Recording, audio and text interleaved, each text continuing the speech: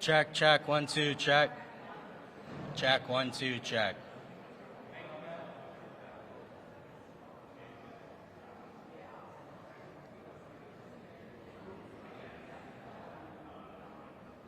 Does that clip on? So we can clip right here. Oh, perfect. Yeah. Sorry. No, you're good. You're good. You're good.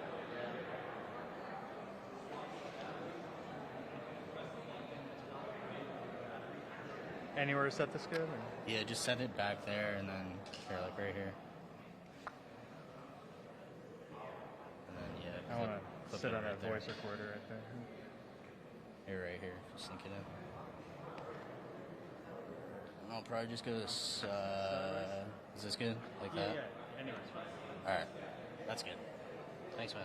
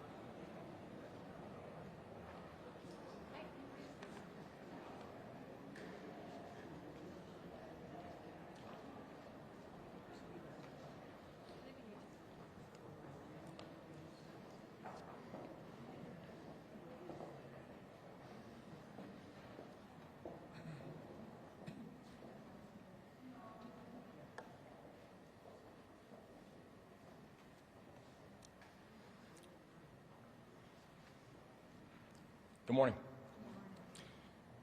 At 12:01 this morning, the federal government shut down. This shutdown was avoidable. This shutdown was unnecessary. This shutdown will directly hurt Maryland and directly hurt Marylanders. And the President of the United States, the Chief Executive of this country, has a simple responsibility: to run a functioning government, not to shut it down. Well, the idea of running a functioning government, we've seen that the President has failed in that responsibility and has abandoned his duty to the states and his duty to the people. Leaders at the highest levels of government and inside the White House itself are looking at each and every one of us, all 50 states, and saying, you're now on your own. But while Washington sows division, in Maryland, we stand united. I look to my left and to my right behind me, and I see public servants of the highest order. I see partners inside the work. And we are doing and will continue to do everything in our collective power to keep our people safe and to keep our state moving forward. And so I want to recognize the members of Team Maryland who are with us today actively doing the work. Lieutenant Governor Aruna Miller, Representative Sarah Elfreth, Representative April McLean Delaney, Representative Johnny Olszewski, Comptroller Brooke Learman, Treasurer Derek Davis, Senate President Bill Ferguson, House Speaker Adrian Jones. So in the military, I learned that you're only as strong as the people to your left and to your right. And I could not be more proud to have such exceptional partners in this hour of unneeded crisis. So tonight, I'm going to be speaking to Marylanders directly from my office about how we got here, about what the shutdown means, and about where we go from here. But for now, I would like to briefly discuss 3 immediate actions that we are taking now to make sure we're protecting Marylanders during this unneeded and unnecessary shutdown. First, I've directed state agencies to employ contingency plans that will help to make sure that federal programs can continue to operate in our state for now. We will ensure that state employees supported with federal funding continue to get paid for as long as possible. Federal programs administered by the state will continue to support working families through Medicaid and SNAP and TANF. We will also provide greater flexibility to Head Start programs and ensure that veterans maintain access to essential resources. But I do want to be very clear. The longer this unnecessary federal government shutdown goes on, the harder it is for us to keep services going. We will continue to monitor the situation closely, and we will adjust accordingly. Second, we are working with the private sector to shield federal workers impacted by this shutdown from eviction, foreclosure, and utility shutoffs. This morning, I sent letters to the state judiciary and our state utility companies reminding them of their statutory legal protections for federal, state, and local government employees who are not receiving a paycheck or are at risk of eviction or foreclosure. And third, we are protecting and expanding emergency assistance programs for federal employees. If you are a furloughed worker, you may be eligible for unemployment insurance. Those eligible for unemployment will repay the funds once they start receiving a paycheck again. We've also worked with our credit unions and also our banks to offer financial assistance and payment flexibility for Marylanders who are affected by the shutdown. We are extending support for our landmark Feds to Eds programs, connecting Marylanders with federal government experience to a fulfilling career in education. And federal workers who want to learn more about emergency resources should go to go.md.gov/federal shutdown. These are the 3 steps that we are taking right now. First, keep government programs running and keep state employees on the job. Second, trigger protections that help Marylanders keep a roof over their heads, the lights on, and groceries in the fridge. And third, protect and expand emergency financial supports to federal workers. We should not be here right now, Maryland. And here's the harsh reality. The longer this unnecessary shutdown lasts, the more likely we are to see serious damage in our state. We could see big infrastructure projects delayed. We could see military families, people who've already sacrificed for this country, go without pay for weeks. We could see small businesses dip into the red. And all of this is coming at a time when our state has been working hard and having real momentum on modernizing our economy and diversifying off of the federal government. We will do everything in our power to deliver relief to those who are struggling. But I also want to be clear that there is not a single state in this country that is prepared to fill this enormous gap that is being created by this federal administration. A prerequisite to keeping the government open should not be cutting people off of health care. A prerequisite for keeping the government open should not be forcing people to have their premiums jump. So on behalf of the 6.5 million Marylanders, my message to President Trump is clear. Stop this shutdown.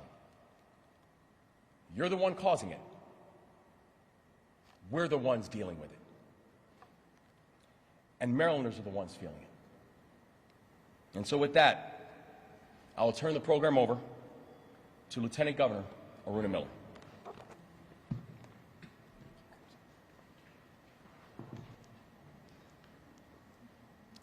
Thank you so much, Governor Moore.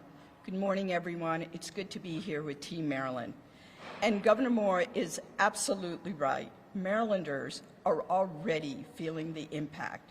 They're bearing the consequences while the president's policies have wreaked havoc on our economy. Shutdowns don't just stop government. They shortchange the very people who need government services the most.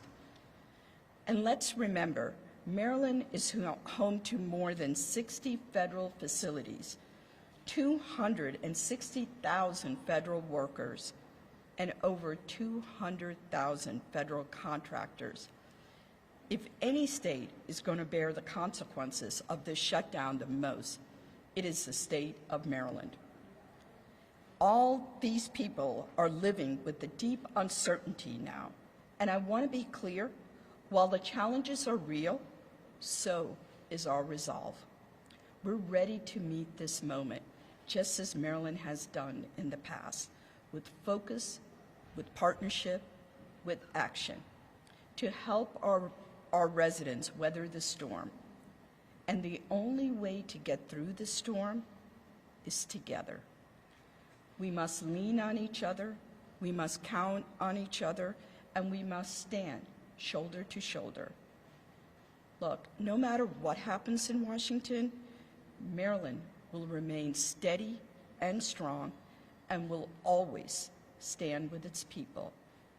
And together, we will leave no one behind.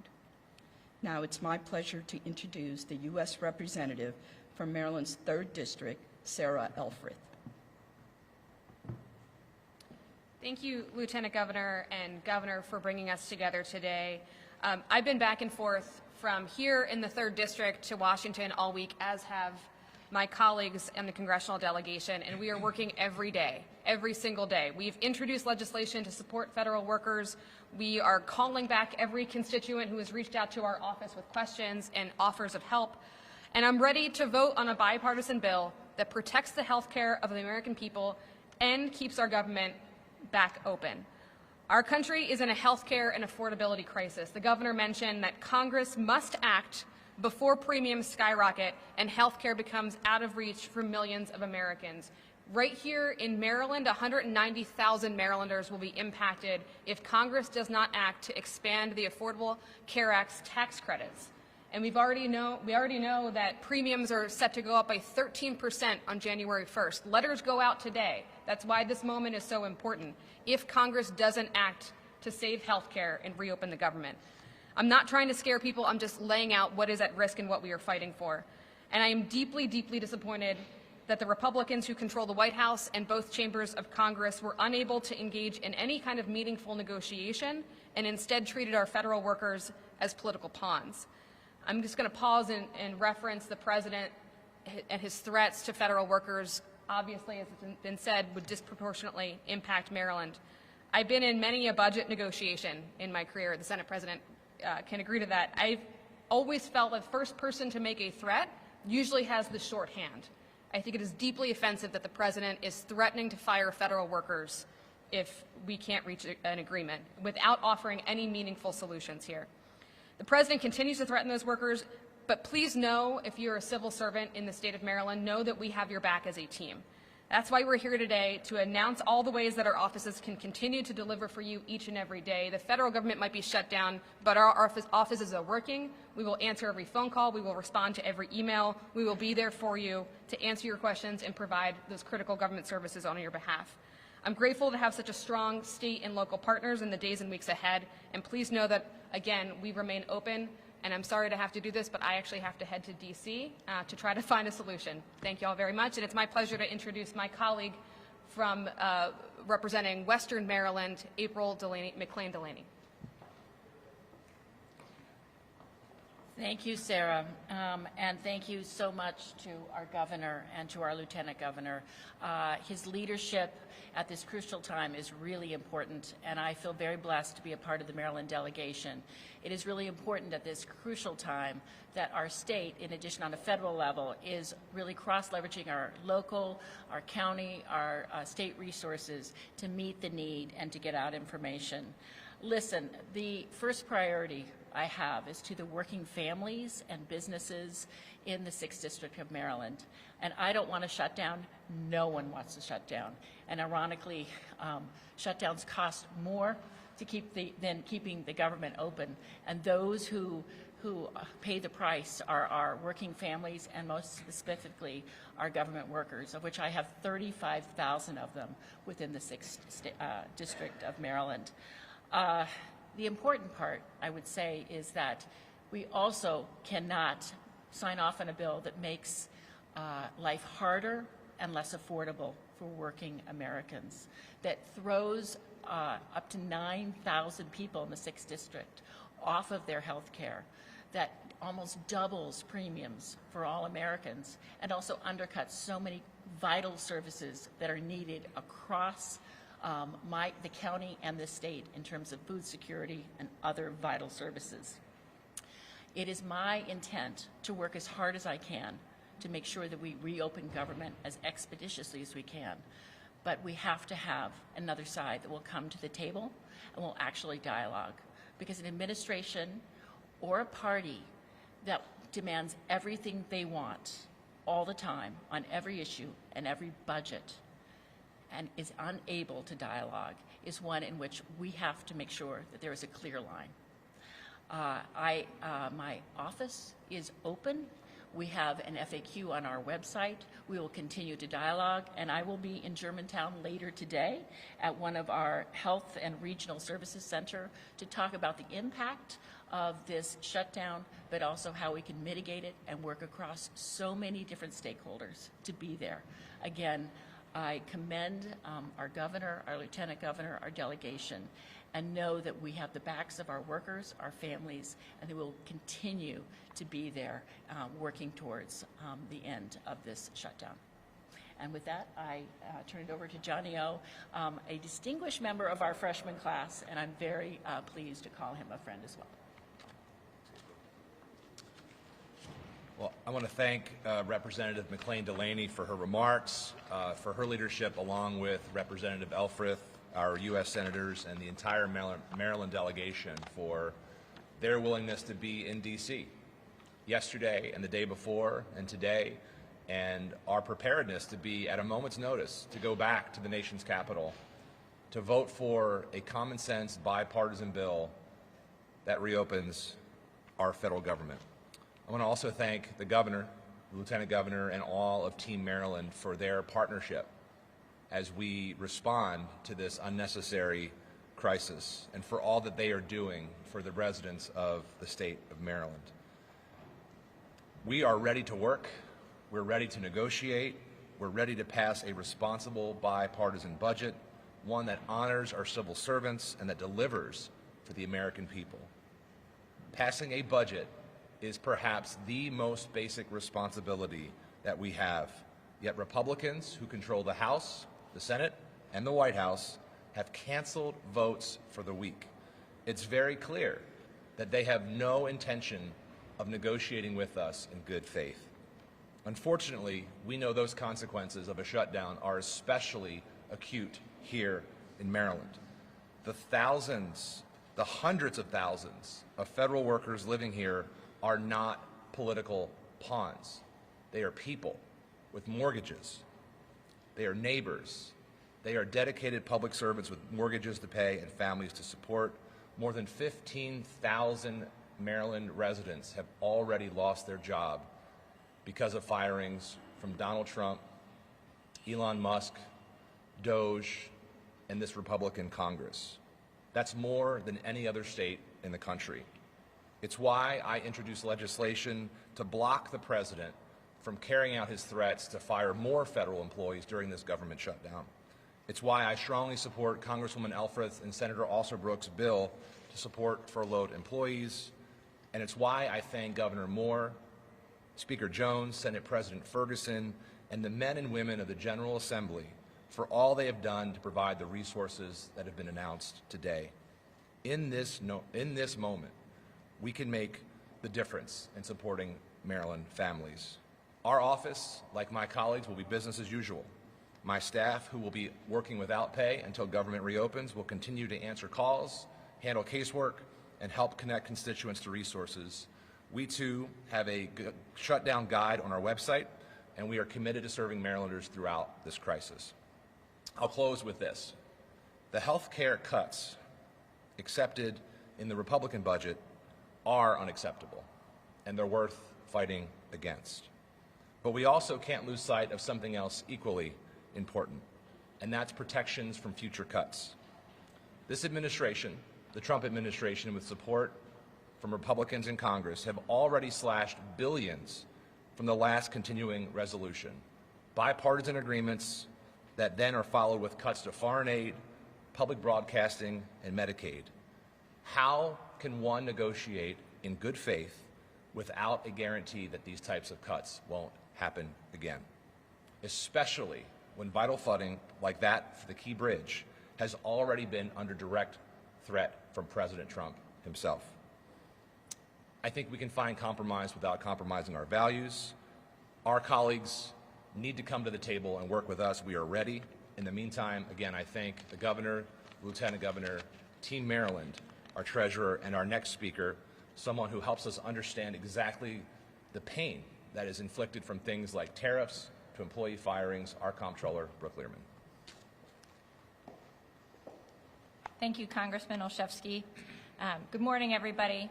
Thank you, Governor Moore, Lieutenant Governor Miller. It's an honor to be a part of Team Maryland, because today marks a day that will be remembered as yet another failure of leadership by our Republican leaders in Washington, a new low for the Trump administration's governance of our nation. Once again, Republican leaders have forced a government shutdown, and once again, hardworking Americans, particularly Marylanders, will pay the price for this recklessness. The shutdown is not just a policy agreement among federal leaders.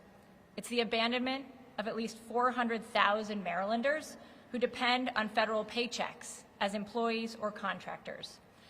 It's a deliberate choice by Republican leaders in Washington to cut costs instead of saving lives, to gut health coverage, to sacrifice essential services, and to fail to address the affordability crisis that threatens our nation. Now, I also want to be honest, we're going to see some pundits try to blame Democratic leaders for this crisis. But let's be honest about what's really happening here. President Trump is already laying off federal workers. He's doing it every month. 15,100 Marylanders have already lost their jobs. It's just not making headlines every day. What he wants is for Democrats to rubber stamp a budget that funds a government he's using to destroy our economy, target his political enemies, and reward his wealthy cronies. A budget bill, I might add, laden with tricks that will make government less transparent, including one provision that would effectively allow big corporations to completely hide their tax payments to federal and state governments. And remember, if President Trump doesn't like pieces of whatever budget is passed, as Congressman Olszewski denoted, Republicans will simply pass another bill to rescind those portions they disagree with, as they did months ago. No elected official looking out for the constituents should be complicit in that. This is an existential crisis for our nation, but also for Maryland, a deeply personal one. Let's be clear about what's at stake for Maryland. A study by my office in partnership with the University of Maryland found that before this administration took office, the federal government invested $150 billion annually through wages, retirement income, grants, contracts, and direct payments. Since January, this number has been in steady decline. And today, because of this shutdown, we're approaching a critical point. Maryland has lost already over 15,000 federal jobs to layoffs. At the same time, our cost of living continues to rise, driven in part by this administration's misguided tariff policies. Our state is being forced to do more with less, supporting Marylanders with fewer federal resources and less funding. And we've been down this road before. According to the Congressional Budget Office, the last Trump shutdown resulted in an estimated $3 billion loss in economic activity nationwide. Well, my office estimates that the 2019 shutdown cost Maryland over $13 million a day in statewide economic activity, a daily loss of $550,000 in state revenues, which equals more than $700,000 a day in today's dollars. Maryland, as the governor said, will not stand idly by while hardworking families suffer the consequences of Washington's dysfunction. We are activating state resources to support those affected. Working together with the governor, the General Assembly, the Secretary of Labor, and the Treasurer, my agency will be working to make these state loan programs available to provide financial relief to federal workers during this crisis. No one should have to choose between paying their mortgage and putting food on the table because Republican leaders failed to negotiate in good faith. But state assistance is not a substitute for responsible federal governance. So we call on Republican leaders in Congress to end this manufactured crisis immediately and to work across the aisle in good faith to fulfill the promises they made to the people who elected them. Marylanders are not pawns in a political game. There are neighbors, there are families, there are friends, there are workers and business owners driving the growth of our communities and the strength of our state. So I, along with all of Team Maryland, our governor, lieutenant governor, treasurer, speaker, Senate president, members of Congress, I urge our federal delegation to continue fighting for a swift resolution. Maryland stands with our federal workforce. We stand with families who need affordable health care, and we stand ready to lead while others choose chaos over competence. Now, I'm so delighted to introduce my partner in finances for the state of Maryland, Treasurer Derek Davis.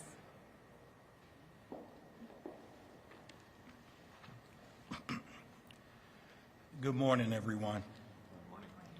Much has been said by the governor and the speakers before me, so I won't repeat what they've said, but I do have just a few words for our federal representatives. Not here in Maryland. I've had the opportunity to work with them, and I know what hardworking, dedicated public servants they are. But here we are once again, another federal government shutdown.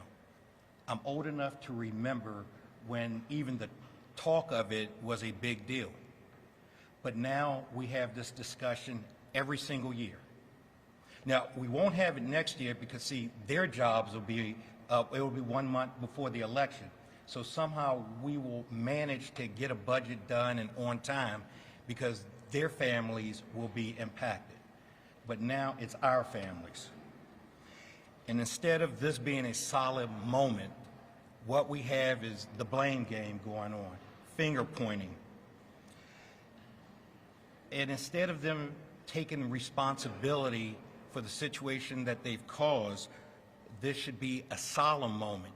But instead, we're pointing fingers, we're saying whose fault it is, and we're not taking that same responsibility. And that's not behavior we would accept from our children. But yet, we have to accept it from our federal representatives. As a Marylander, I know my state is home to thousands of federal workers and employees, as well as countless contractors and small businesses whose livelihoods are tied directly to the operation of the federal government. For them, this is not a game or silly power grab. For them, this is about mortgage payments, medical bills, groceries, college tuition payments, and everyday household expenses not being met. This has a trickle-down effect to our restaurants, our child care providers, and our service industry when their customers are thrown into financial uncertainty through no fault of their own. I know a lot of us has talked about the economic impact of the shutdown, and rightfully so, but there's also a basic human component about this as well. Dedicated public servants who have chosen careers in service to their country should not have to annually worry about their family's financial security. This is about dignity, fairness, and basic decency.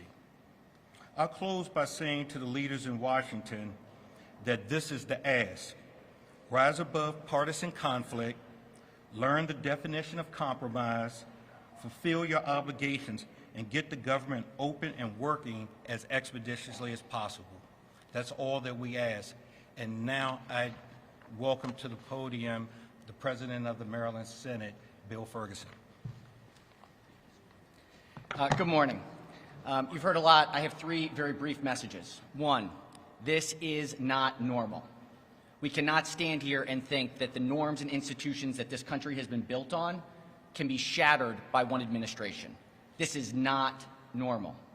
Two, to the 150,000 Marylanders who serve the federal government, I'm sorry that you're facing this, and we will do whatever it takes to weather this storm for as long as we can. We thank you for your service to this country, and we know that you show up to work every day that you can to protect Americans from all of the forces that can do evil. Unfortunately, right now, we're finding that those forces are within. And three, I stand here on behalf of all of the members of the Senate to say that we will work together and united as one Maryland to make sure that we can weather this storm.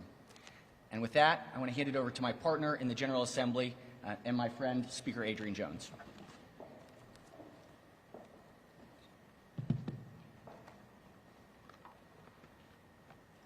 Good morning, everyone. Good morning.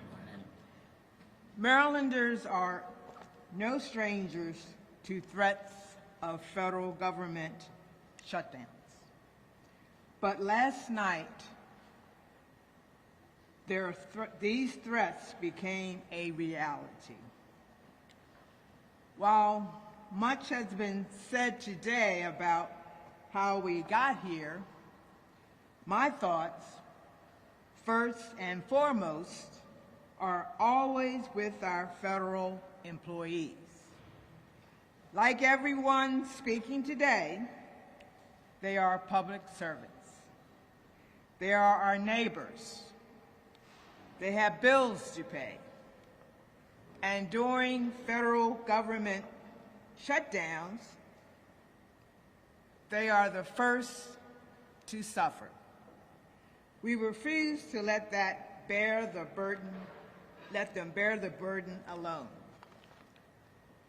So in 2019, the Maryland General Assembly passed the federal shutdown loan program, which creates a mechanism for zero-interest loans to Maryland federal employees in Maryland who are required to work during a federal funding lapse. These are not handouts. These are lifelines. It allows someone who shows up for work but would otherwise go unpaid during a prolonged government shutdown to maintain rent, utilities, and groceries. It acts as a bridge until federal pay is restored, avoiding evictions, credit damage, or financial setbacks in a family's life. This year, we recognize that disruption isn't limited to shutdowns. It can be relocations, closures, or mass terminations, as the President has recently threatened. So we expanded and modernized the protections we passed in 2019. The Federal Loan Fund now also protects fired or displaced federal employees and provides the same kind of financial support. These laws do more than move money. They protect dignity, stability, and the promise that public servants should not be punished by forces beyond one's control. Let's remember that Maryland has always been resilient in times of uncertainty. While this federal shutdown will present serious challenges, we are ready to respond, protect, and support all our communities. And with that, I thank you and thank you for being here today.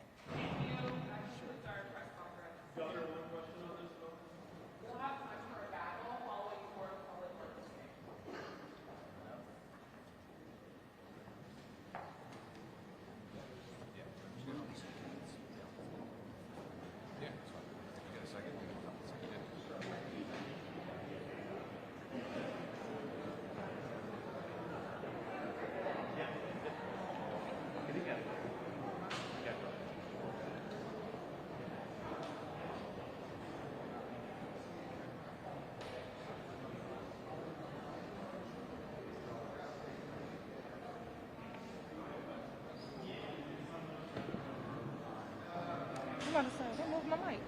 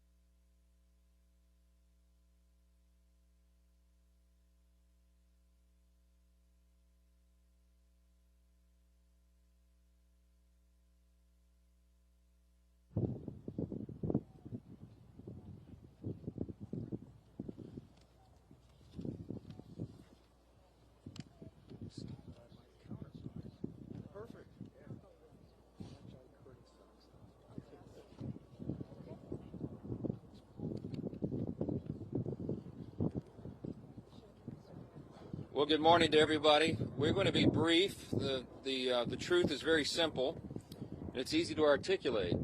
I'll just point out that today we're here on the west front of the Capitol. We're overlooking the National Mall. It's a beautiful sight that a lot of the American people will not be able to experience today. On a normal day, of course, you have tens of thousands of visitors here, family. You have school groups that come and visit. They walk these grounds. We have about 7,000 people who visit this Capitol each and every day. But today that's not going to be the case. Today America's boys and girls will walk up to these doors and they'll see something different, a sign that says closed until further notice. And that's because at midnight, the Democrats followed through on their threat to shut down the United States government. As we speak here this morning, there are hundreds of thousands of federal workers who are getting their furlough notices. Nearly half of our civilian workforce is being sent home. These are hardworking Americans who work for our federal government. Our troops and our Border Patrol agents will have to go to work, but they'll be working without pay. Food assistance, veterans benefits, and vital support for women and children are all coming to a halt. Now, thankfully, President Trump is trying to mitigate the damage as much as possible. His administration is working to limit the harm to the American people. But the longer this goes on, the more pain will be inflicted because it is inevitable when the government shuts down. The sad thing about it is that every single bit of this was entirely avoidable. Democrats could have worked with us in a bipartisan manner to avert this unnecessary and very harmful shutdown. But instead, they did something that is rather shocking to us. They prioritized taxpayer-funded benefits for illegal aliens over keeping the government open for American citizens. They themselves position that as a binary choice, and it's patently absurd. Listen to what the Democrats are demanding. They demanded, in exchange for our simple, clean, 24-page bipartisan continuing resolution, the same one that Chuck Schumer and the Democrats voted for just a few months back in March. In exchange for that, they rejected it, and they demanded something else. They wanted us to add over $1.5 trillion in new federal spending, paid for, of course, by hardworking American taxpayers, simply for funding the government at current Biden level spending levels. We are not going to do that. We can't do that. We won't do it. Almost 2 weeks ago, the House did our job. In the House, we passed a common sense, nonpartisan bill to keep the government open. Republicans did our job. We had one Democrat join us there, so it was bipartisan. But every other Democrat in the House voted to shut the government down. And last night, 44 Democrats in the Senate did the same thing. This is a clean resolution. It would simply buy Congress a few more weeks, 7 weeks, to finish the job. Why do we need that time? So that appropriators in both parties can finish their work. They've been restoring regular order. They've passed 12 separate bills out of committee in the House, and the Senate has done its work as well. 3 bills of the 12 passed in each chamber. They don't line up exactly, so there's a conference committee constituted, the first time in years that that's happened. We just need more time because we ran out of clock at the end of the fiscal year, September 30.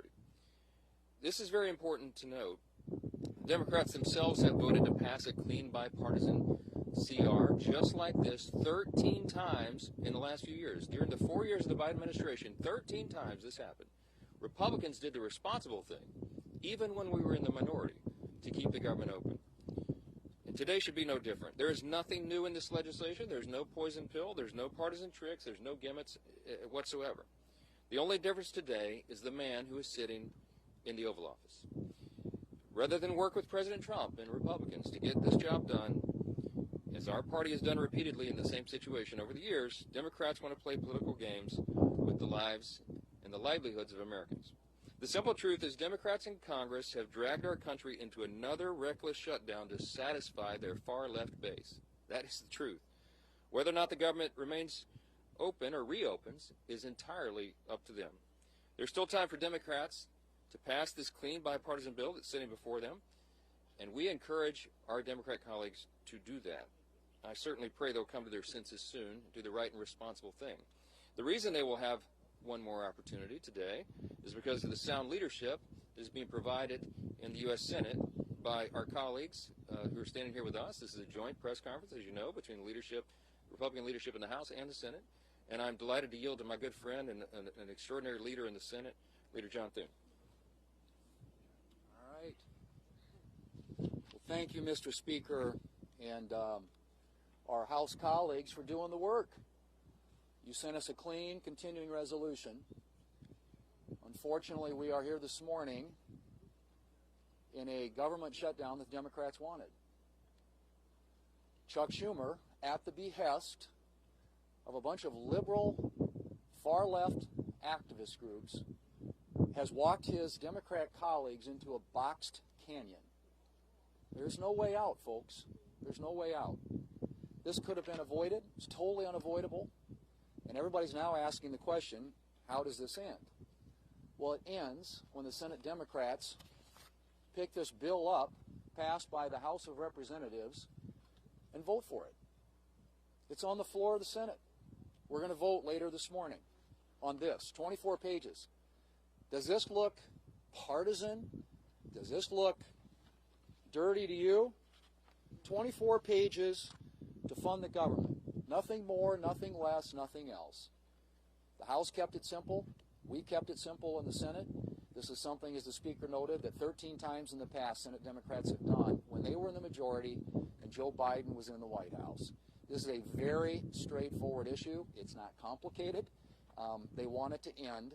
Vote with us to open up the government by voting this out of the Senate today, putting it on President Trump's desk, and he will sign it into law. President, House Republicans, Senate Republicans, we're all united on this. And what's interesting now is some of the Democrats are joining us. Our vote last night was a bipartisan vote. There were 3 Democrats that came over and voted with us because they know this strategy is a losing one, and it hurts the American people. It's not about who wins or who loses or who gets blamed in all this. It's about the American people.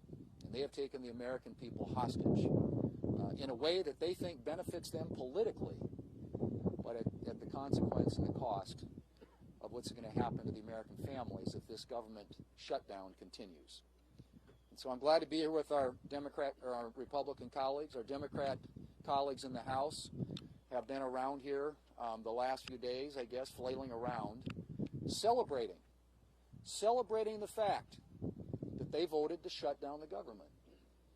How ironic. Well, this can all end today, folks. It needs to end today. We will continue to work together with our House counterparts, with the President of the United States, to get this government open again on behalf of the American people. Next up is, there he is, the leader. Thank you, Leader Thune. Today marks day 1 of the Schumer shutdown. As Speaker Johnson pointed out, this didn't need to happen. House Republicans came together weeks ago to prevent a government shutdown. We brought as straightforward of a bill as you can have to say, let's allow government to be funded for another 2 months while we negotiate our differences. Clearly, we have differences with Democrats right now. One of the Democrat leaders confirmed yesterday that Democrats shut the government down to fund health care for illegal aliens. That is no way to hold the American people hostage over some far-left demand. You know, we had an election in November where the country came together and said, let's send to Washington leaders who want to solve problems and get our country back on track. And we've been working feverishly to do that, to get this country back on track, to get the economy moving, to lower inflation, to lower interest rates. And Democrats, just to appease their far-left radical base, have been voting no every step of the way.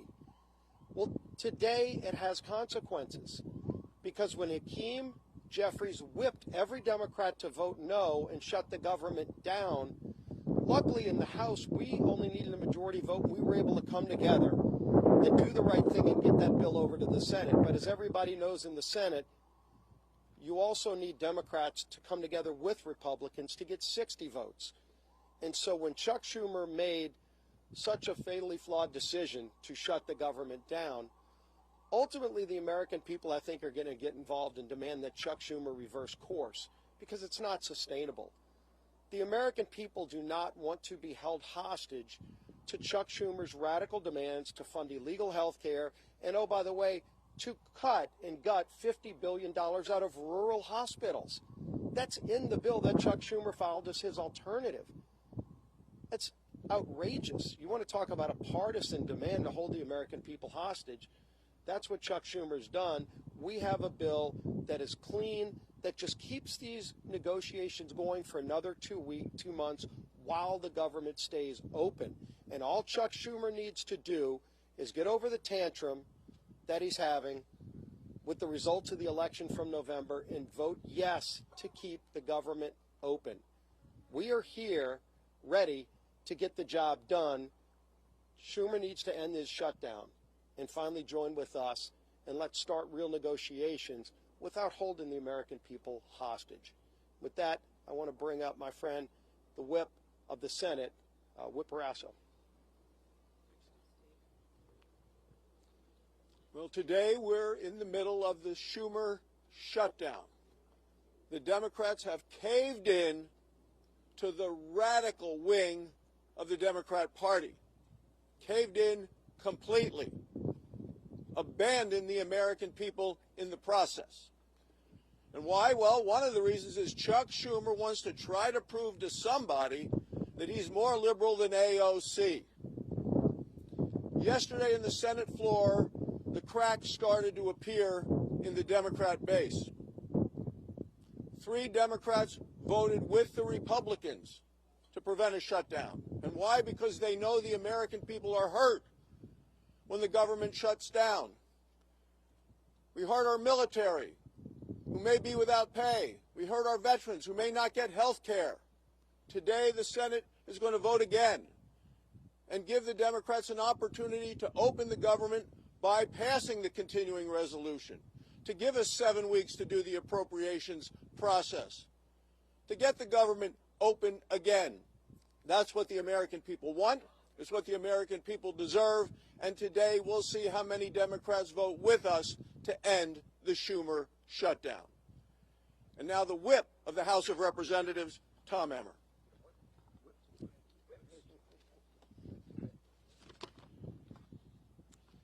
A government shutdown serves no one. Government shutdowns unleash chaos on federal workers, delay pay for service members, and weaken our position on the global stage. To hold these people hostage instead of just letting them do their jobs is so wrong. These aren't my words. These are the words of congressional Democrats over the last 6 years. I hope that they will listen to their own advice for once. Let's be clear about how we got here. Republicans did our job. We did the right and reasonable thing by passing a nonpartisan, clean CR to keep the government open while we work to return the appropriation process to regular order. The reason the government is shut down this morning is because the Democrats decided they would rather hold our government hostage and issue a $1.5 trillion ransom note of radical demands and then instead of joining us as we try to govern. Make no mistake, their top priority is not fighting for Americans' health care. Their top priority is picking a fight with President Trump and scoring political points with their far-left base in the process. The American people aren't fools, however, and they won't be used as pawns in this ridiculous game. To my colleagues on the other side of the aisle, it's not too late. You can still do the responsible thing by passing our clean CR in the Senate and sending it to President Trump's desk immediately. The time for staged photo ops, selfies, and scripted talking points is over. The time for deliberate action is now. And with that, I'm going to turn it over to Chairman Cotton, our honorary Minnesotan. Well, I want to thank Speaker Johnson and House Republicans for doing their job, passing a simple, straightforward funding bill to keep the government open for 7 weeks. But here we are in a Schumer shutdown. And why are we in a Schumer shutdown? I think we all know the answer to that. Because Chuck Schumer is scared of Alexandria Ocasio-Cortez. And Chuck Schumer is scared of his radical left-wing base. That's why we're in the Schumer shutdown. How do we get out of it? Again, let's be clear. As President Trump, Speaker Johnson, and Senator Thune have been, the Democrats need to pass the House's 7-week funding bill. Until then, there's nothing to negotiate. There's no compromises to be had. There's no games. There's no back channels. There's another vote today in the Senate. And Senate Democrats will hopefully do the right thing. And if they don't today, then they'll have another chance later this week and next week and as long as it takes until the Senate passes the House bill. That's the way we will end this needless Schumer shutdown. I now welcome Chairwoman McClain. Well, good morning, everybody. Let me put this as plainly as I can. House Republicans voted to keep the government open with a clean CR. Period. End of conversations. No gimmicks, no partisan demands, and yet all but one House Democrat voted no. All but one voted to shut our government down. And why? Because Democrats would rather shovel $1.5 trillion of your hard-earned money into radical projects, handouts for illegals, and climate schemes in foreign countries. Now just think about that for 1 minute. Millions of Americans got up before dawn this morning and will put in 8, 9, 10 hours today and get a paycheck. But you know what? That paycheck is theirs. And Democrats want to waste their paychecks. Listen, Democrats can hold all the press conferences they want. They can spin and lie all day long. But a press conference won't open the government. The only thing that will is passing the clean, common sense bill that that Republicans have delivered. And I will close with this. The radical Democrats want to use your hard-earned money to fund radical programs. They want to use your hard-earned money to give illegal immigrants free government benefits. And I would say, Chuck Schumer, you might want to check with Maxine Waters because she doesn't think that's a lie. And what do Democrats want to do? They want to use your money to fund climate change in foreign countries, all while taking away money from our rural hospitals. This is not wrong. It's plain insulting. And with that, I'm going to turn it over to my friend, Shelley Moore Capito. Well, I'm the cleanup hitter here, and a privilege to be here with the leadership of the House, the Speaker, and others, and the leadership here in the Senate. The resounding theme that I've heard today is hijack and hostage. The American people are being held hostage, and the process has been totally hijacked. We've heard repeatedly how simple, how nonpartisan, how easy the bill that Leader Thune has shown us today in terms of keeping the government open, how easy that is to vote for, to give us the 7 weeks while we work out our differences. But not only am I on leadership, I'm also on the Senate Appropriations Committee. The process of appropriating has been hijacked. And that's fine for the Democrats, because last year Chuck Schumer did not put one single appropriations bill on the Senate floor.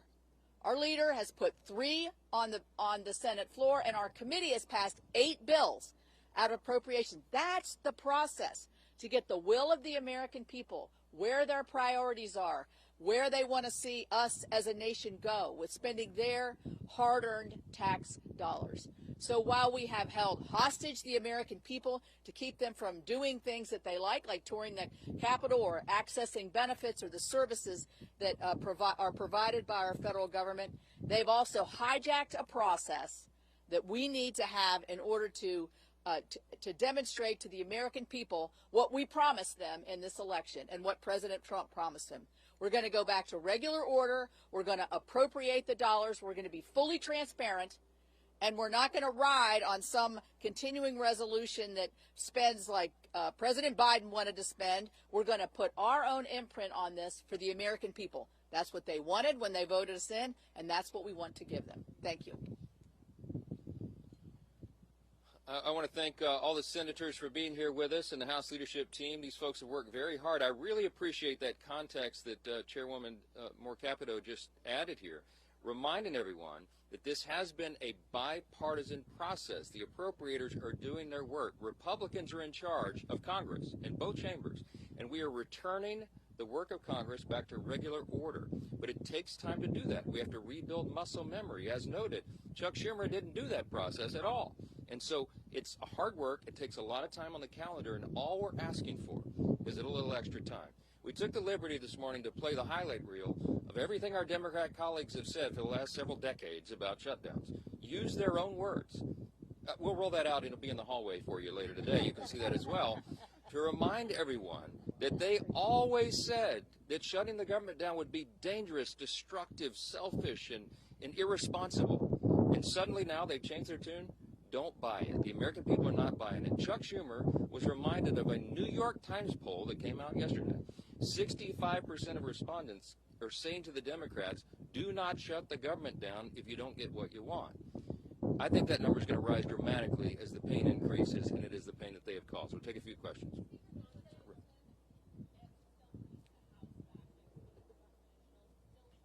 Yes, the House will be returning next week, and they would be here this week, except that we did our work. We passed the bill almost 2 weeks ago out of the House and sent it to the Senate. The ball is literally in Chuck Schumer's court, so he determines that. Now, as you all know, today and tomorrow we recognize the Yom Kippur, the Jewish high holiday, so that's always traditionally a day that Congress doesn't work. We respect that tradition. And so Friday would have been the first legislative day in the House, but there is nothing truly that we can do much on the floor while the lights are almost literally out here. We have to open the government. The first, the simplest, the most important job of Congress is keeping the government working for the people. All the Democrats have always said that until this week. Yes.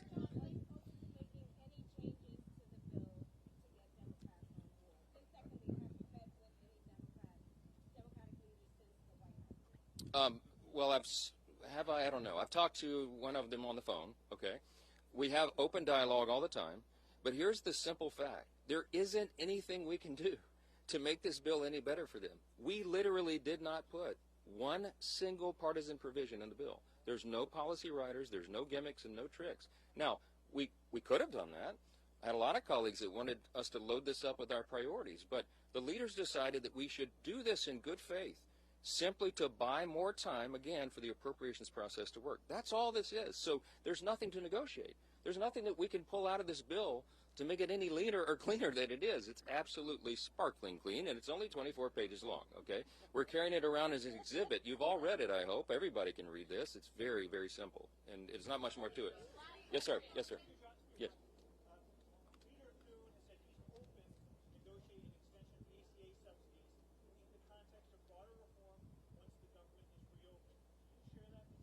This is an extraneous matter right now. What the Democrats are doing is trying to grab a red herring. They're trying to bring in a December policy decision, which, by the way, is expiring because they themselves, the Democrats, put that into law. They had the expiration date set by themselves. But that is not a decision that has to be made until the end of the year, December 31.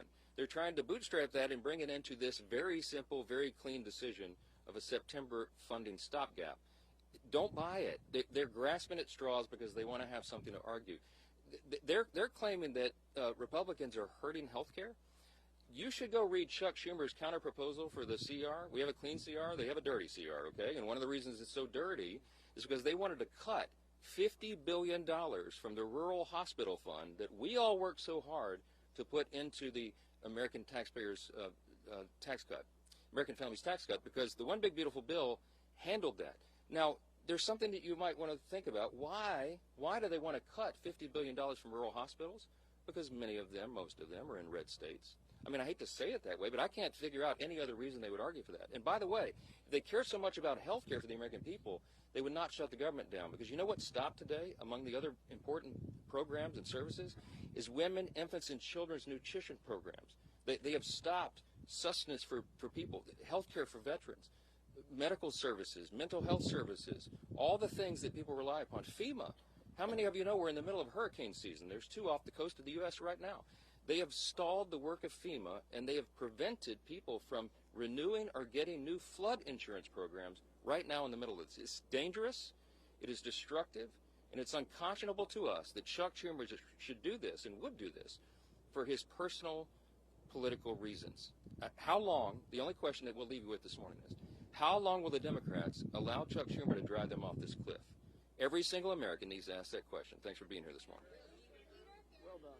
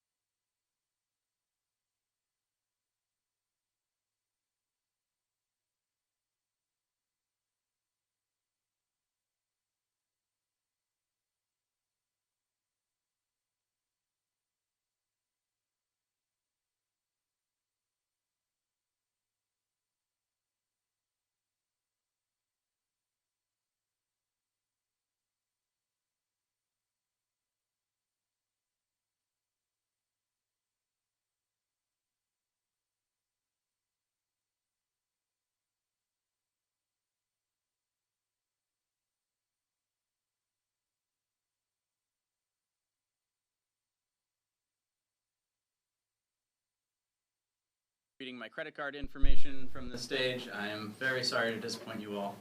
Mic check, 1, 2, 3. I was counting on it. Yeah, no, I know. Everyone got used to that. And the social security number, and we'll be back though. We'll let them do some mic checks from time to time.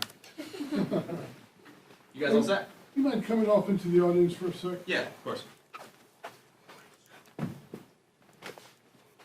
Here? Yeah, you can give us your social now. Oh, okay, gotcha. The whole room is mic'd up, so. Thank you. Yeah. How's it going? Hey, Olivia. Zeke, good to meet you. How are you doing? All right, you know. Mic checking now? Yeah, you know, we all take on new roles. Well, welcome to the team. Thank you. Yeah. This is our studio. It's a good time to start because there will be a lot of things going on. Oh, So yes. you're going to get a crash course. Yeah. You were with the CAO? Mm-hmm. Nice. Yes. Okay. It's good to be back. Yeah. Or 11:15. Okay. Yes. Okay. We've got a technical issue up front, so I will be back. All right.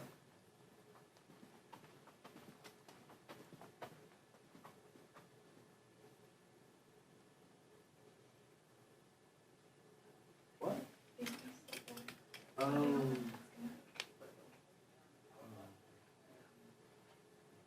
Well.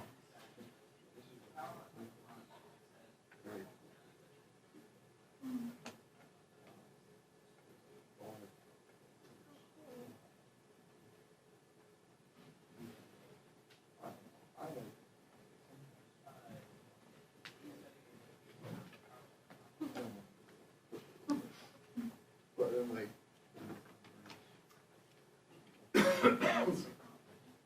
yeah, it's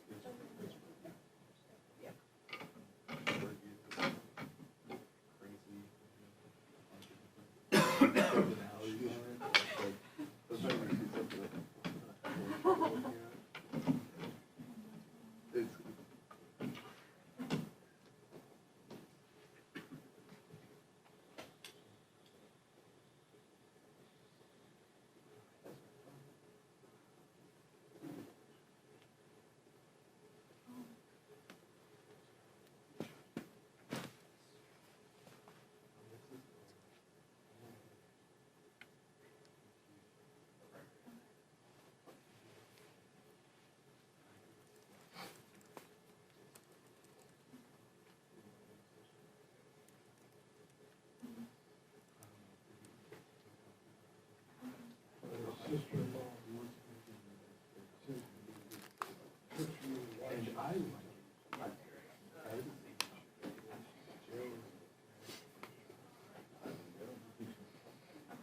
so it's like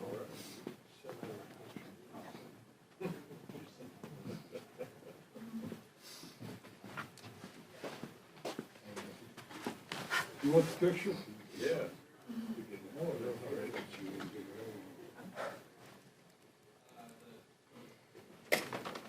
Or something.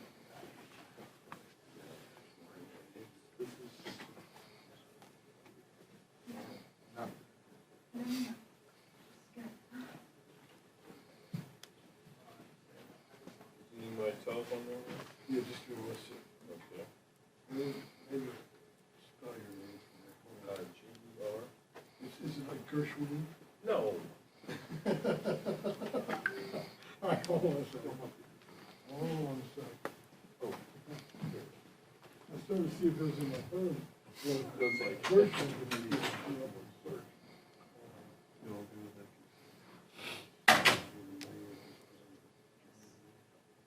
Yeah. Everything in that. It's working a little bit. Oh, really? I didn't know. Okay, so it's G. So like S-H-O-N. His last name was K-M.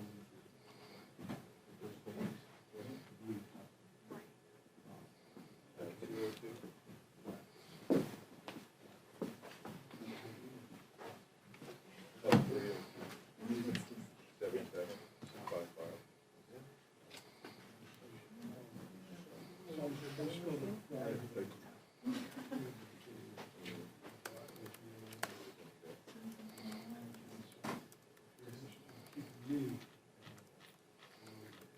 I appreciate that. And you're including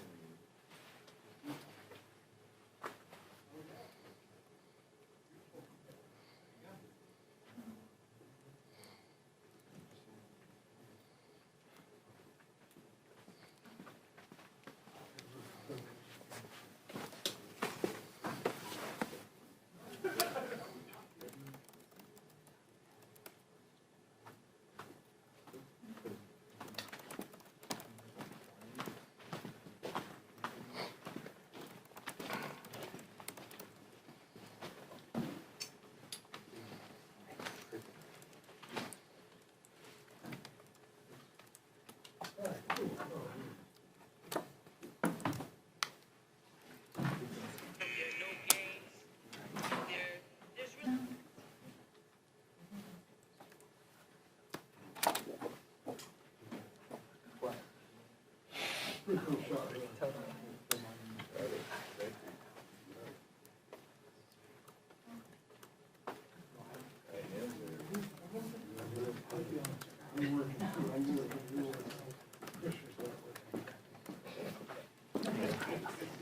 Hey guys. Yeah. It's voting. Yeah. I was like, there's no way this starts at 11. We have a noon hit. Noon, 1 and 2, but the one is going to, well, it's not running on time because 11 has Was Caleb, well, not killed, but started, and within 10 seconds they grabbed me because Eric was the presser.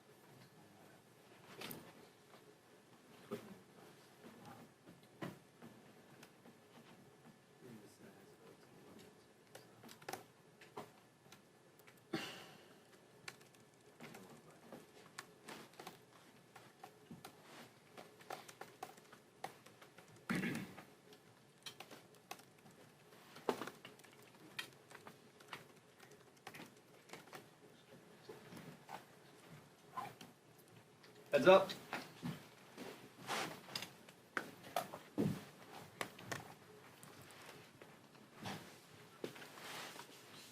Good morning. Pleased to be joined with Vice Chair Ted Lieu as always. At midnight, the federal government officially shut down because Republicans failed to fix the healthcare crisis that they created. This is a sad, serious, and somber moment for the country. Americans are already facing a dual affordability and healthcare crisis thanks to Donald Trump's tariffs and Republicans' big ugly law. And now, because Republicans refuse to come to the table and negotiate with Democrats, Americans can suffer even more. We were elected to solve the problems of this country, not make them worse. And that's exactly what Donald Trump and his Republican henchmen are seeking to do. From the beginning of the Trump administration, Republicans have shown us that they have made their priorities clear. First, their signature legislative achievement. Republicans passed the largest cut of health care in American history, all to provide a tax benefit to corporations and billionaires. I wish that it was an exaggeration, but it's the truth. Democrats didn't greenlight this cruel, costly health care cuts, and now we continue to stand against them. Preserving and expanding access to quality, affordable care has always been House Democrats' top priority. It should come as no surprise to Republicans that we wouldn't support their agenda that dismantles health care, makes it more expensive, and puts it out of reach for hardworking families. That's why we've done everything in our power to give Republicans the opportunity to do the right thing, to join with us, to work, to collaborate, to have conversations, to have bipartisan funding bills that look out for the economic well-being of the country. We even laid out our own plan that keeps the government open while ensuring Americans could keep their health care, afford medications, and continue to see their doctors. Even as the government closes, Democrats will continue to keep fighting. I hope our Republican colleagues will finally wake up and join us. Vice Chair Ted Lieu. Thank you, Chairman Aguilar. Today is day one of the Republican shutdown. Republicans control the White House, the Senate, and the House. Democrats are here working on behalf of the American people. We're fighting to lower costs, cancel the cuts, and to save health care. And we're House Republicans, they are on vacation. We are asking Speaker Johnson to bring back House Republicans right now so we can work together to not have this government shutdown. It is now a very bad time to have a government shutdown because we are in a very bad economy. We know that unemployment has now hit near 4-year highs. We know inflation has continued to rise this year. And we just learned today from payroll processor ADP that private sector jobs, which were expected to increase by 50,000 last month, instead decreased by 32,000. Trump's economy is crushing Americans financially. House Republicans need to come back, work with Democrats, and stop this Republican shutdown. Do you have questions? Nick? I was wondering if I could get your reaction to Russ' vote announcing this morning that the administration was putting funding on hold for infrastructure projects in New York, the Hudson River Tunnel and the 2nd Avenue subway. I think this is probably what they meant when Donald Trump said we're going to extract maximum pain. The goal from Donald Trump and his administration has been all along to make this painful. This isn't about policy priorities for them.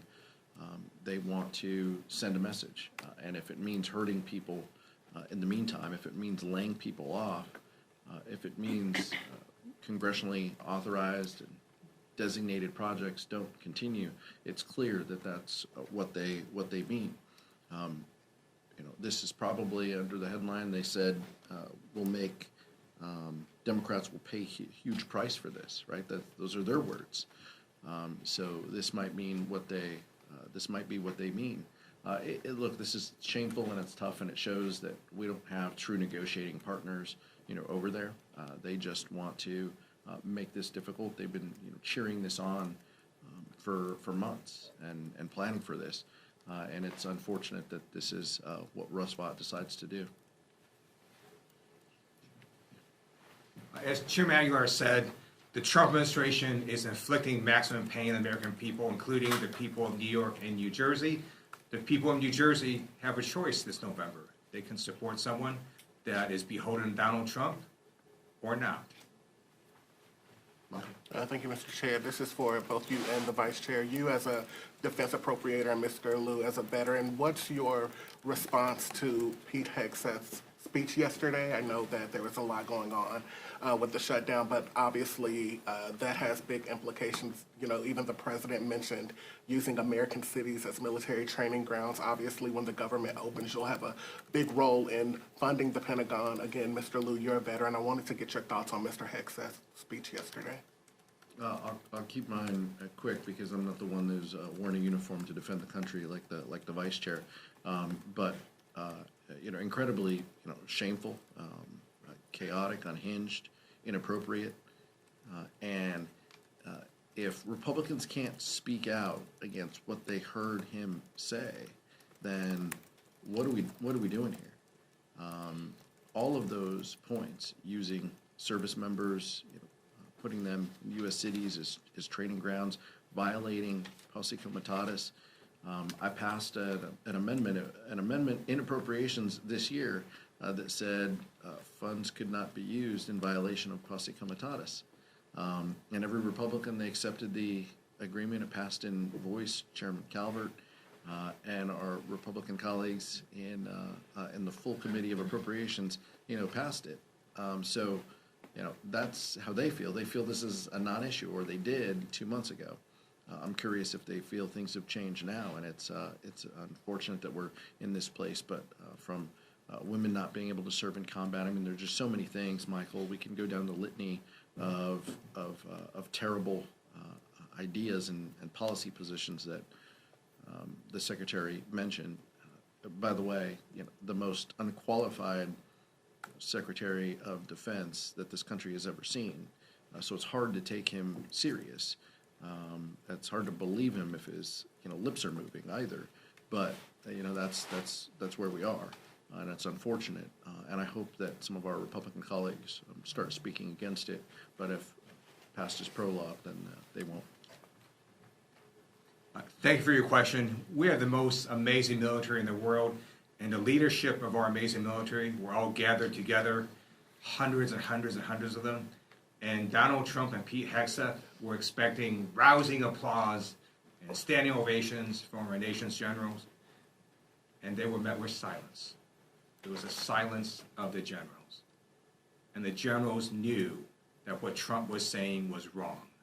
We do not deploy American forces against Americans in our cities. Our military is not to be used for domestic law enforcement. It is not trained to do that, and our generals simply sat there silently.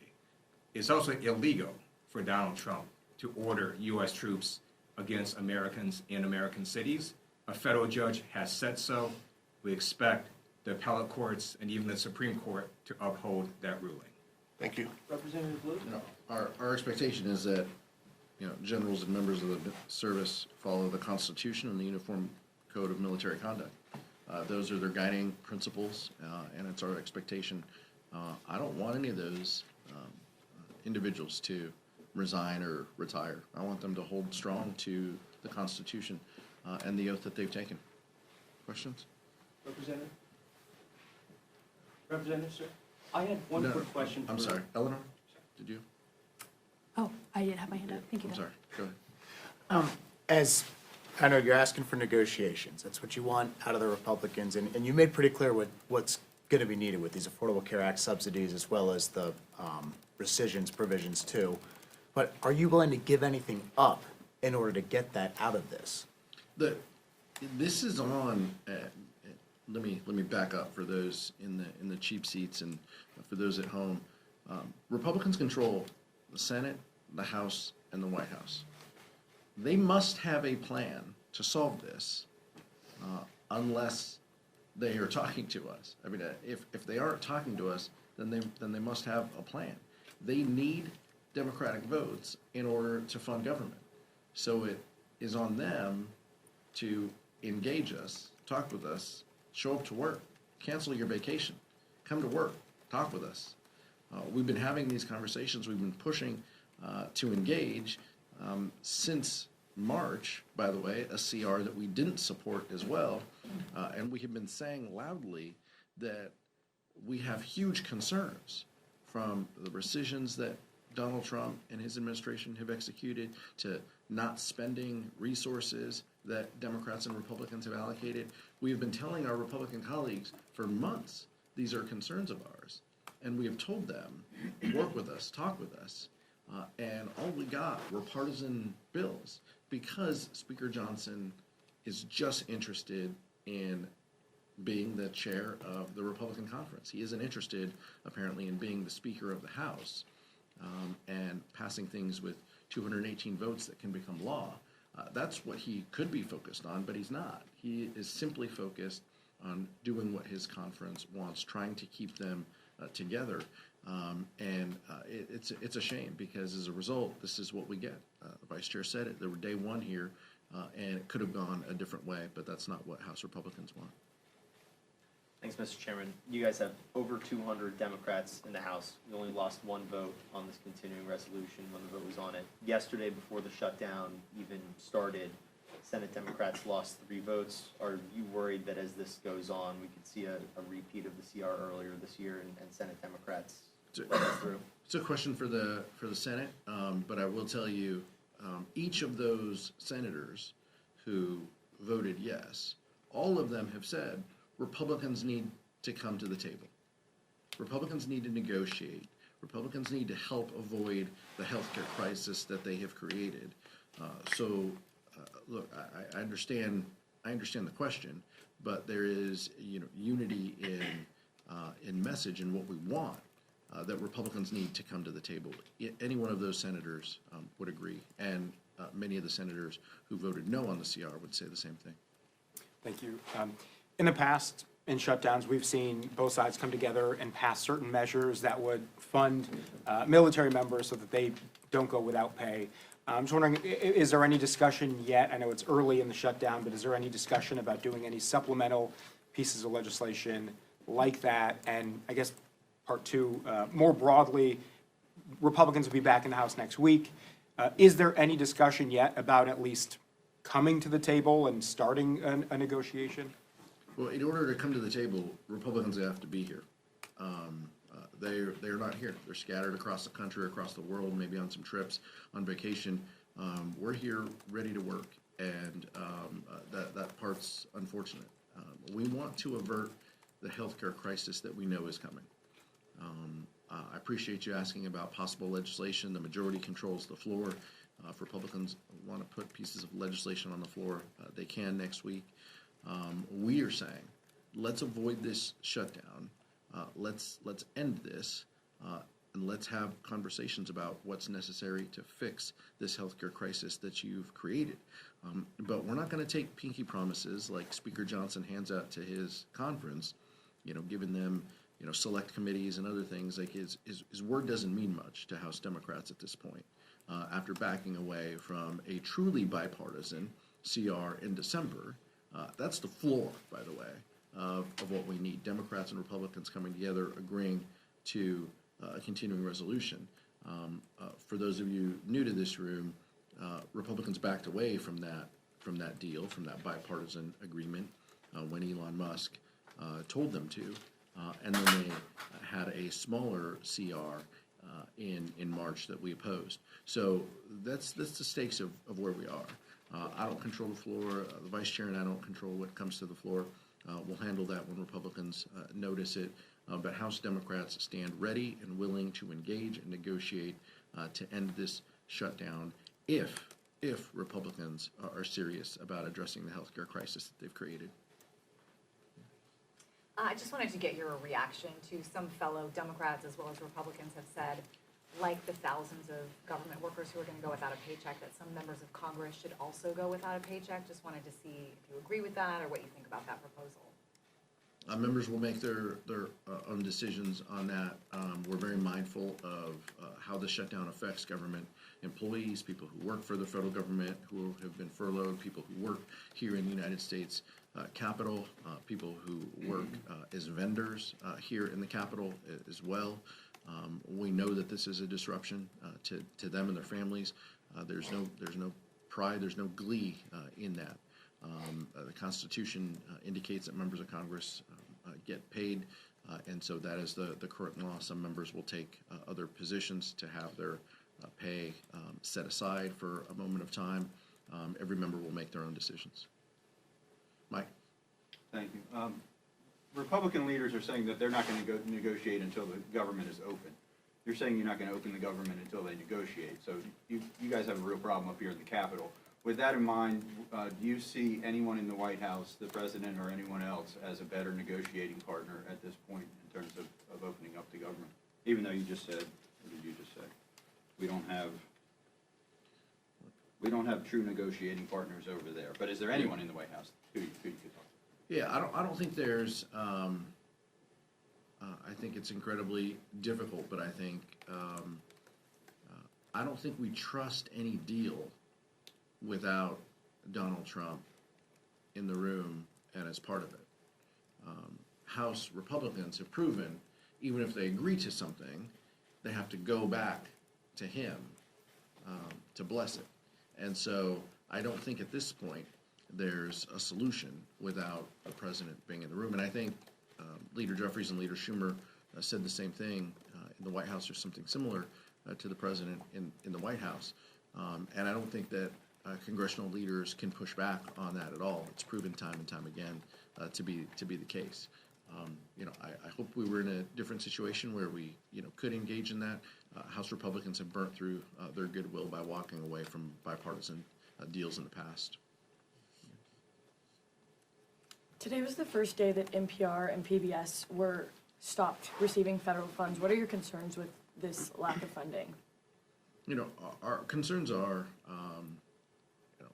the bedrock of our democracy is a free press, and that means everybody should get an opportunity to hear the news, no matter your zip code, no matter if you're in a rural community or an urban community. And many communities get their news through one or two, channels or radio stations. And in a lot of rural America, much of that is through NPR and their affiliates. So I'm less concerned with the kind of, Beltway news sphere, no disrespect to all of you, but how Americans across this country receive their news. And in many cases, there's been media consolidation and just geographic barriers to people getting their news. We need to make sure that people have fair and honest reporting so they can make a decision on what's best for them and their families and their communities. And I think the decisions that Donald Trump and House Republicans have made to eliminate that funding is wrong. I think a couple of Republicans have spoken out against it. Some have tried to strike a deal and have floated options, but to date we don't have that. And so many of these stations, I'm afraid, are going to lose funding and jeopardize the services that they provide to rural America, and that's unfortunate. Thank you. Last one. What are your reactions to the tariffs on pharmaceutical drugs that take effect today? The tariffs in general that Donald Trump is put forth are terrible for our economy. I'm only pausing and withholding because if you wait a day or two, he might pull them back, right? He might pull them back and then put them back on again, off again. It's terrible for the economy. It's terrible for the markets, but more importantly, it hurts people. It adds uncertainty to folks. It raises the costs of health care. It raises the price of prescription drugs. House Democrats have made it a priority to lower the cost of prescription drugs. That's exactly what we did when we were in control, ensuring that Medicaid has the negotiating power, Medicare has the negotiating power that the VA has in keeping the cost of prescription drugs down. That's a policy that we stand by. That's a policy we would expand if we had our options. We want to lower the cost that people pay for pharmaceuticals. What Donald Trump is doing is raising the cost that pharmaceuticals pay. That is diametrically opposed to what we want to achieve, and it's unfortunate, but it continues down the path of chaos and confusion that his administration has rained upon us for 10 months. The tariffs are making this bad economy even worse. So estimates have come out saying that the average American family is going to pay $2,500 more because of Trump's tariffs. And in terms of pharmaceuticals and healthcare, the reason that we are here today, Democrats, is we are fighting in DC to cancel the cuts, lower the costs, and save healthcare. So the Republicans have massively cut healthcare and Medicaid.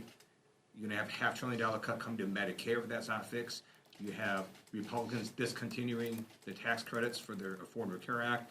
And in America, if you don't have healthcare coverage and you get really sick, you still get treated at the hospital because we don't let people die.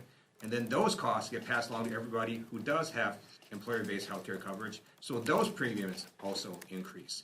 So we're fighting the lower costs, not only in pharmaceutical drugs, but everywhere in healthcare. And we ask Republicans to stop your vacations and come to DC and work with us. Thank you. Thank you.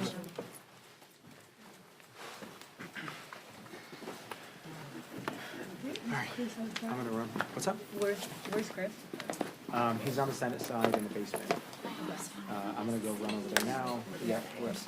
Durden's calling. And I don't. Maybe we're all sick. I don't have the end.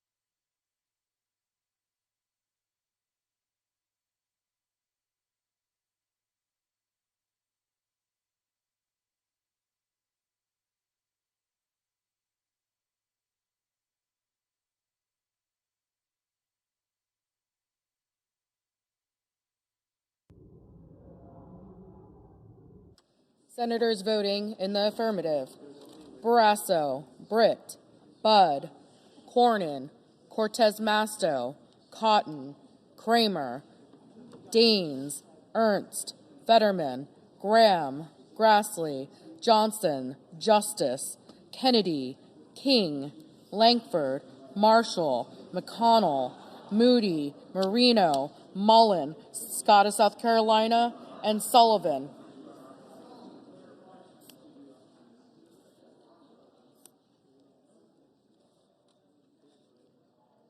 Ms. Collins, aye. Senators voting in the negative: Mr. Moran, aye. Senators voting in the negative: Blumenthal, Blunt Rochester, Coons, Heinrich, Hickenlooper, Kane, Kim, Merkley, Murray, Ossoff, Padilla, Reed, Sanders, Schumer, Slotkin, Warnock, and Welch.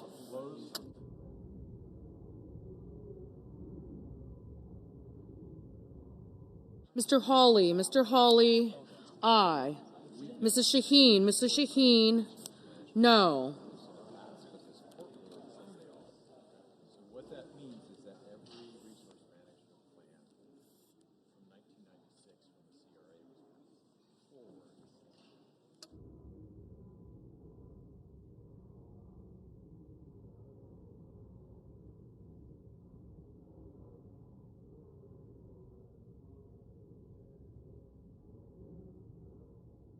Ms. Klobuchar, no.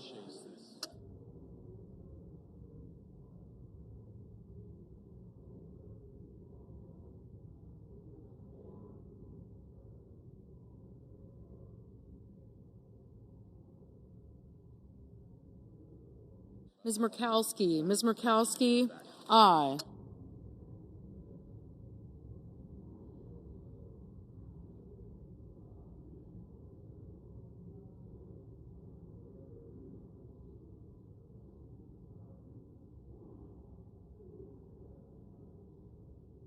Ms. Alsobrooks, no. Ms. Duckworth, no.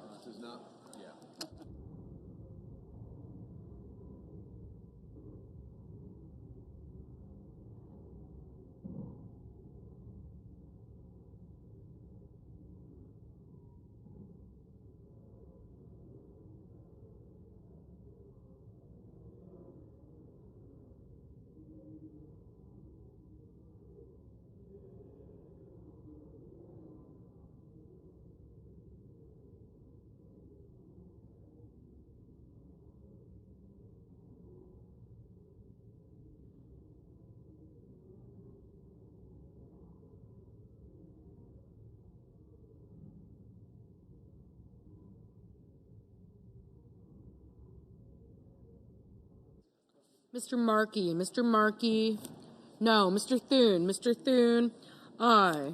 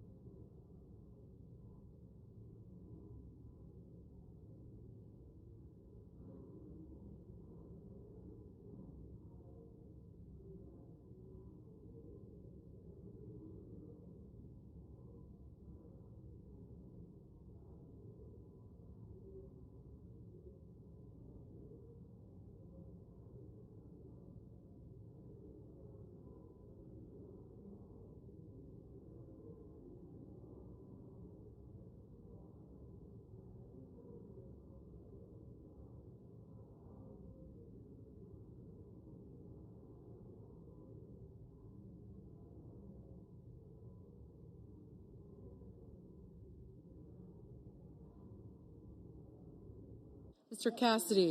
Cassidy, aye.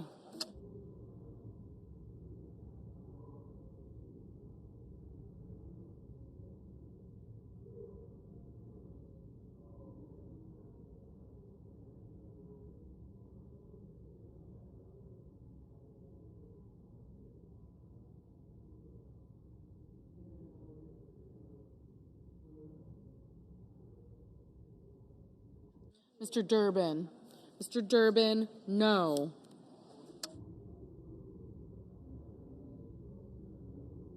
Mr. Kelly. Mr. Kelly, no. Mr. Lujan. Mr. Lujan, no.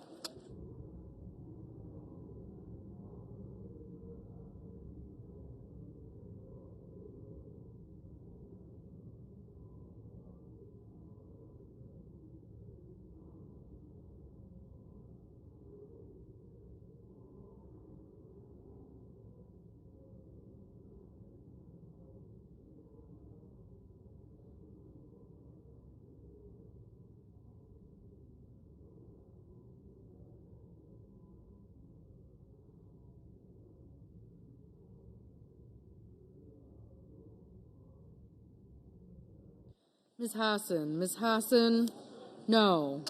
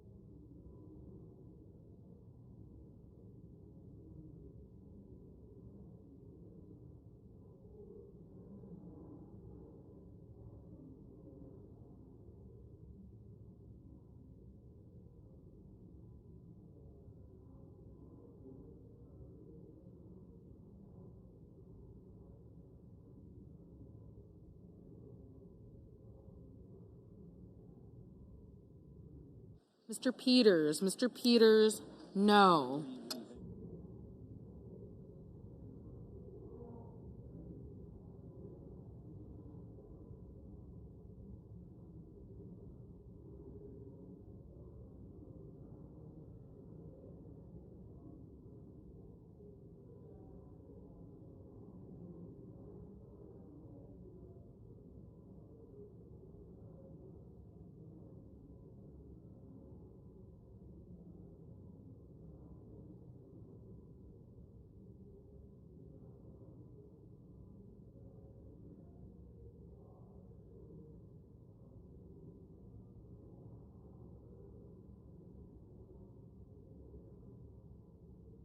Ms. Cantwell. Ms. Cantwell, no.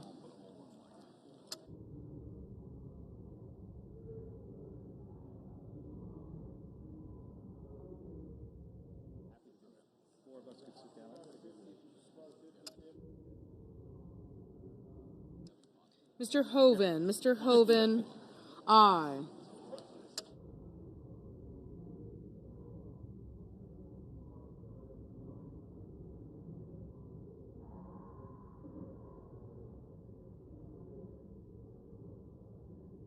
Mr. Ricketts. Mr. Ricketts, aye.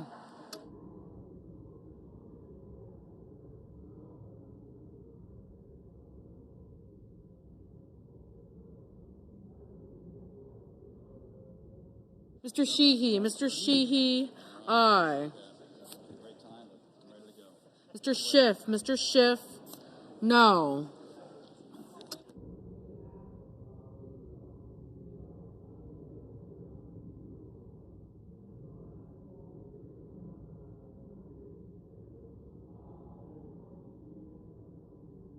Mr. Lee. Mr. Lee, aye. Mr. Crapo. Mr. Crapo, aye.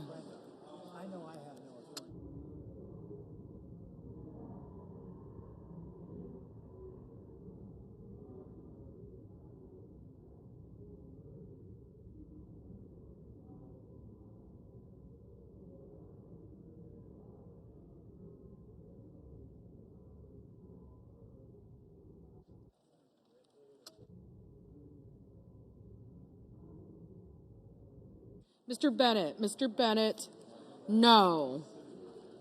Mr. Tuberville. Mr. Tuberville, aye. Ms. Warren. Ms. Warren, no.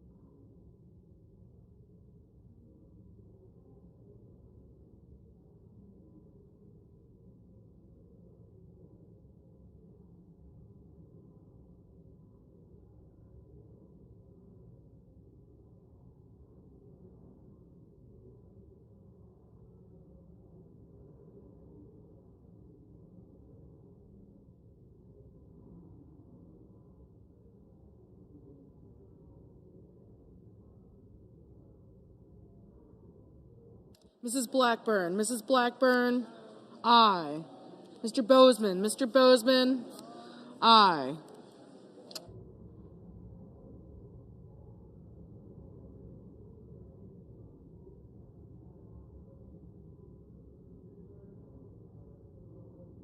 Mr. Rounds, aye.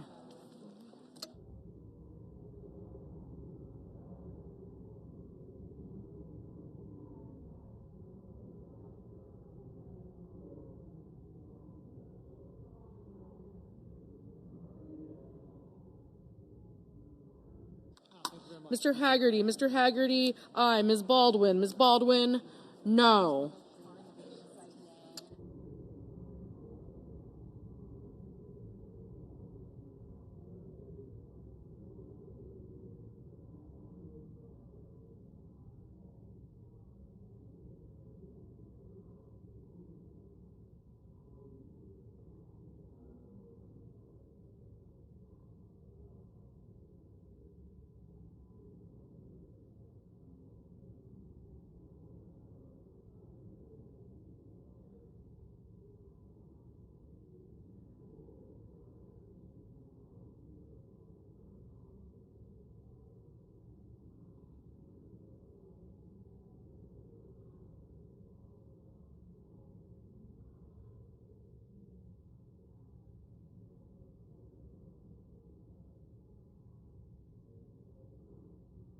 Mr. Schatz, no.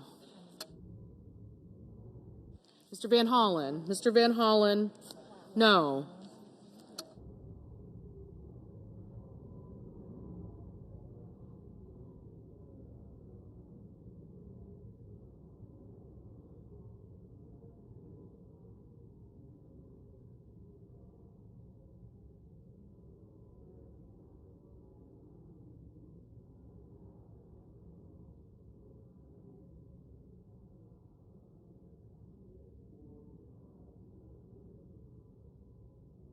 Ms.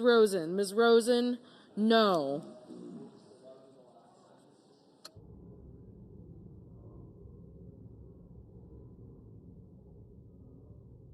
Mrs.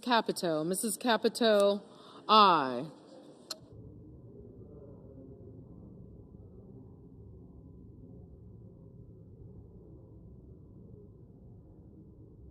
Mr. Husted, aye.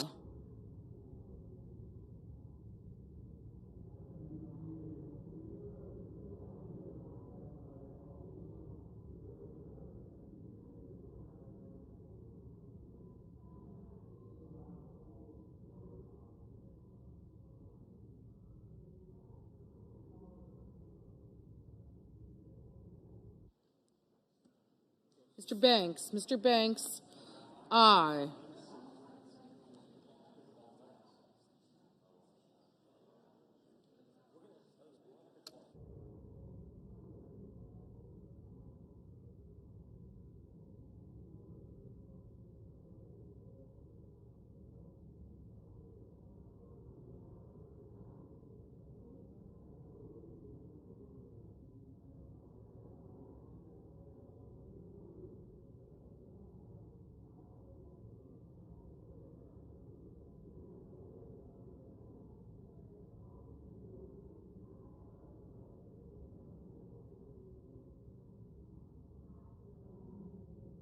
Mr. Wyden, no.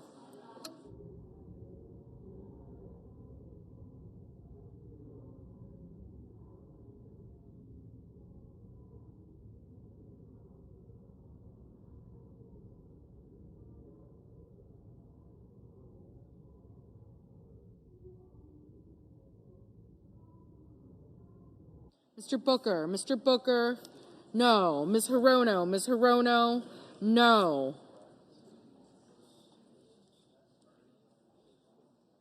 Mr. McCormick, aye. Mr. Curtis, aye.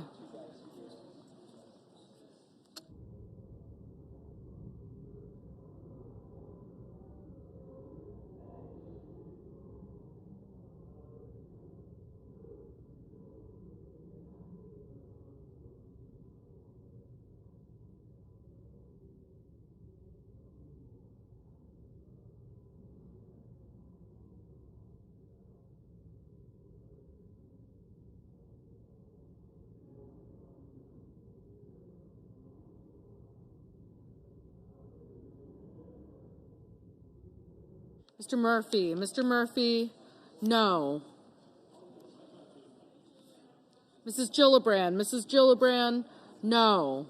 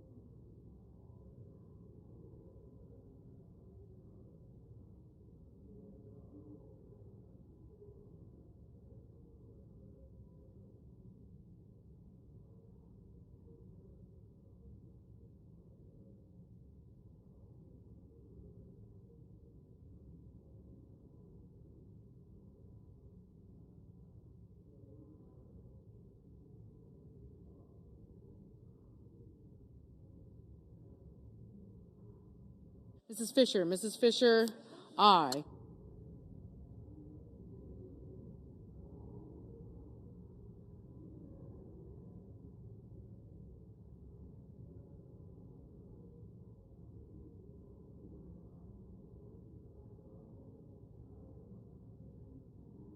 Ms. Smith, no.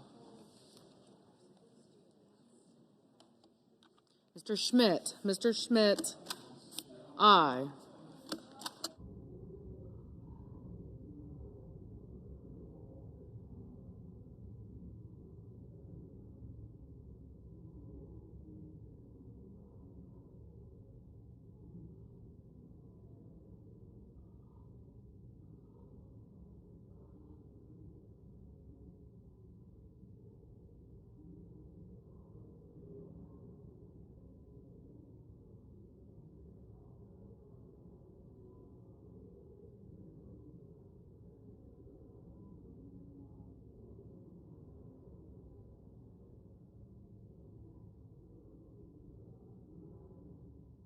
Ms. Lummis, aye. Mr. Tillis, aye.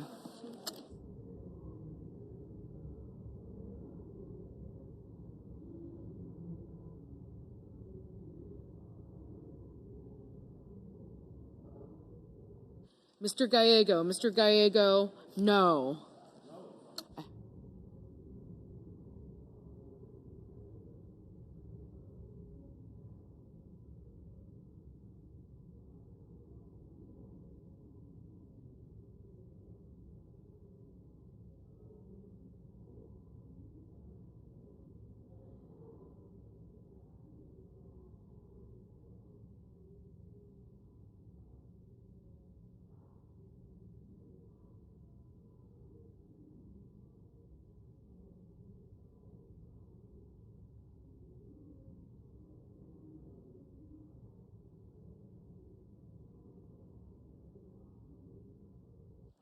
Mr. Scott of Florida, aye.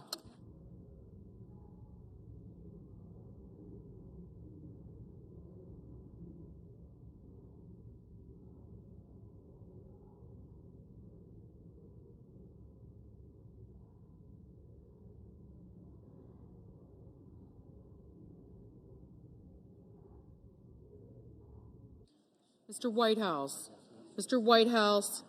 no.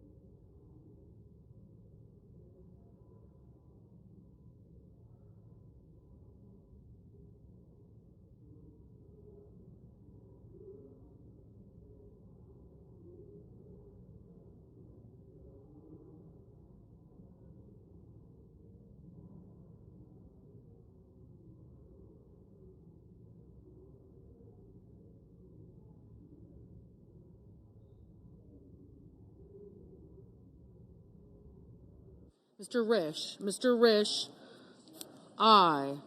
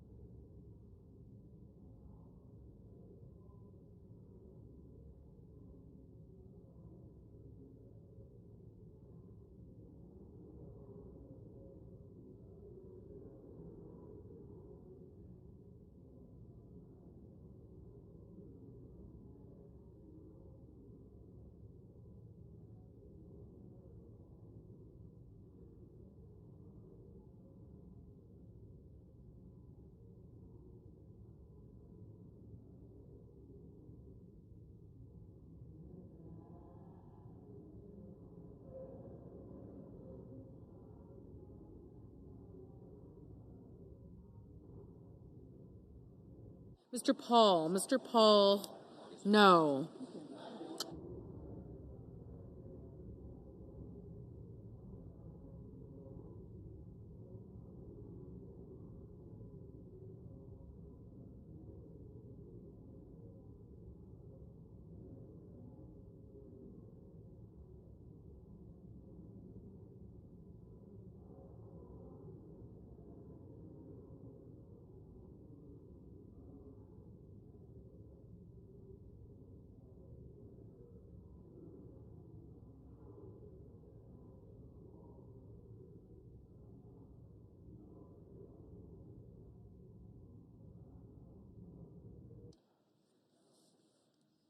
Mr. Young. Mr. Young, aye. Mr. Warner. Mr. Warner, no.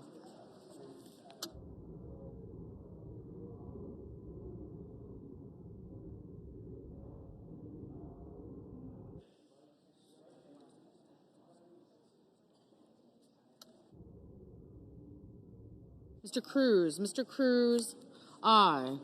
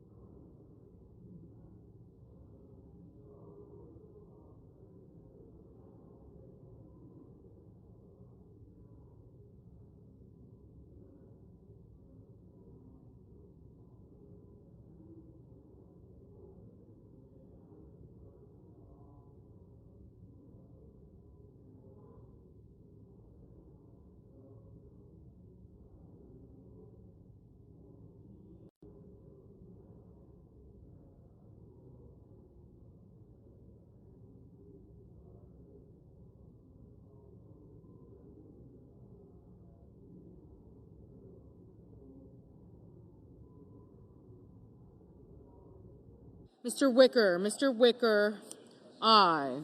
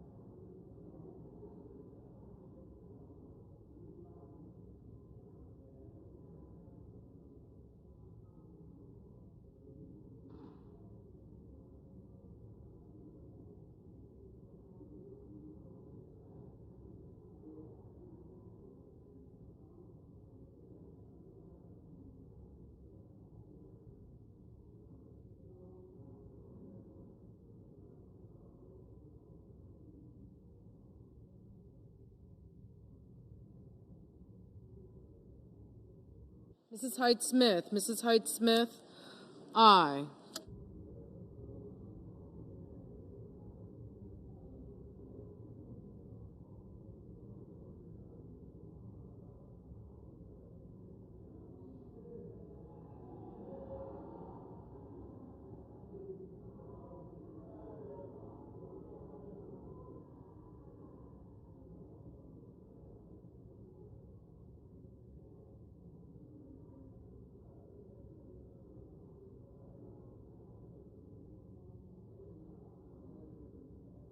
Hello, Lindsay. How are you?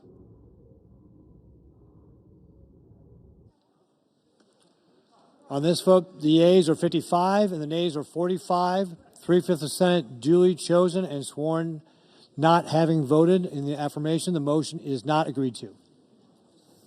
Mr. President, Majority Leader, I enter a motion to reconsider, motion is entered. and I ask unanimous consent that if any nominations are confirmed during today's session of the Senate, that the motion to reconsider be considered made and laid upon the table, and the President be immediately notified of the Senate's action. Without objection. The clerk will report the motion to invoke cloture. Cloture motion. We, the undersigned senators, in accordance with the provisions of Rule 22 of the Standing Rules of the Senate, do hereby move to bring to a close debate on the nomination of Hung Cao of Virginia to be Undersecretary of the Navy, signed by 17 senators. Under the previous order, the mandatory quorum call under Rule 22 has been waived. The question is it the sense of the Senate that the debate on the nomination of Hung Cao of Virginia to be Undersecretary of the Navy shall be brought to a close? The yeas and nays are mandatory under the rule. The clerk will call the roll. Ms. Alsterbrooks. Ms. Baldwin. Thank you. Thank you.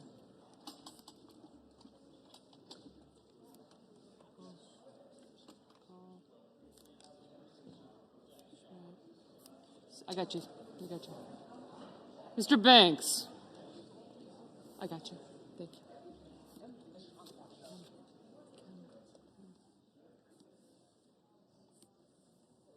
Mr. Barrasso.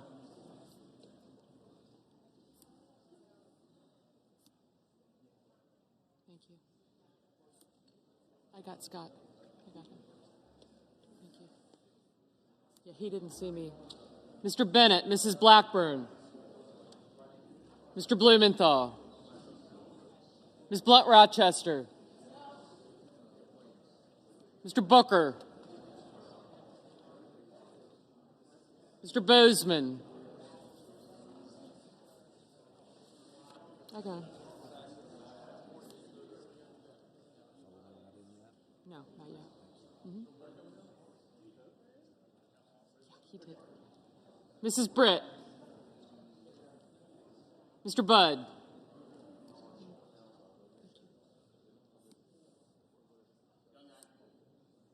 Thank you.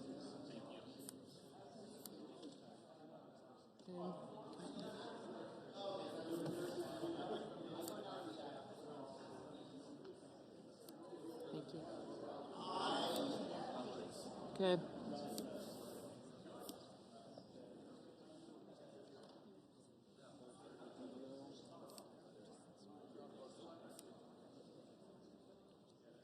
Mr. Budd.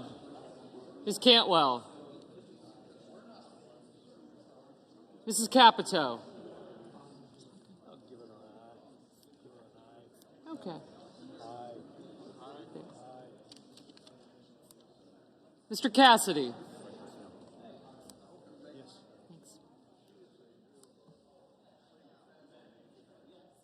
Ms. Collins. Mr. Kins.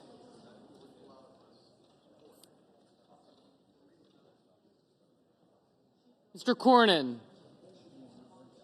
Ms. Cortez Masto. Mr. Cotton, Mr. Kramer. I got you.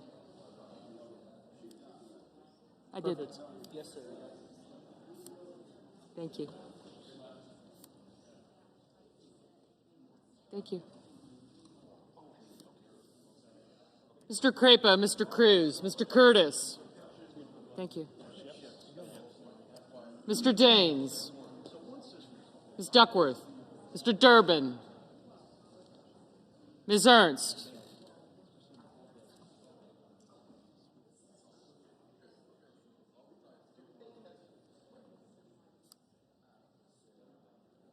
Mr. Fetterman.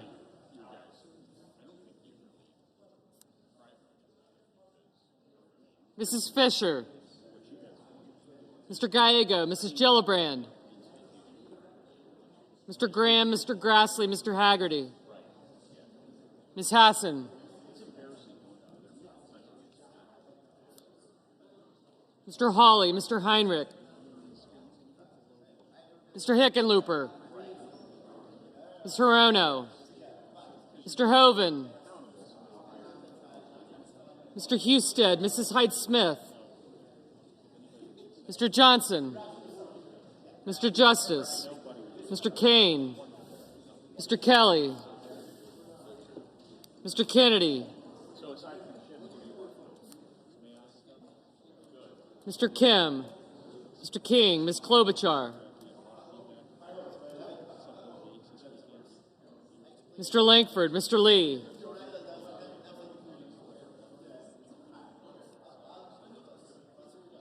Mr. Lujan. Ms. Lemus.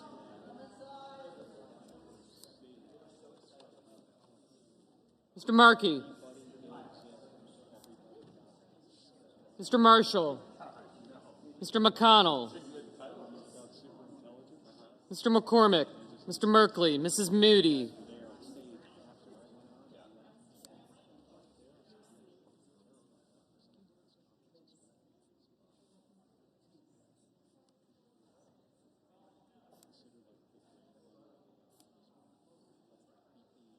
Mr. Moran, Mr. Marino.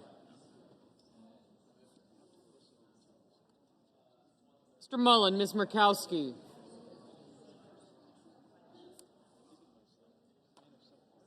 Mr. Murphy. Mrs. Murray. Mr. Ossoff. Mr. Padilla. Mr. Paul. Mr. Peters.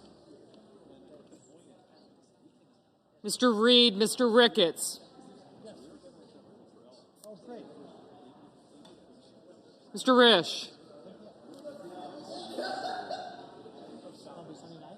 Ms. Rosen, Mr. Rounds. Mr. Sanders, Mr. Schatz. Mr. Schiff.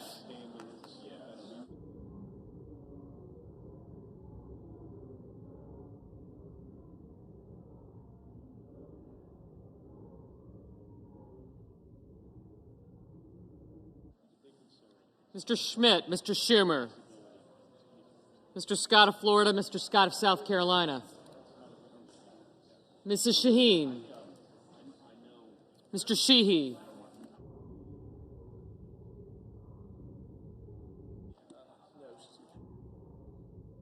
Ms. Slotkin. Ms. Smith. Mr. Sullivan. Mr. Thune, Mr. Tillis, Mr. Tuberville. Mr. Van Hollen. Mr. Warner. Mr. Warnock. Ms. Warren. Mr. Welch. Mr. Whitehouse. Mr. Wicker. Mr. Wyden. Yep. Mr. Young.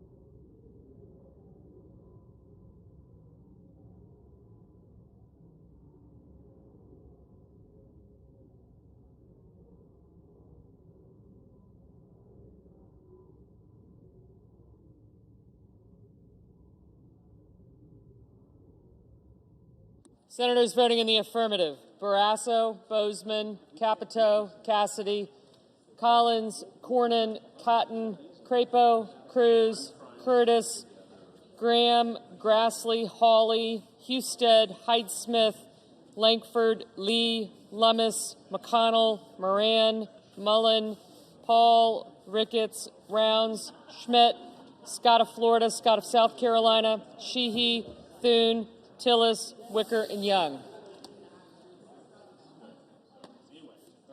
Mrs. Fisher, aye. I have you.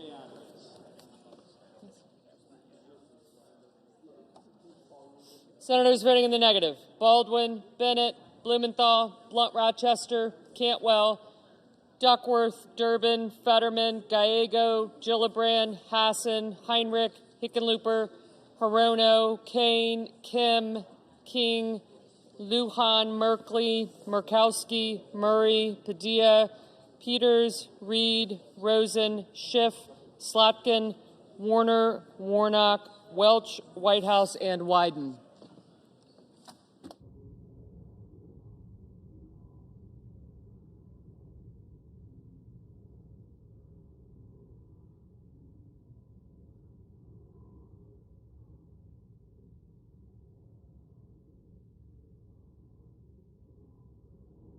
Mr. Booker, no.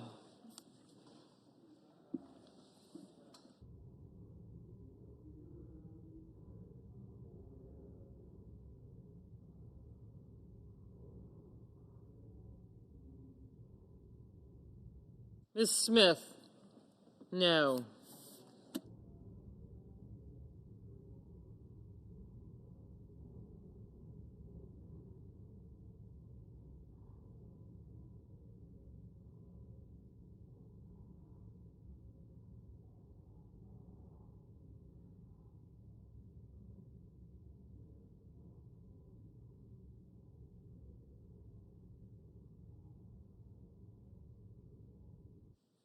Ms. Warren, no.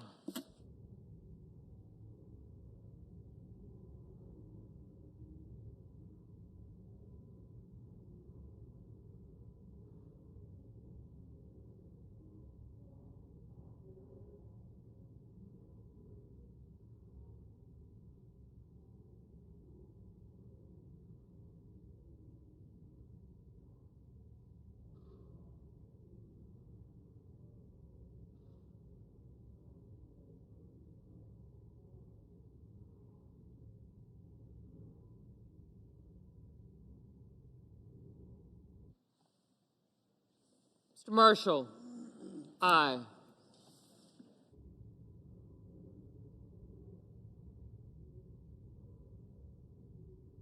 Mr. Hoven, aye.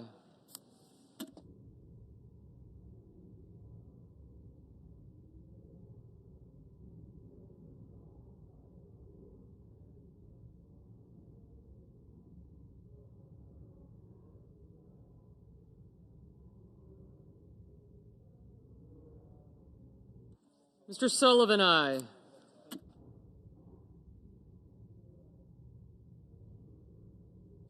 Mr. Ossoff, no.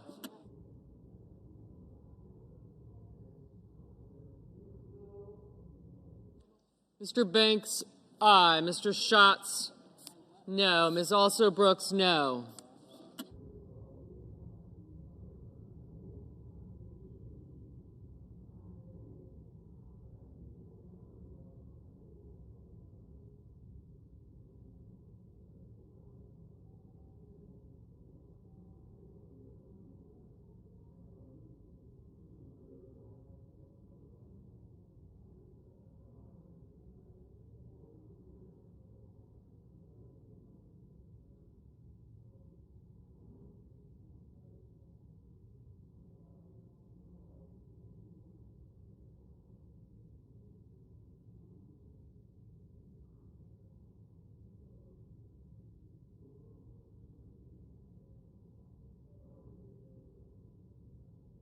Mrs. Shaheen, no.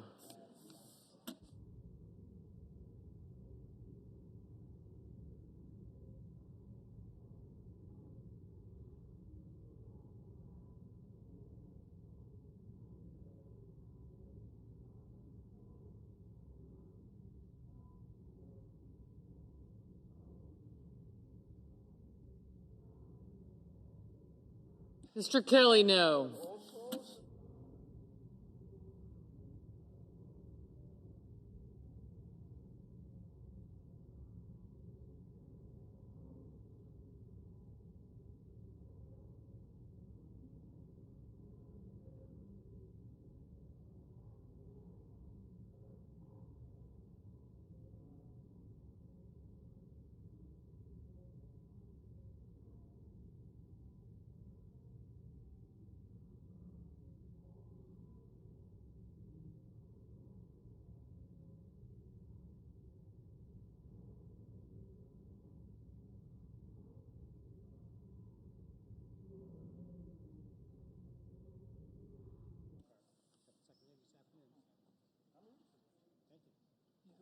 Mr. Daines, aye.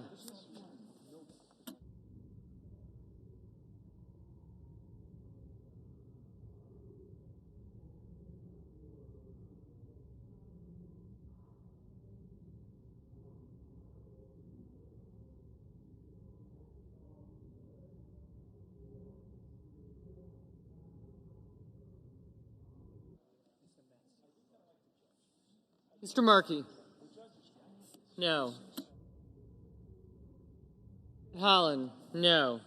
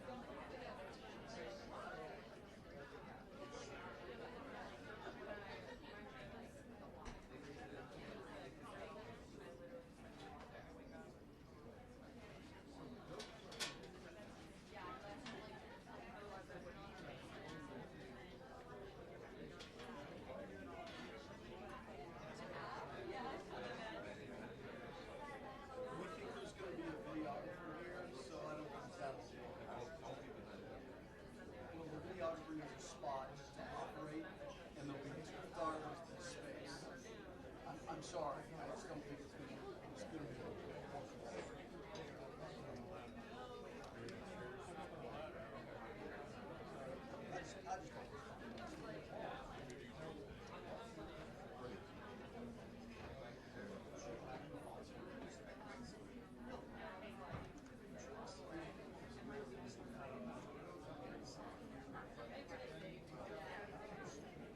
Sorry, Tiny.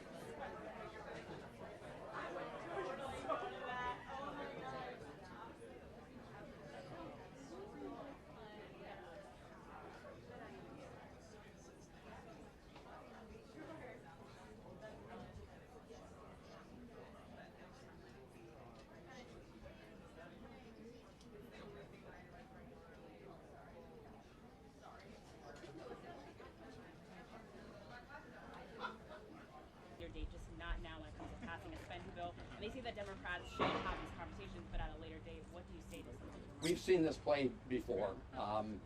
These are always empty promises, empty statements. The only person that counts in this negotiation on the Republican side is Donald Trump, because all the Republican senators and the House members, they've essentially given Donald Trump a blank check. They are a rubber stamp for Donald Trump. We refuse to be double champs, rubber stamps for Donald Trump. But that's what they're doing. So if Donald Trump wants to negotiate in good faith and address this issue of the crisis in healthcare, which they largely helped cause in their so-called big beautiful bill. But if they want to talk about it, that's what we've said we want to do. But he hasn't been serious. Do you think that that is the ultimate off-ramp for ending a shutdown, is talks on ACA and the subsidies with the White House? We want to talk about the issues that are in our bill to keep the government open. That's what we want to do. And we've been wanting to do that for a very long time, as my colleagues pointed out. For months. Republicans have refused to do so. I'm sorry, I'm going to allow. Let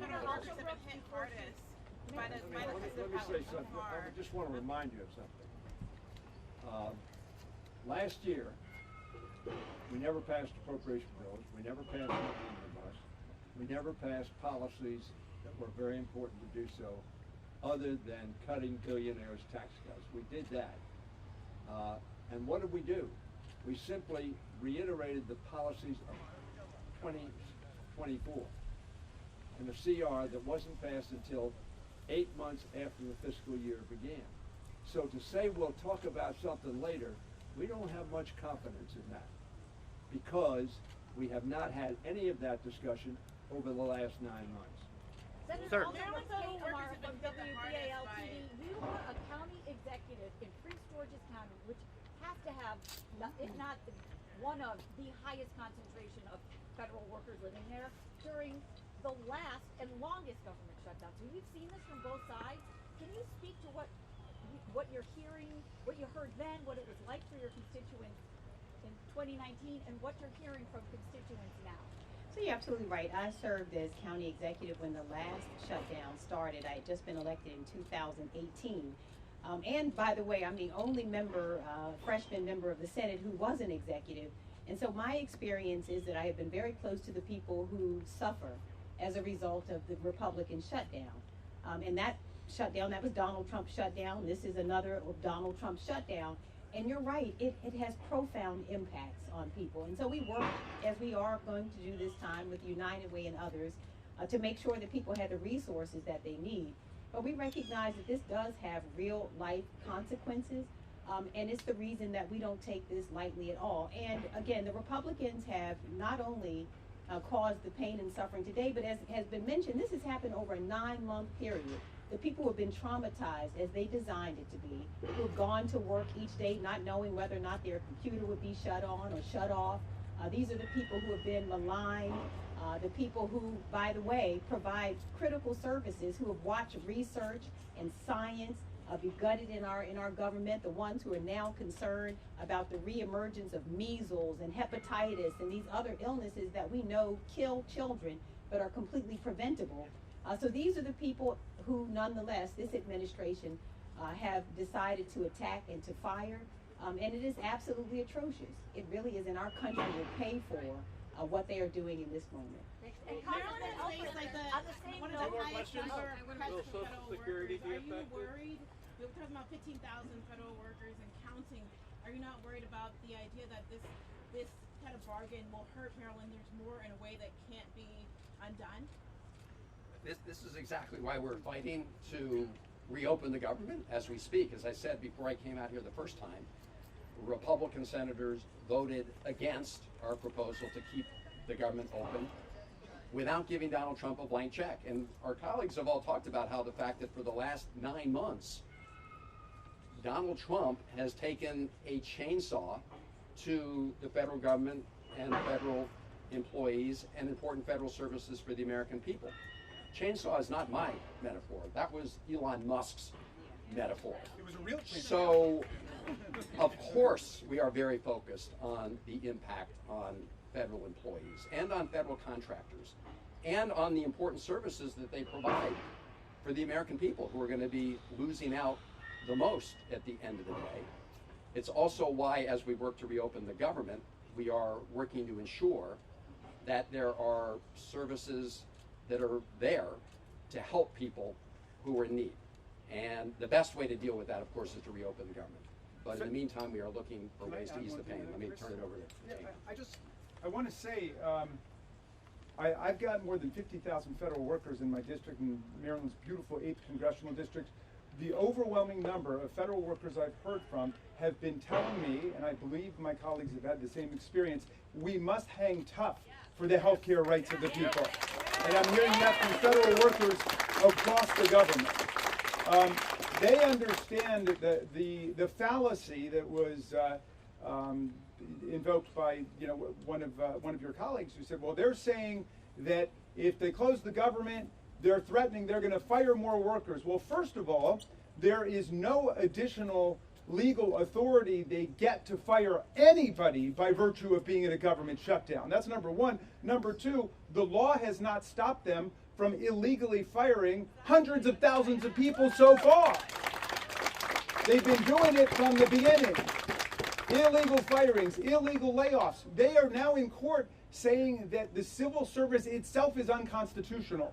They're saying that the civil service, which protects all of the federal workers against being fired for political reasons, is unconstitutional because it interferes with the president's Article 2 power to employ and to discharge whomever he wants. So we understand we are in a fundamental struggle here over the nature of American democratic government. And we're not going to fall for silly arguments like that. They've been firing people illegally from the beginning. And if they continue to do it, we will be in court first thing the next morning with our documents to get people their jobs back.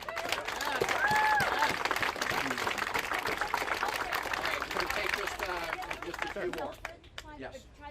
Your district, for people who don't know, you represent people in Anne Arundel County and Howard County, Maryland, a very unusual and wide array of federal jobs. The Naval Academy, you got Fort Meade, I mean, you have every stripe of federal employee you could have.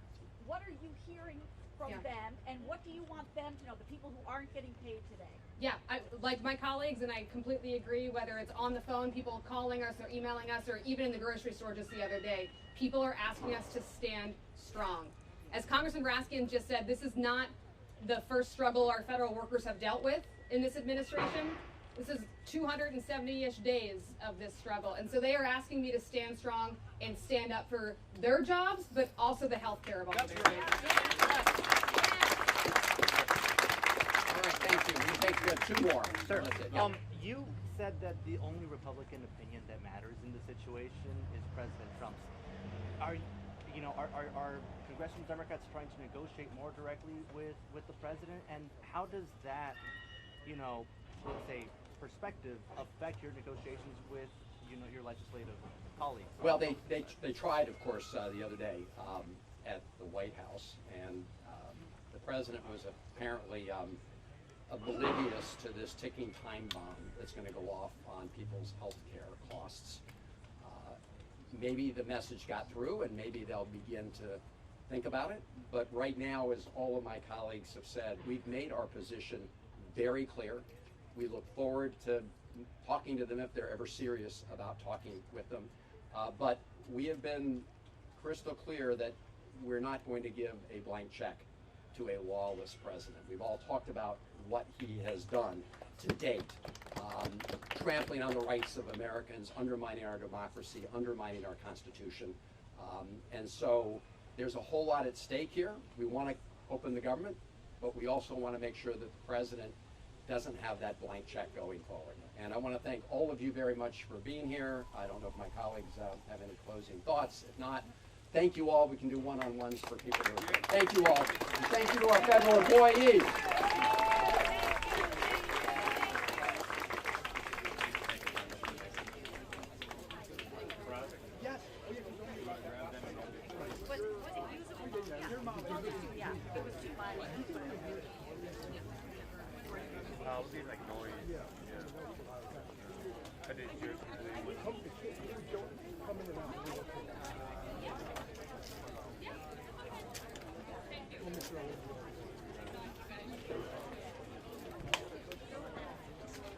Maybe a couple of minutes to kind of figure out. Yeah, I know. We'll probably do everything. He's gonna go over there. Yeah. Okay. They normally don't do everything in the field.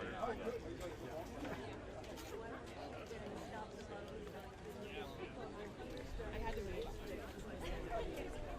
I know.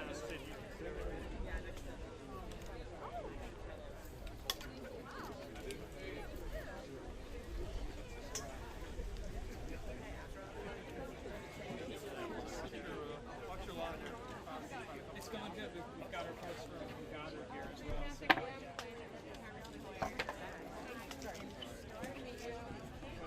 Quinn is, she is one of our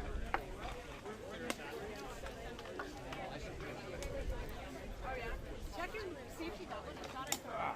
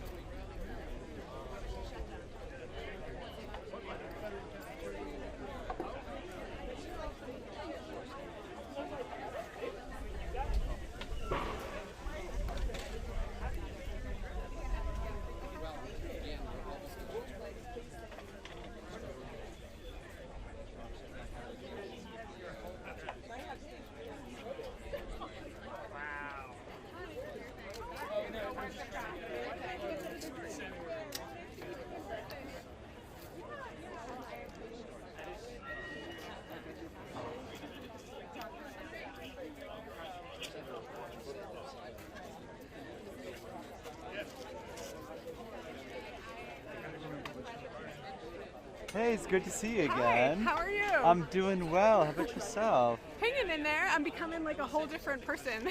Oh my gosh, I can imagine. Yeah, I saw you holding a certain coalition sign. Is that Yeah. a new organization you're partnering with? Sort of. Yeah, it's really just a loose coalition of federal and former federal employees. Gotcha. We did a press conference actually yesterday. Oh, really? No, yeah, wait. Yeah. Monday?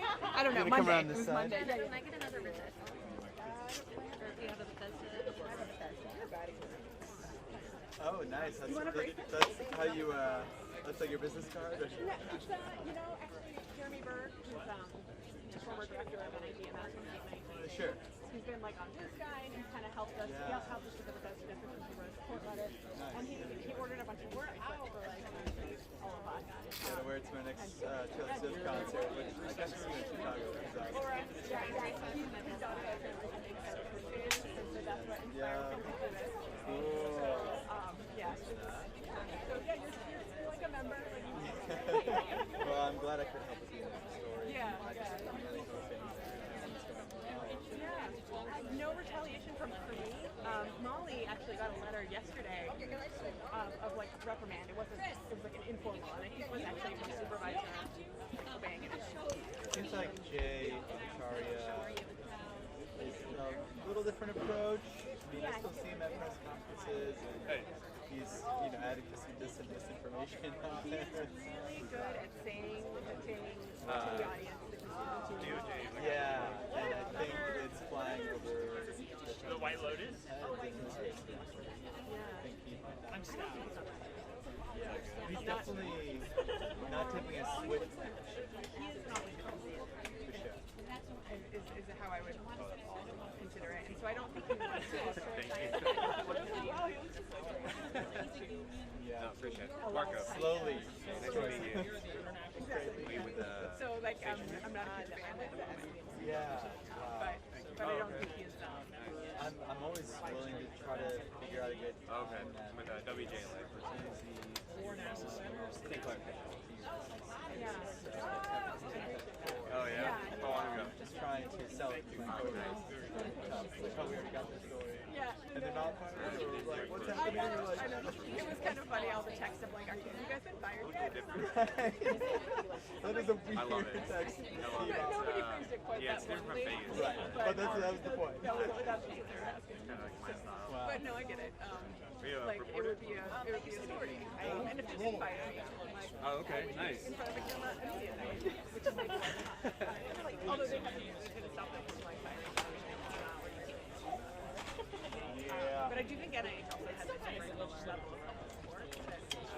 But, thank you for the compliment. I appreciate it. Yeah, nice meeting you. A lot of NIH is in the crowd. Yeah.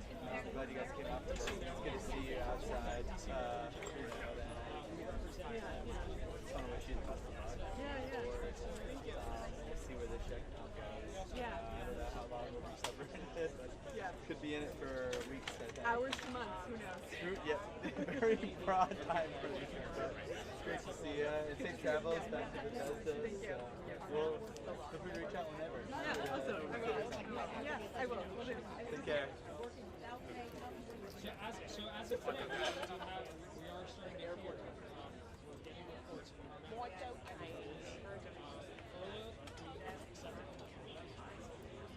on the job. One of the things that's remarkable for us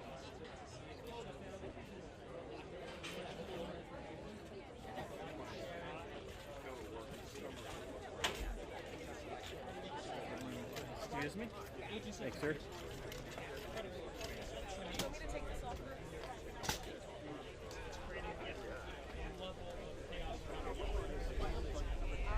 Oh, sorry. Yes. Yes, you would mind, or yes, you do it? That's the one.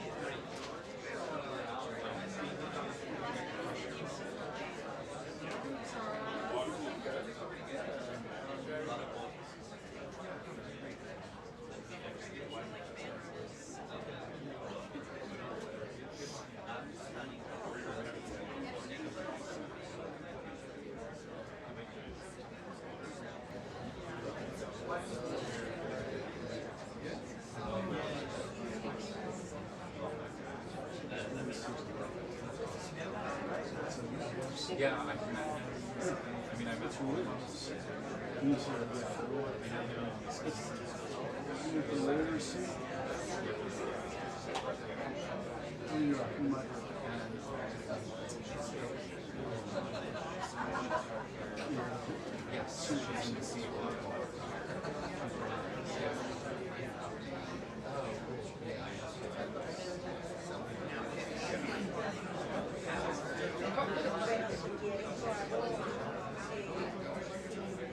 That's good.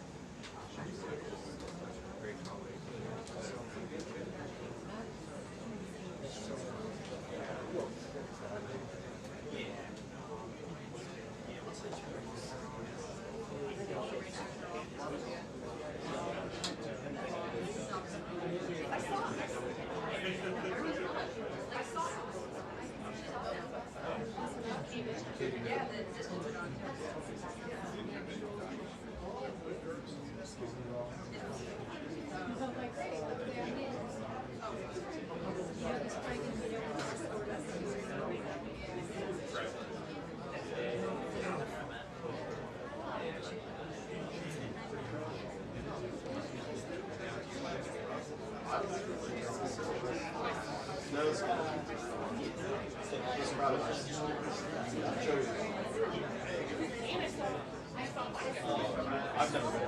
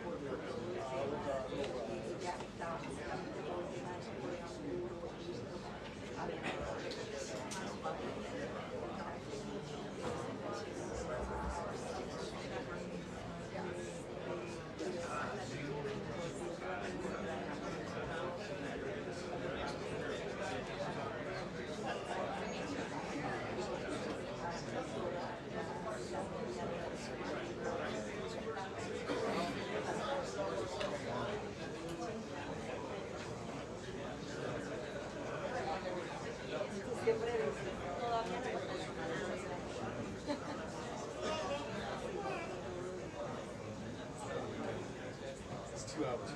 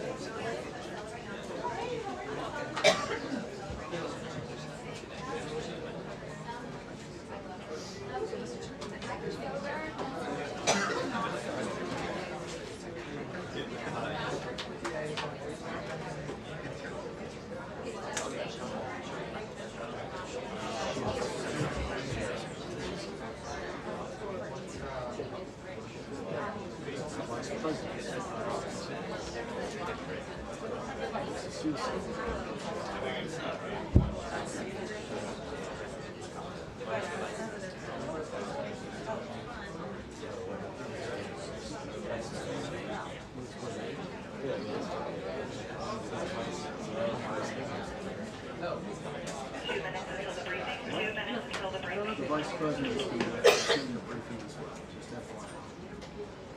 Well, sorry.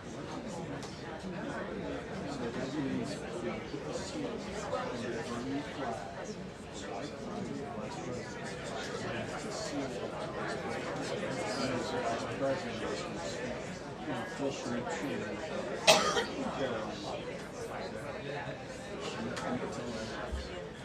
Check 1 2, check 1 2. Audio check 1 2. 3 4 5 6 7 8 9 10. Check 1 2.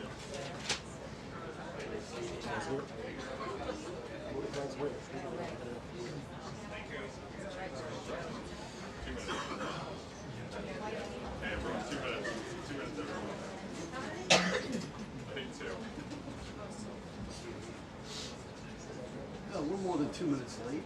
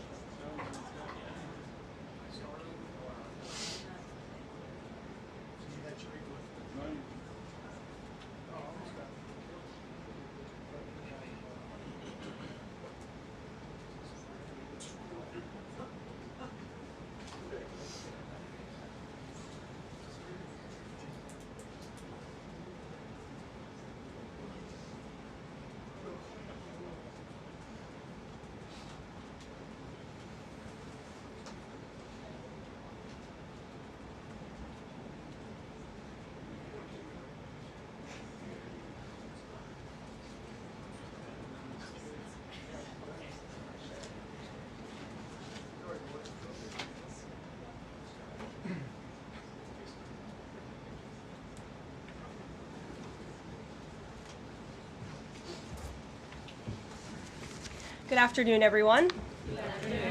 Packed house here today, and I have a very special guest with us, the Vice President of the United States. He'll deliver some remarks and take some questions. First, I just want to share remarks of my own. Democrats in Congress have officially shut down the United States government. House Republicans passed a nonpartisan, clean piece of legislation to extend current government funding until November 21st. But nearly every single Democrat senator voted against this bill. To be clear, this was the exact same bill that Democrats approved 6 short months ago in March, just adjusted for inflation. This is the same kind of clean funding bill that Democrats passed 13 separate times when they held the majority during Joe Biden's administration. So the American people woke up this morning and asked the obvious question: why is the government shut down right now? The answer is pure partisan politics being played by the Democrat Party. The Democrats shut down the government because President Trump and the Republicans will not force American taxpayers to pay for free health care for illegal aliens. America is $37 trillion in debt. We cannot afford to provide taxpayer-funded free health care to illegals who broke the law to enter our country. To put this all into perspective, the Democrats refused to keep the government open over health care to illegal aliens and now have jeopardized critical health care programs for American citizens instead. The Women, Infants, and Children program, community health center funding, Medicare treatment options, and other health programs are now all at risk because of the Democrats rejecting the clean CR. The most vulnerable in our country are being punished because the Democrats want to prioritize illegals over American citizens. And if Democrats actually cared about health care, they would applaud the actions taken by President Trump just yesterday in the Oval Office. He took a bold and massively popular action to improve our healthcare system. He announced the first agreement with a major pharmaceutical company, Pfizer, to lower drug costs for Americans. This is a historical achievement long sought by past Democrat presidents that only President Trump was able to get done. Also yesterday, while the Democrats were whining about health care for illegal aliens, President Trump signed a powerful executive order to supercharge American AI innovation and unlock cures for pediatric cancer patients in the United States. While President Trump took action to lower drug prices and improve the lives and the care of American children with cancer, again, Democrats are fighting to give health care benefits to illegal aliens. The Trump administration is fully committed to lowering healthcare costs and advancing policies that will save American lives. But right now, we need to keep the government open and funded. And individuals and organizations across the political spectrum, across the country, agree with the Trump administration and Republicans. The labor union leader, the Teamsters, Sean O'Brien, sent a very blunt message to Democrats over their destructive antics. He said American workers are not bargaining chips. Senators need to stop screwing around and pass the House-passed clean short-term funding bill. The U.S. Chamber of Commerce, the world's largest business organization, called to immediately pass the Republican clean CR, saying, quote, shutdowns are harmful to the economy, the American people, and our national security. And even Democrat Senators Cortez Masto and Fetterman acknowledged that their party is betraying the American people with this costly and chaotic Democrat shutdown. Enough is enough. Democrats need to stop sabotaging our country and holding the American people hostage in the country. Democrats need to do their jobs. The American people want the government reopened, and this is proven in a New York Times poll showing that 2 in 3 Americans say the government should not be shut down by the Democrats, even if their absurd demands are not met. The president and Republicans are working very hard to reopen the federal government. The vice president here has been crucial in this effort. We encourage all Americans across the country, call your Democrat senators and encourage them to reopen the government. That's what President Trump and the vice president want to do. And with that, I will turn it over to our great vice president, J.D. Vance. Great. Well, thank you, Carolina, and good afternoon to everybody, and good afternoon to everybody who's watching at home. It's a tough act to follow, but let me just say a few things, and then I'll take a few questions. Number one, Democrats say that they care a lot about lowering health care costs, and yet, when the president took historic action to work with the drug companies to lower prescription drug prices, the Democrats did nothing to help us. In fact, we would have loved to have the Democrats helping us, but they didn't. They talk about doing something. They don't actually do the hard work of making it happen. What they have done instead is to shut down the government because we won't give billions of dollars to healthcare funding for illegal aliens. That is what has actually happened. To the American people who are watching, the reason your government is shut down at this very minute is because, despite the fact that the overwhelming majority of congressional Republicans and even a few moderate Democrats supported opening the government, the Chuck Schumer AOC wing of the Democratic Party shut down the government because they said to us, we will open the government, but only if you give billions of dollars of funding for health care for illegal aliens. That's a ridiculous proposition. Let me say two other quick things, and then again, I'll take some questions. Number one, we all understand that Democrats and Republicans have policy disagreements. The Democrats want to do things. Look, when Chuck Schumer and Hakeem Jeffries were in here a couple of days ago, they made some suggestions that the president was more than happy to say, yes, let's sit down and talk about how we can solve the health care crisis that we inherited from the Biden administration. But it's one thing to say that we should solve the health care crisis for Americans. It's another thing to say that we're going to shut down the government unless we give the Democrats every single thing that they want, which, as Caroline says, includes giving billions of dollars of taxpayer funding for health care for illegal migrants. That's ridiculous. You don't have policy disagreements that serve as the basis for a government shutdown. Let's have the conversation about how to fix American health care, about how to make health care more accessible. As the president showed, he's more than willing to act on behalf of the American people for this very reason. What you don't do is say, unless you do exactly what we want to do as congressional Democrats, we're taken hostage. And the hostage, it turns out, is critical, essential services that the American people need. Caroline talked about some of it. Let me talk about some more. Our troops are not getting paid starting today because of the Chuck Schumer wing of the Democratic Party. We have people who require food assistance, low-income Americans who require food assistance, who will not get it unless we reopen the government, thanks to Chuck Schumer and his wing of the Democratic Party. We have flood insurance as we start hurricane season in the southeastern part of our country. That flood insurance is going to disappear because of Chuck Schumer and the far left of the Democratic Party. We need to reopen the government. Let's fix America's problems. Let's work together to solve them. But let's reopen the government before we have our negotiation about health care policy. That's what the American people demand, and that's certainly what the President of the United States wants. Let me make one final point. I think a lot of Americans are asking themselves, why did this happen? Why did the Democrats shut down the government despite, as Caroline said, voting on the exact same piece of legislation 6 months ago? And there are a lot of different spins that we can put on it, a lot of different answers that we could give, all of them true. One answer I already gave is that they want to give health care benefits to illegal aliens. That is true. They gave us legislative text that would have undone us cutting off health care benefits for illegal aliens. That's one of the things that they asked for. But the reality here, and let's be honest about the politics, is that Chuck Schumer is terrified she's going to get a primary challenge from Alexandria Ocasio-Cortez. The reason why the American people's government is shut down is because Chuck Schumer is listening to the far left radicals in his own party because he's terrified of a primary challenge. So I'd invite Chuck Schumer to join the moderate Democrats and 52 Senate Republicans, do the right thing, open up the people's government, and then let's fix health care policy for the American people. Questions? Mr. Vice President. That's a lot. Matt Boyle. Okay. Mr. Vice President, there's two key Democrat lies I would like to get your take on and see if you can address. The first is that you're seeing a number of top Democrat leaders, from Kamala Harris and Chuck Schumer to Hakeem Jeffries, claim that it is a Republican shutdown caused by Trump. The second is that they're out there now claiming that they don't want to give health care to illegal aliens. Can you address both of those lies from the Democrat Party? Yeah, so on the point that it's a Republican shutdown, look, it's obviously a Democratic shutdown. Just look at the vote totals in the House, look at the vote totals in the Senate, and look at the President of the United States' own action and conduct throughout this crisis. Nearly every single House Republican voted to open the government, Matt. nearly every single Senate Republican voted to open the government last night, and even to their credit, a few moderate Democrats voted to open the government. That's not a Republican shutdown when nearly every single Senate Democrat votes to shut it down and every Republican voted to open it up. It's just obviously not true. Now, you can disagree about a number of things, but you can't disagree about the obvious fact that Republicans voted to open the government.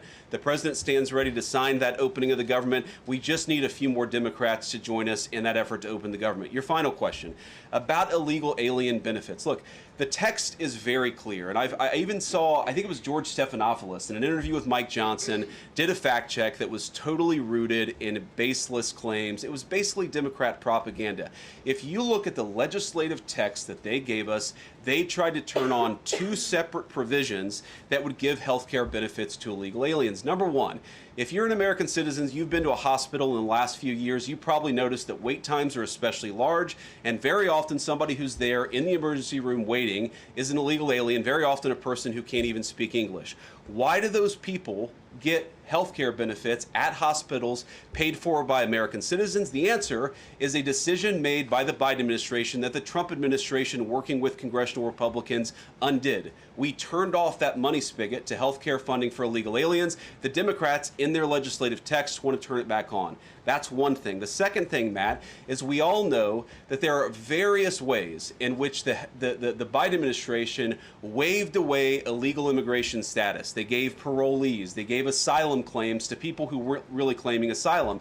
And when they waved the magic wand of amnesty, giving millions of people legal status even though they were in the country illegally, they also gave those people access to health care benefits. So what the Democrats are engaging in is a sleight of hand. They're saying, no, no, no.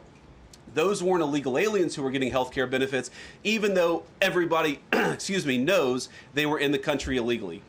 It's a lie told by the Democrats that they're not trying to give health care benefits to illegal aliens. It's a lie that is obviously untrue if you just look at the text that they gave us, and all you have to do is understand that this is about who benefits. We think the American people's government ought to benefit American citizens. The Democrats are willing to shut it down to benefit illegal aliens. The contrast couldn't be more clear. Peter. Thank you, Vice President Vance.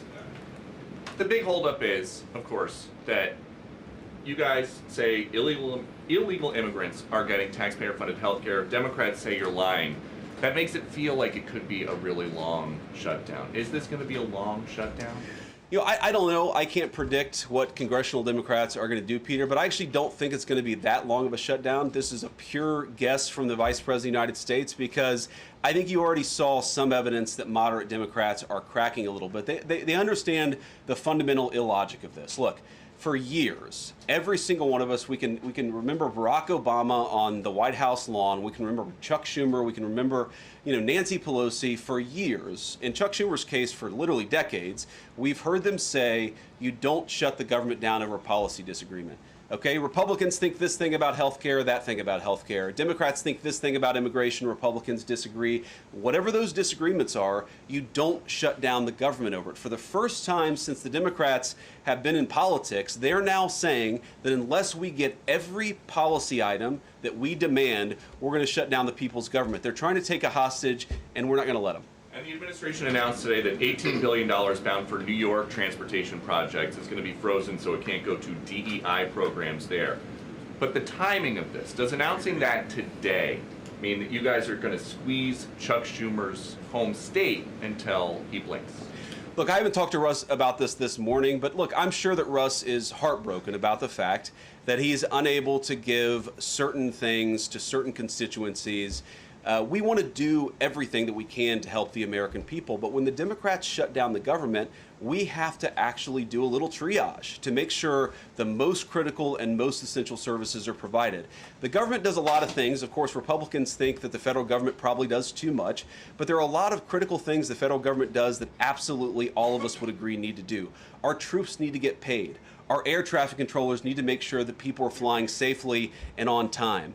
We need low-income people to be able to access the food services that are provided by the federal government. There are critical things that need to be saved. We're going to do everything that we can over the coming weeks, if the shutdown lasts that long, to ensure that people get the essential services that they need, despite the fact that Chuck Schumer has shut down the federal government. It's not going to be perfect because we are in a government shutdown. We are going to have to lay some people off if the shutdown continues. We don't like that. We don't necessarily want to do it, but we're going to do what we have to keep the American people's essential services continuing to run. Thank you.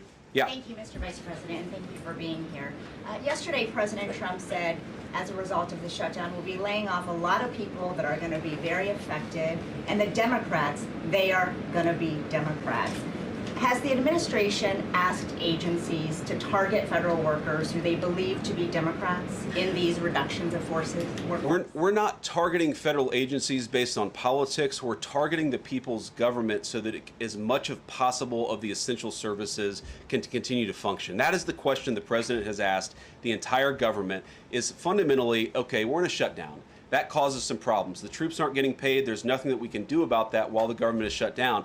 But there are essential services that we want to make sure as much as possible they still continue to function. That is the principle that's driving us forward during this shutdown. It's going to continue to be the principle that drives us forward. But let's be honest. If this thing drags on for another few days or, God forbid, another few weeks, we are going to have to lay people off. We're going to have to save money in some places so the essential services don't get turned off in other places. That is the reality of the government shutdown that Chuck Schumer and the Democrats have foisted upon the administration. So what did Phil. he mean by they're going to be Democrats? He said they're going to be Democrats. You've laid out a lot of the pain and problems that would come with a Democratic shutdown, and yet in the Oval Office yesterday, the president said that a lot of good could come from a shutdown. So square that circle. Which is it, a Democratic-caused crisis or a Republican opportunity for reform? Well, I think all the president is saying, Phil, is that he wants to make sure the American people's government functions as well as it can, despite the fact that we're in a shutdown.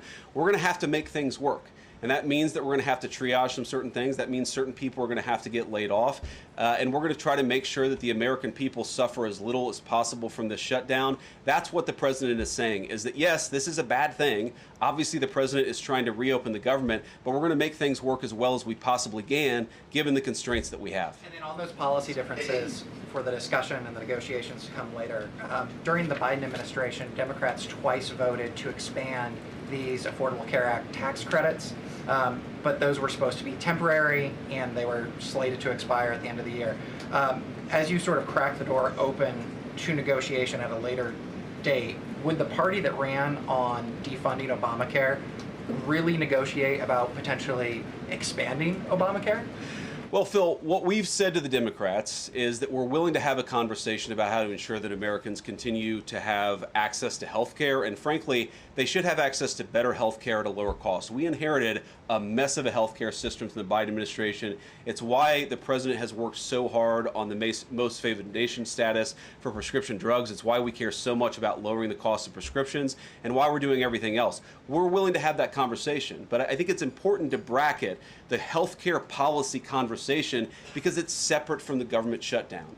We think that we can open the government and then have the conversation about what best healthcare policy to fit the needs of the American people. That's all we're trying to do. That's all we're trying to accomplish. We've got to reopen the government first. Now, Caroline, I don't know how you do this, how you actually choose people, because I don't know 90% of the names in here. Is it just who's the best dressed? Okay, I really like your shirt. Go ahead. Thank you, Mr. Vice President. You are president of the Senate. Can you talk about what you're doing, what the administration is doing to try to get other Senate Democrats to vote to open the government? Yeah, we're talking to a number of our colleagues, Democratic and Republican, in the Senate. I talked to a number of them last night. The president, of course, is talking to them as well. I think there really are two categories of demands that I've seen privately from congressional Democrats. I think on the one hand, those who are negotiating in good faith are saying, look, we just want to make sure that we're able to have a conversation with the administration about some of the critical needs that we see that need to get fixed over the next few months. We recognize it's kind of absurd, and a lot of them will admit in private that it's kind of absurd to shut down the people's government over these disagreements, but just agree to negotiate with us in good faith on these issues, and of course we're having that conversation with them. Then there's another category, people who say, give us everything we want or we're going to keep the government shut down. We just write those people off because they're not negotiating in good faith. And frankly, we don't need them. We've already got 3 more Democrats last night than I thought we would get. And I think it's because they recognize the illogic of the position of taking the entire American economy hostage because they don't get their policy priorities. So 3 moderate Democrats joined 52 Republicans last night. We need 5 more in order to reopen the government. And that's really where we're going to focus, is how to get those 5 additional Democrats. Thanks, Mr. Vice President. First 2 questions. Are there plans to meet Democratic leaders again in the coming days, or are you planning on plucking off senators one by one? So that's the whole question? No, I got a second part. Okay, go ahead and ask the second question. So the president's been posting some images of Leader Jeffries and Senator Schumer. I saw. Recently. You've said that you're interested in good faith negotiations with these leaders, but what message does that send? Is it helpful to post pictures of Leader Jeffries in a sombrero if you're trying to have good faith talks with him? Oh, I think it's funny. The president's joking, and we're having a good time. You can negotiate in good faith while also poking a little bit of fun at some of the absurdities of the Democrats' positions, and even, poking some fun at the absurdity of the Democrats themselves. I mean, I'll tell Hakeem Jeffries right now, I make this solemn promise to you that if you help us reopen the government, the sombrero memes will stop. And I've talked to the President of the United States about that. Now, to your first question, are we negotiating one-on-one? Are we negotiating in groups? Look, I will go to the U.S. Capitol right now and meet with Chuck Schumer or any Senate Democrat if it helps us reopen the government. Most of the conversations, in my experience at least, have been one-off. We're also, of course, relying on some of our Senate Republican colleagues who have good relationships across the aisle. We're going to do whatever we have to do is the answer. And I think it's tough to predict what shape this negotiation is going to take over the next few months. But I feel good about the fact that Democrats already realize privately the fundamental irrationality of their position. I hope that they're going to publicly acknowledge it and reopen the government. The guy in the back, yeah. Thank you, Mr. Vice President. You responded to a post on X of Chuck Schumer on the House floor back in 1996, railing against illegal immigrants receiving taxpayer-funded benefits. You said Chuck Schumer once recognized that it was disastrous to give illegal aliens rewards for breaking the law. Now he wants to shut down the government unless we reward illegal aliens for breaking the law. Why has Chuck Schumer changed his stance? That's a good question. Actually, it's a very tough question. Asking me to get in the head of Chuck Schumer is not a place I particularly want to be, but my basic read on it is that the entire Democratic Party, the political leadership, not every Democrat nationwide, but the political leadership of their party has got it into their heads that the only way to be compassionate is to be compassionate to illegal aliens rather than American citizens. If you go back to what Bill Clinton was saying, even Barack Obama in some cases, what he was saying about illegal immigration 10, 15, 20 years ago, you would put them on the MAGA right based purely on their rhetoric around illegal immigration. So I don't know why they've gone so far to the left. I think it's bad for the country. I think it's bad for them politically. But our principle, all I can do is speak for the president that I serve and the country, the administration that I serve right now. We believe that the American people's government exists for the American people. That means the people who have the legal right to be here, and that's why we're fighting to reopen the government. And unfortunately, the Democrats are fighting to shut it down for the benefit of illegal aliens. And I'll take a couple more, and then I'll let Caroline. I'll go back to my day job so Caroline can go back to hers. All right. Yes. Thank you, Mr. Vice President. Just going back to the sombrero. You said that the president is joking, but Hakeem Jeffries says that these memes were racist. What's your response to that? And just if I may briefly go off topic, Secretary Hegseth yesterday made an edict about no more beardos in the military. Just wondered what. Sorry, what did he say? No more beardos. Beards. Oh, sorry, it's my accent. Just wondered your response to that. I didn't see that particular comment. I thought Pete gave a hell of a speech, and a speech that really is just oriented around returning the American military to the very high standards that it has had for virtually its entire history until Joe Biden came along and decided to lower standards. I think it was bad for our military, and it was bad for our troops. When I was a young United States Marine, I did not have a beard. I am now the vice president, so I get to do what I want to do. But I think Pete's trying to re-implement high standards, and that's a very good thing. On the sombrero thing, I mean, Hakeem Jeffries said it was racist, and I know that he said that, and I honestly don't even know what that means. Like, is he a Mexican American that is offended by having a sombrero meme? I mean, I saw one of the major TV stations put the meme up and then say, this is AI generated. And he had like the curly animated mustache too. It's like, do you really not realize the American people recognize that he did not actually come to the White House wearing a sombrero and a black curly animation mustache? Like, give the country a little bit of credit.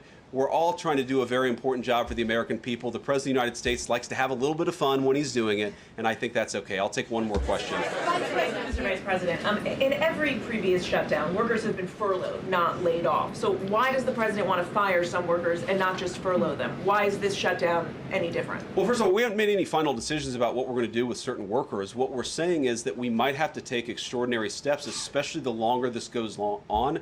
We're going to have to take extraordinary measures to ensure the people's government operates, again, not perfectly, because it's not going to operate perfectly in the midst of a shutdown, but operate as well as it possibly can. And I think that the Democrats, if they're so worried about the effect this is having on the American people, and they should be, what they should do is reopen the government, not complain about how we respond to the fact that Chuck Schumer and the Democrats have shut down the government in the first place. Thank you all. Also Caroline. he's going to target some benefits, Mr. Vice President. Thank you. Should See you Americans guys. be prepared for their benefits to be cut as well? All right, guys. Well, let's let the fun continue. The Vice President's a very busy man, and I'm happy to take some more questions. I know there's more news today. Aside from the shutdown, we can focus on the shutdown if you want, but let's go ahead. Kate, why don't you start? The president talked about doing things that he said were irreversible during the shutdown, cutting vast numbers of people, he said, and cutting programs. Can you specify what exactly he was referring to, what's on the table, and what's going to be cut? Look, I think the Vice President just referred to this in some of the answers that he gave regarding the layoffs. There are unfortunate consequences to a government shutdown, and the federal government is not receiving any cash at the moment, and so the Office of Management and Budget has been tasked with looking over the receipts and looking over the budget of the entire federal bureaucracy, and as the Vice President said, determining what needs to continue to go out the door and what can we continue to keep running and what unfortunately is going to have to come to an end. So those decisions are being made, and unfortunately layoffs are very likely, as the Vice President just said, going to be a part of that. And has the White House had any direct response from Hamas from the peace proposal that was laid out? The president said he would give 3 or 4 days, but is there a hard deadline now, or what are the next steps here? I will reiterate what the President of the United States said, 3 or 4 days, and I can tell you that there are some very sensitive discussions that are taking place, but I certainly don't want to get ahead of any announcement at this podium. I'm going to let Special Envoy Witkoff and the President of the United States handle that. Thank you, Caroline. 2 questions. First of all, following up on that, the president said yesterday, I believe, within 3 or 4 days he wanted to hear an answer from Hamas. Is he still sticking by that timeline? Yes, as I just confirmed. And second question is a comment that's gotten a lot of global attention. Senator Dick Durbin, he was set to receive a Lifetime Achievement Award from the Catholic Church. He's since declined accepting it because there has been some controversy. Pope Leo commented on this, and he said that someone who says I'm against abortion, but I'm in agreement with the inhumane treatment of immigrants in the United States, I don't know if that's pro-life. You've been very open about your Catholic faith. How do you respond to that? I would reject there is inhumane treatment of illegal immigrants in the United States under this administration. There was, however, significant inhumane treatment of illegal immigrants in the previous administration as they were being trafficked and raped and beaten, and in many cases killed, over our United States southern border. You also look at the inhumane treatment at the hands of some of these illegal immigrants that took place under the previous administration as well. Laken Riley comes to mind, a beautiful American citizen who was killed at the hands of an illegal immigrant. So this administration is trying to enforce our nation's laws in the most humane way possible, and we're upholding the law, and we're doing that on behalf of the people of our country who live here. Josh. Thanks a lot, Caroline.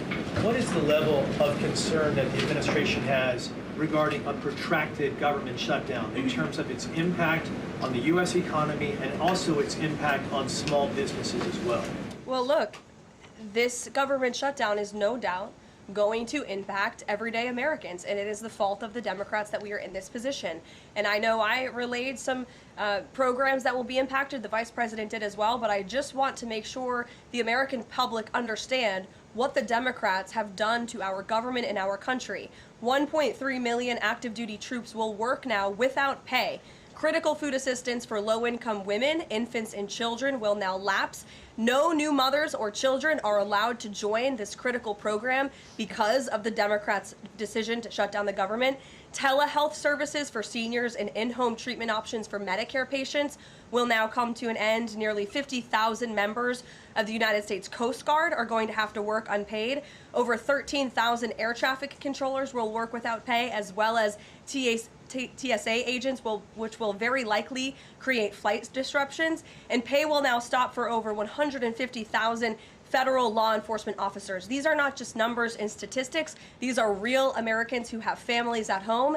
And I saw some Democrat members today saying they're still going to accept their paychecks because they have 3 kids at home and they have mouths to feed. Well, so do these federal workers who those same Democrats just voted to shut down the government and turn off their pay. And we believe that's very unfair, and it's why the administration wants to see the government reopened. GDP growth fell by about 0.5 percentage point during the last government shutdown during the president's first term. Are you expecting a similar type of impact on GDP growth related to this potential protracted government shutdown? Well, look, I think it's dependent upon how long this shutdown continues. So it's dependent on how long it takes Democrats to muster up the coverage, 5 of them, to vote in the best interest of our country, our citizens, and our economy. Eamon.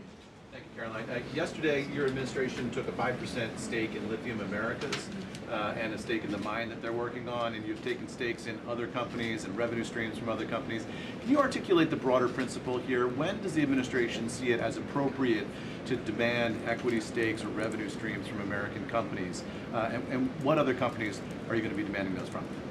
Well, look, this is a creative solution by the President of the United States to tackle our nation's crippling debt crisis. As I said earlier, we are $37 trillion, trillion with a T, in debt. And not only is the president effectively utilizing tariffs to bring in massive amounts of revenue, and there's billions of dollars coming in every month. I know you know that, even because you cover it on CNBC quite well. So the president is focused on how can the United States government make more money? How can we make our country wealthy and rich again? And cutting some of these unique creative deals with companies around the world and here at home is just one way the president is seeking to do that. And I know the Department of Energy just announced this new deal. It's another great deal for the American people and our government. Reagan. And on Lisa Cook, Sure, go ahead. Lisa Cook, Yeah. the Supreme Court said today that she's going to be allowed to stay at the Federal Reserve Board until oral arguments in January. Does the president have any personal reaction to that? This has been something he's been very intent on. Look, we have respect for the Supreme Court, but they're going to hear the actual case and make a determination on the legal argument in January. And we look forward to that because we maintain that she was fired well within the president's legal authority to do so. She was removed from the board, and we look forward to that case being fully played out at the Supreme Court.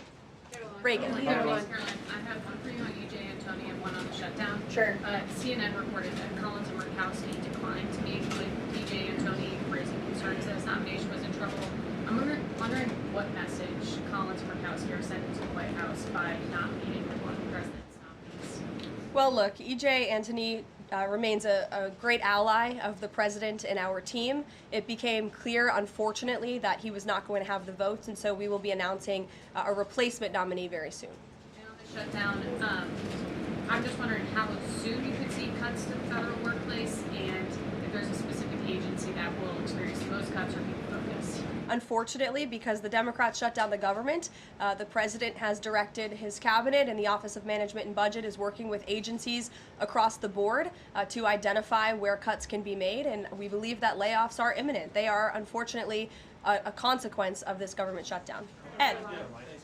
So you talk about the layoffs being imminent. Is there a percentage then of reduction that the White House is looking for of workforce? I don't have a specific percentage for you. What about China, if I could? So China has not made one soybean purchase this year in the United States. I talked to a farmer yesterday who has about 1,000 acres in Iowa and says this is just killing her. Now, the president has been talking to President Xi. Could China not buying agriculture affect a possible meeting with the president? Would he not meet with Xi because China has refused to buy soybeans from the U.S.? Look, I don't want to speak for the president and make a determination on that from this podium, but what I can tell you is that supporting America's farmers and doing what's best for them is at the top of the president's priority list, and it's at the top of the list for this administration right now. There have been several very high-level meetings on this very topic. We want to help our farmers, and we're exploring the best ways to do that, and I would anticipate there will be more to come on that very soon. Send a message to the Chinese president. Look, I just shared that message. The president wants what's best for America's farmers. Sean. Hey, Carolyn. Hi. 2 things to ask you about. Sure. first thing, I want to ask about this video that the president posted the other day. It was an AI deepfake of himself talking about something called med beds. What was he trying to communicate to the public there, and why did he delete it? I think the president saw the video and posted it.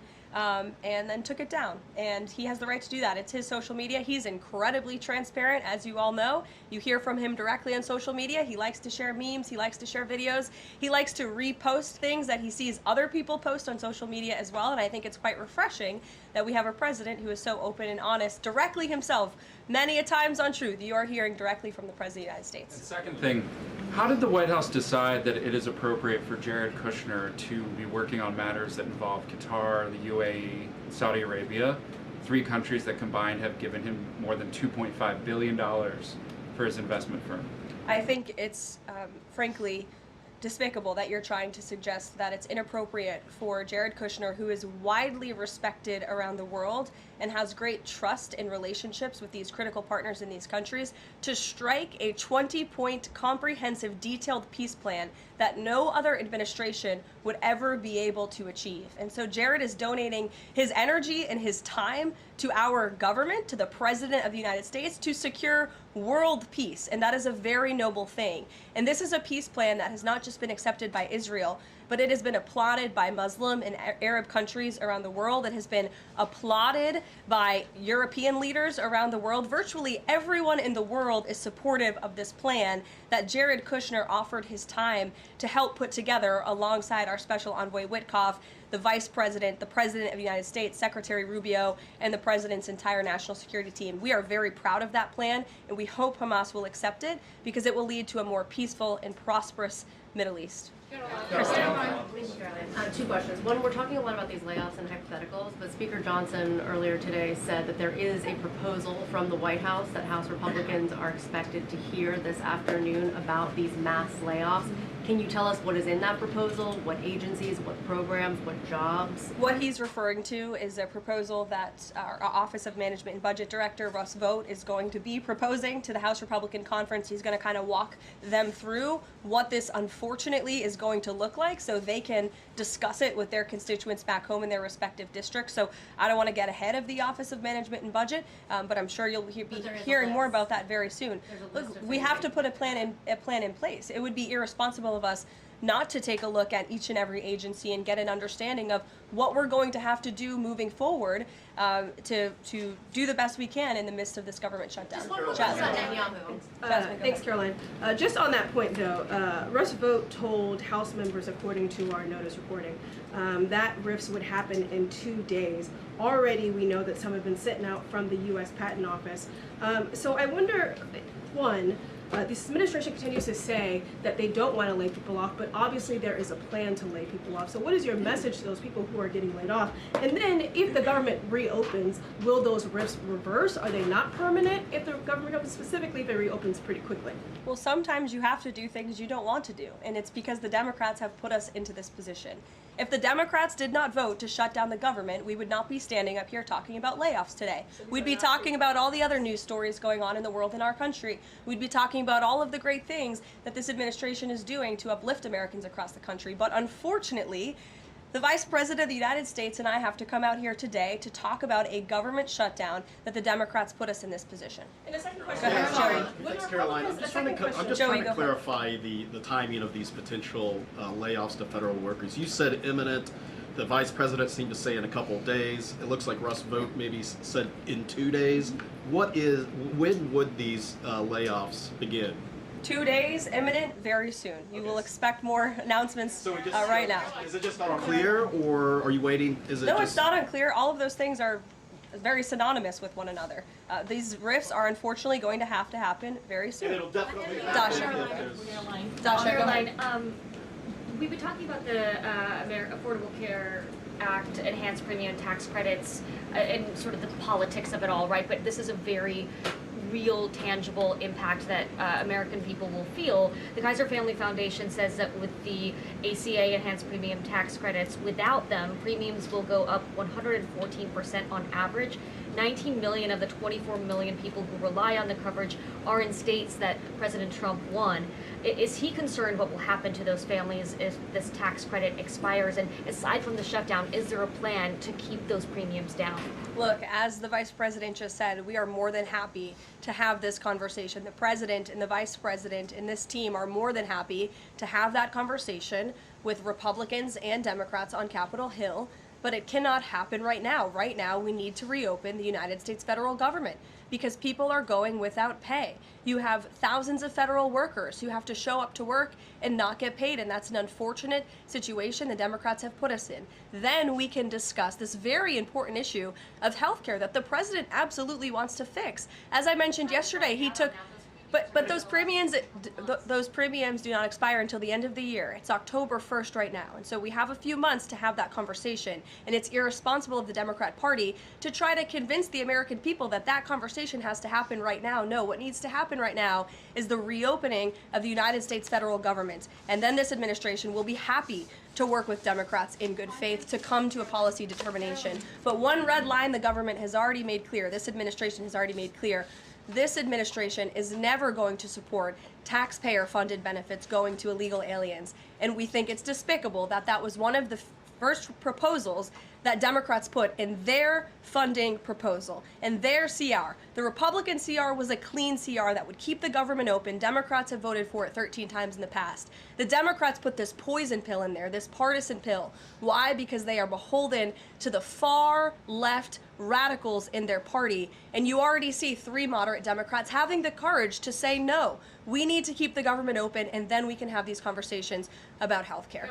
Mary. Caroline, I just want to circle back to something the Vice President said about Ocasio-Cortez. I'm actually surprised it didn't come up sooner. So if Schumer is catering to the demands of Ocasio-Cortez, can you share whether the White House views this as cracks in Schumer's leadership, and would the Vice President be open to meeting with someone like her if she is assuming this role in the Democratic Party? I'll let the Vice President speak on that himself. I think that certainly Senator Schumer was not expecting 3 moderates to break with him last night. In fact, last night you heard Senator Schumer say he can't guarantee that he will be able to hold his caucus together. And so again, we encourage Democrats to have the courage to do the right thing, do what you have done 13 times previously, and vote for this clean continuing resolution to keep the government funded. As for what the Trump administration and President Trump is going to do, we'll continue to be very public that we want the government to be open, and as the Vice President said, we'll continue to work in good faith with anyone on Capitol Hill who wants to do right by the American people. Thank you all so much. We'll see you later. Thank you.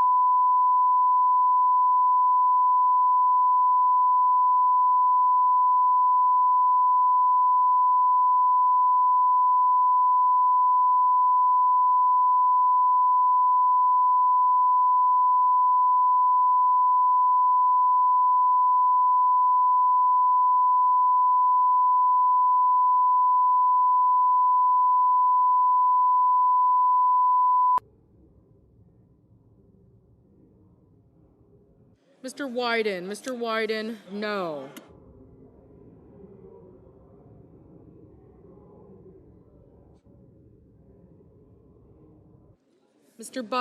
Mr. Budd, aye.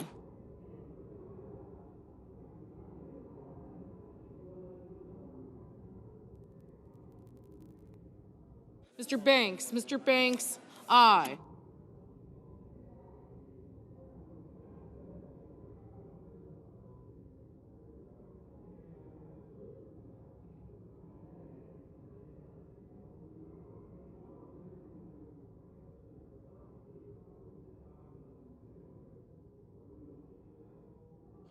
Ms. Cantwell, no. Thanks, Ray. Mr. Cruz, aye.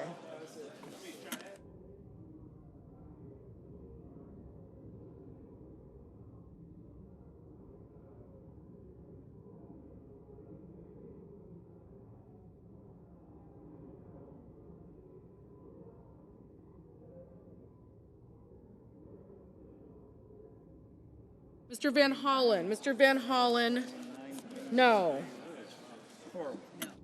Ms. Alsobrooks, no. Mr. Warnock, no. Mr. Mullen, aye. Mr. Scott of Florida, aye.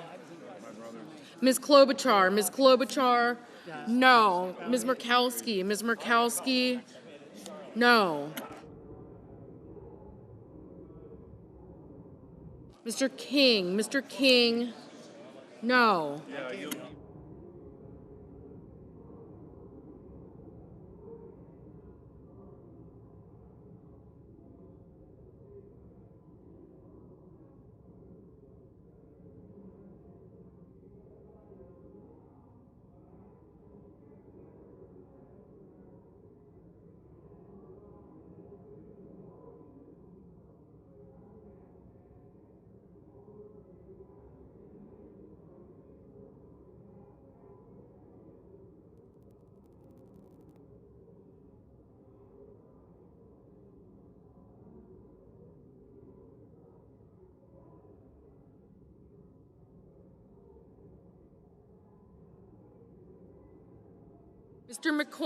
Mr. McCormick, aye.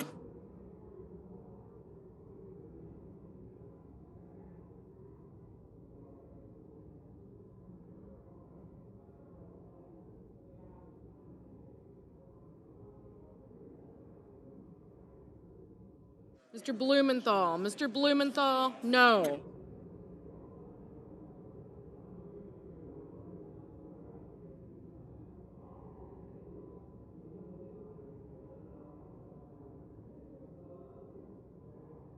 Mr. Rounds, aye.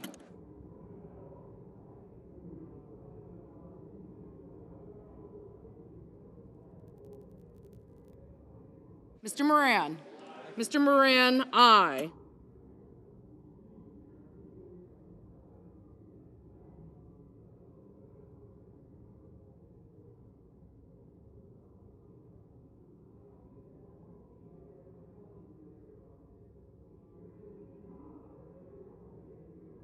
Mr. Johnson, aye.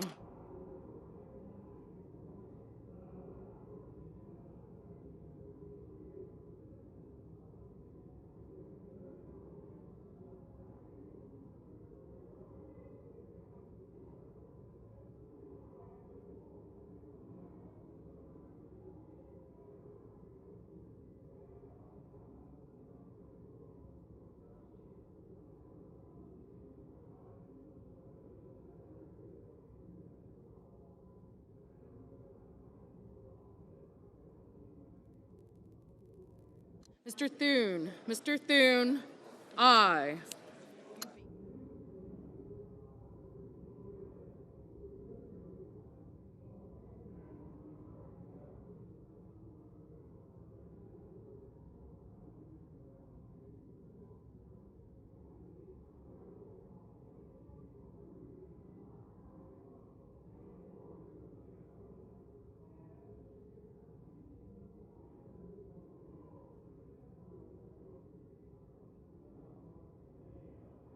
Ms. Smith, Ms. Smith, no. Mr. Reed, Mr. Reed, no.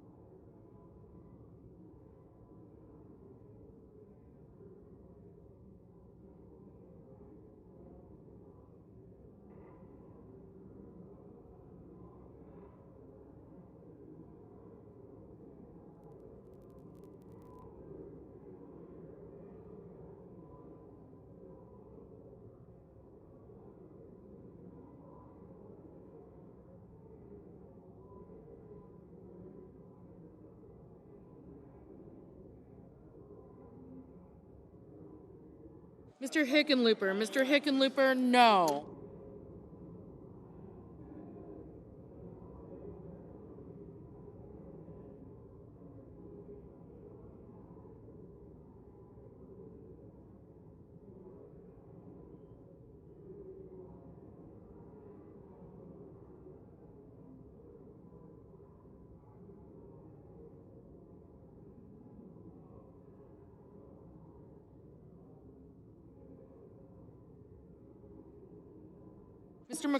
Mr. McConnell, aye.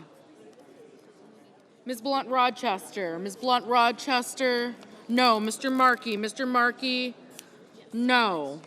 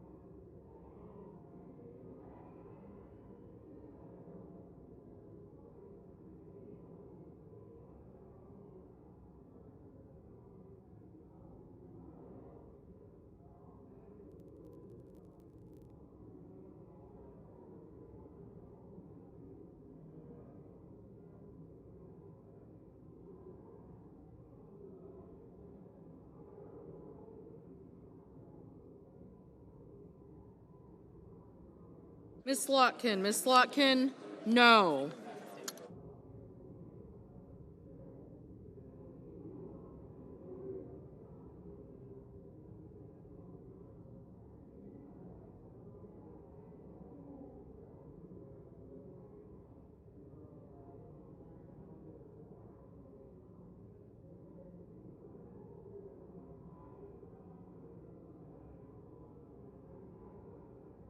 Mr. Haggerty, aye. Mr. Hawley, aye. Mr. Bennett, no.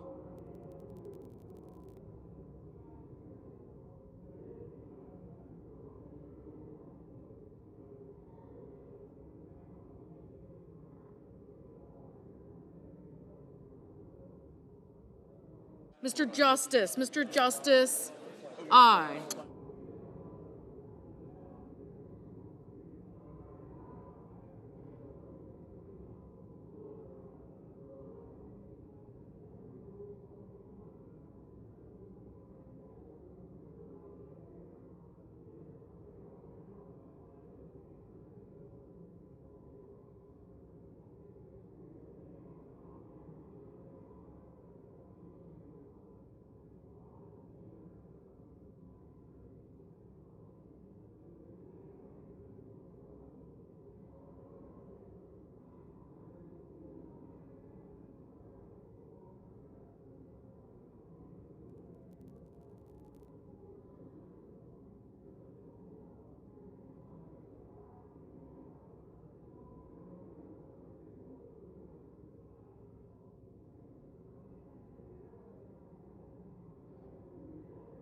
Mr. Warner, no.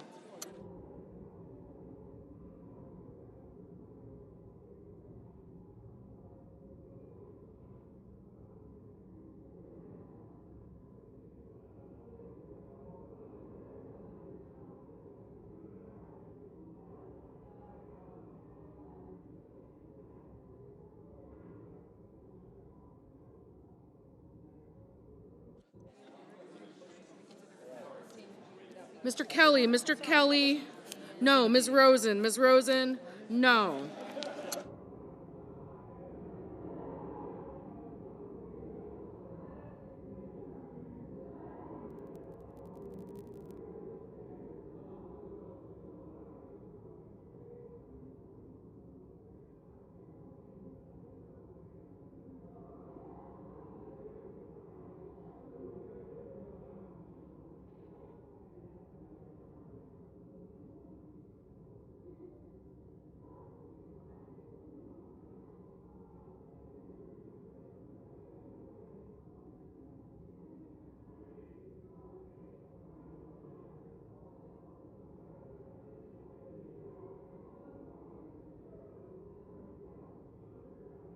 Mr. Sanders, no.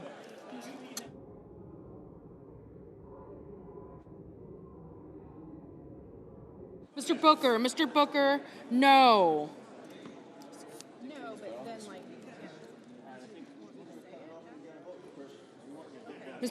Mr. Coons, no.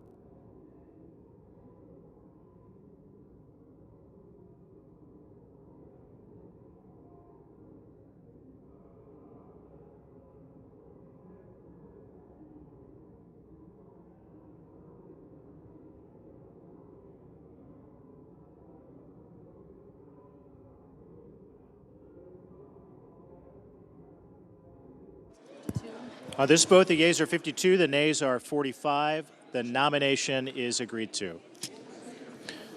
Under the previous order, the motion to reconsider is considered made, laid upon the table, and the President will be immediately notified of the Senate's actions. The clerk will report the motion to invoke cloture.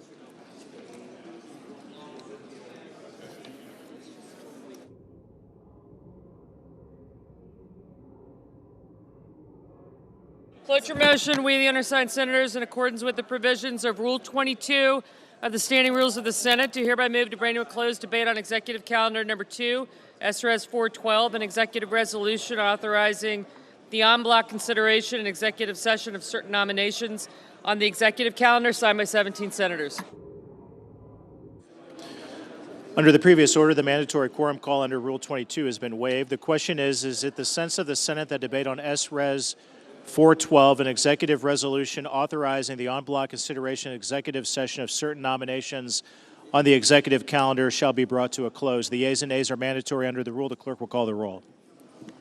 Ms. Alsobrooks, Ms. Baldwin, Mr. Banks, Mr. Barrasso.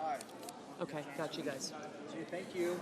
Thank you. Collins, she's waving to you. She really wants to. Yep, got. Young guy. McCormick. Thank you. Thank you. Cotton, aye. Thank you.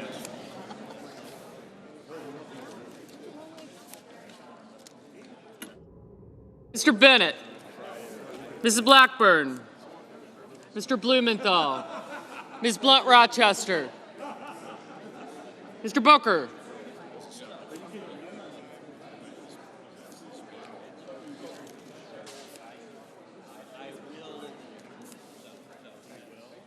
Mr. Bozeman. Mrs. Britt. Mr. Budd. Ms. Cantwell. Corono.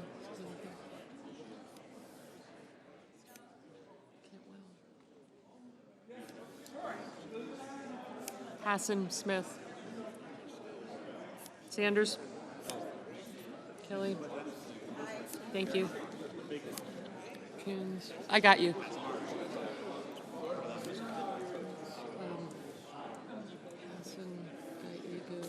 Ms. Alter-Brooks, thank you. I got you. I got you. Gallego, I got you. Thank you. Kennedy.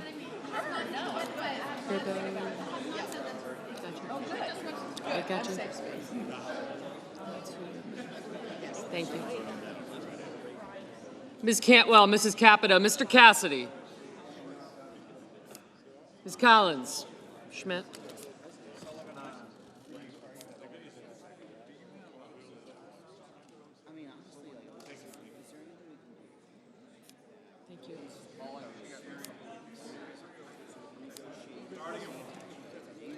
Mr. Coons.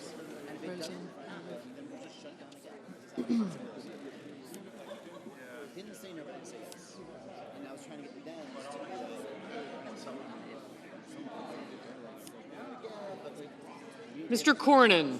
Ms. Cortez Masto. Mr. Cotton. Mr. Kramer. Mr. Crapo. Mr. Cruz. Mr. Curtis.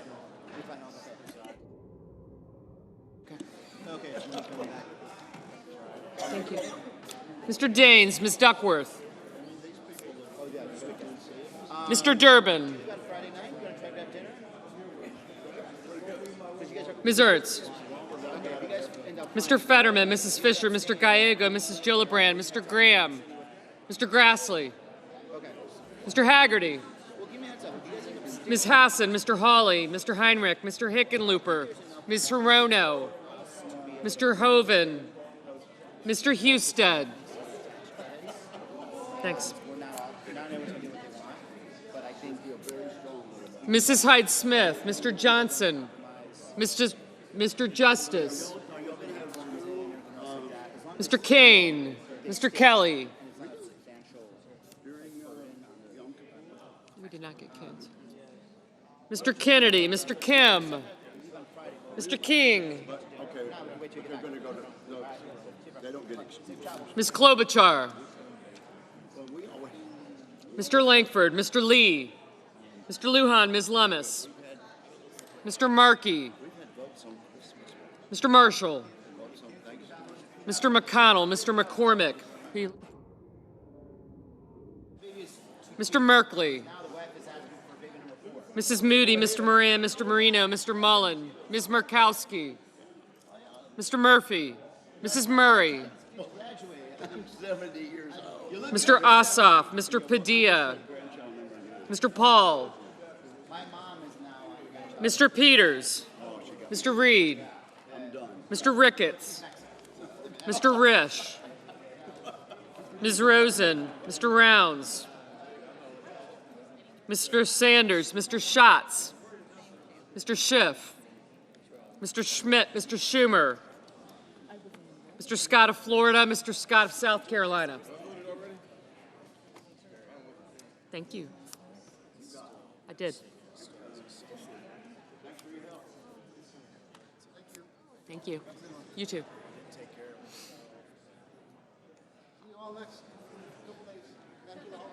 Mrs. Shaheen, Mr. Sheehy, Ms. Slotkin, Ms. Smith, Mr. Sullivan, Mr. Thune, Mr. Tillis, Mr. Tuberville, Mr. Van Hollen, Mr. Warner, Mr. Warnock, Ms. Warren, Mr. Welch, Mr. Whitehouse, Mr. Wicker, Mr. Wyden, Mr. Young.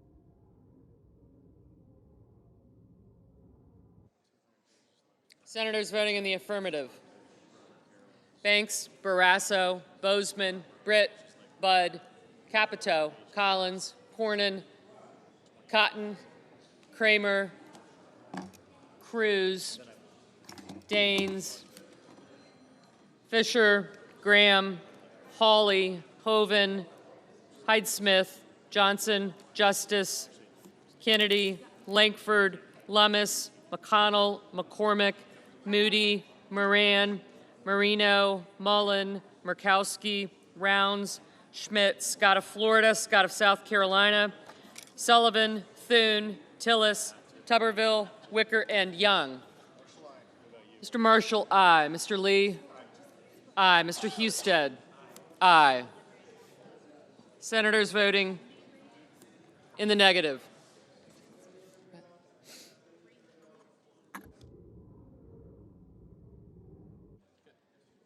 Senators voting in the negative: also Brooks, Blumenthal, Blunt Rochester, Booker, Cantwell, Coons, Cortez Masto, Fetterman, Gallego, Gillibrand, Hassan, Heinrich, Hickenlooper, Hirono, Kelly, King, Klobuchar, Lujan, Murray, Ossoff, Peters, Rosen, Sanders, Schatz, Shaheen, Slotkin, Smith, and Wyden.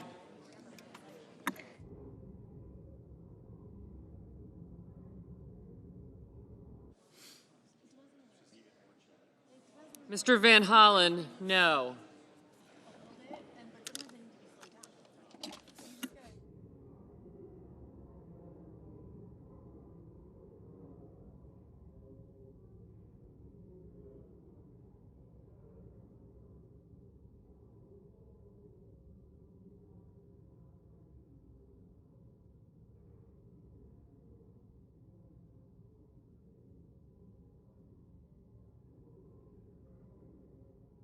Mr. Reed, no. Mr. Durbin, no.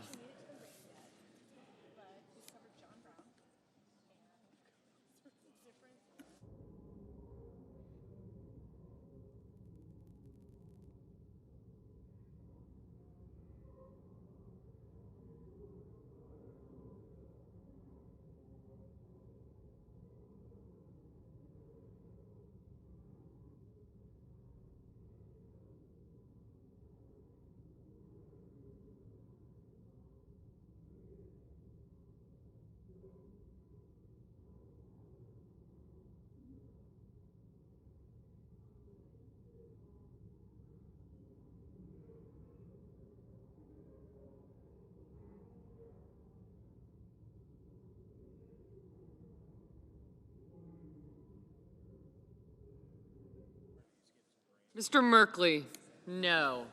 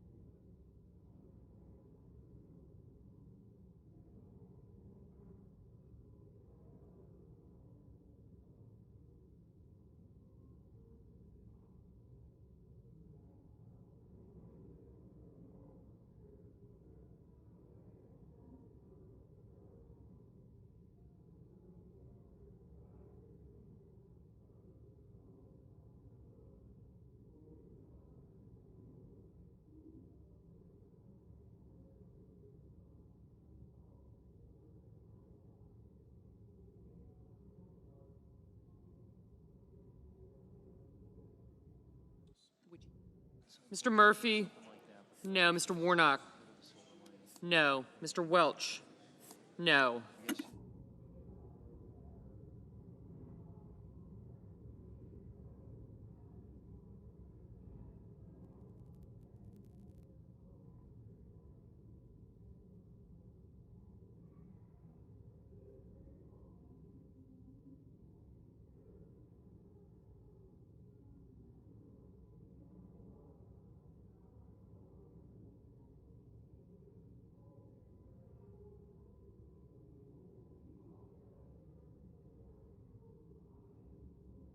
Mr. Paul, aye.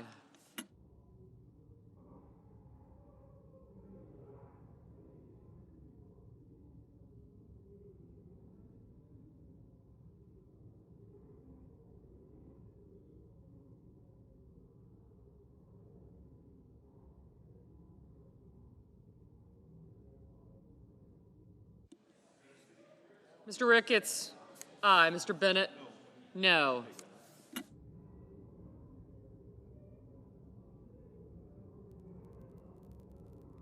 Mr. Kim? No.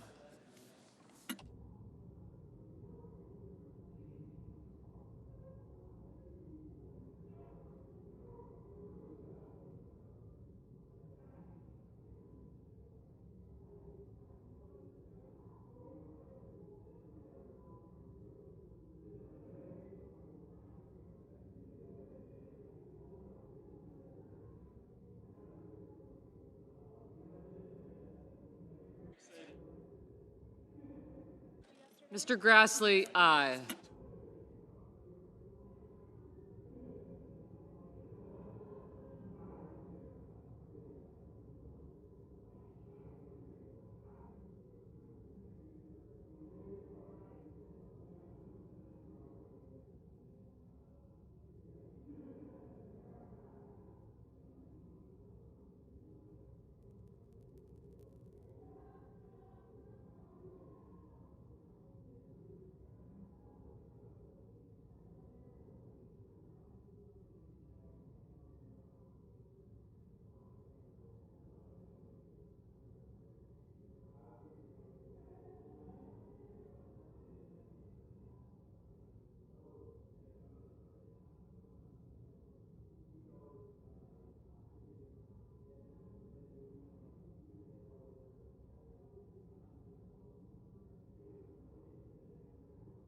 Ms. Duckworth?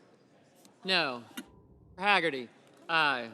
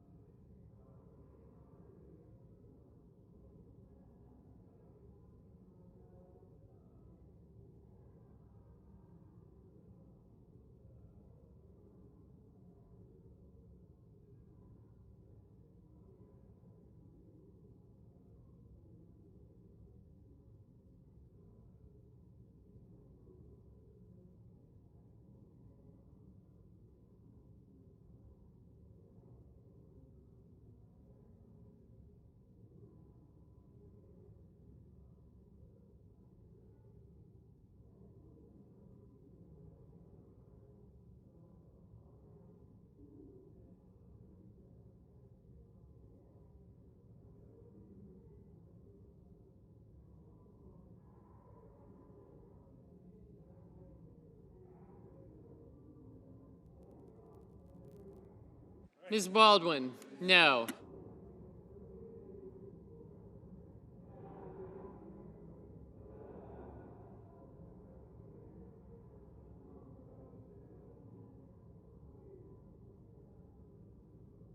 Thank you. Mr. Sheehy? Aye.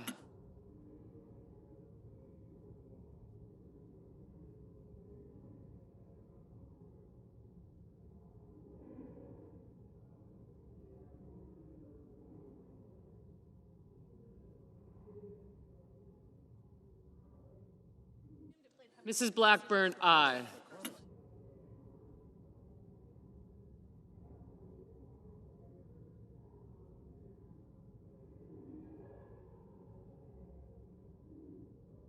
Mr. Warner? No.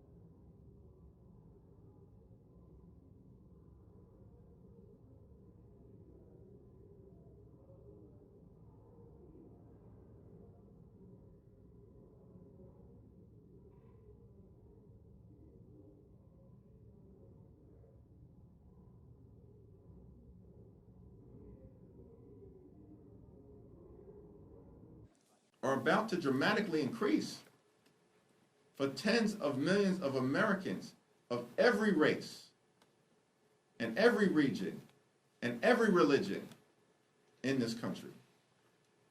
It's going to dramatically increase in an environment where America is already too expensive. And we can't allow that to happen. And time has run out in terms of Congress taking the steps necessary to extend the Affordable Care Act tax credits. Republicans keep delaying and delaying and delaying. Why? Because they don't want to provide affordable and accessible and high-quality health care to the American people. That's the Republican position, and it's been that way for a long period of time. It's the reason why we can't simply agree to have a conversation with the Trump administration or Republicans about the Affordable Care Act. Because why in the world would we trust these people, particularly as it relates to the Affordable Care Act, when they've been obsessed with killing Obamacare for the last 15 years? And because the American people have aggressively pushed back, they failed repeatedly. But that hasn't stopped them from continuing to try. Thank you, Leader Jeffries. Just curious, you mentioned the words unconditional surrender earlier. Is that what it would take to end this shutdown? Is it the Democrats' funding version or nothing? And I know there was a Times Siena poll released a couple of days ago that said Democratic voters don't want Democrats to participate in a shutdown. Do you have the support from constituents for a long, prolonged shutdown, if that's what it takes?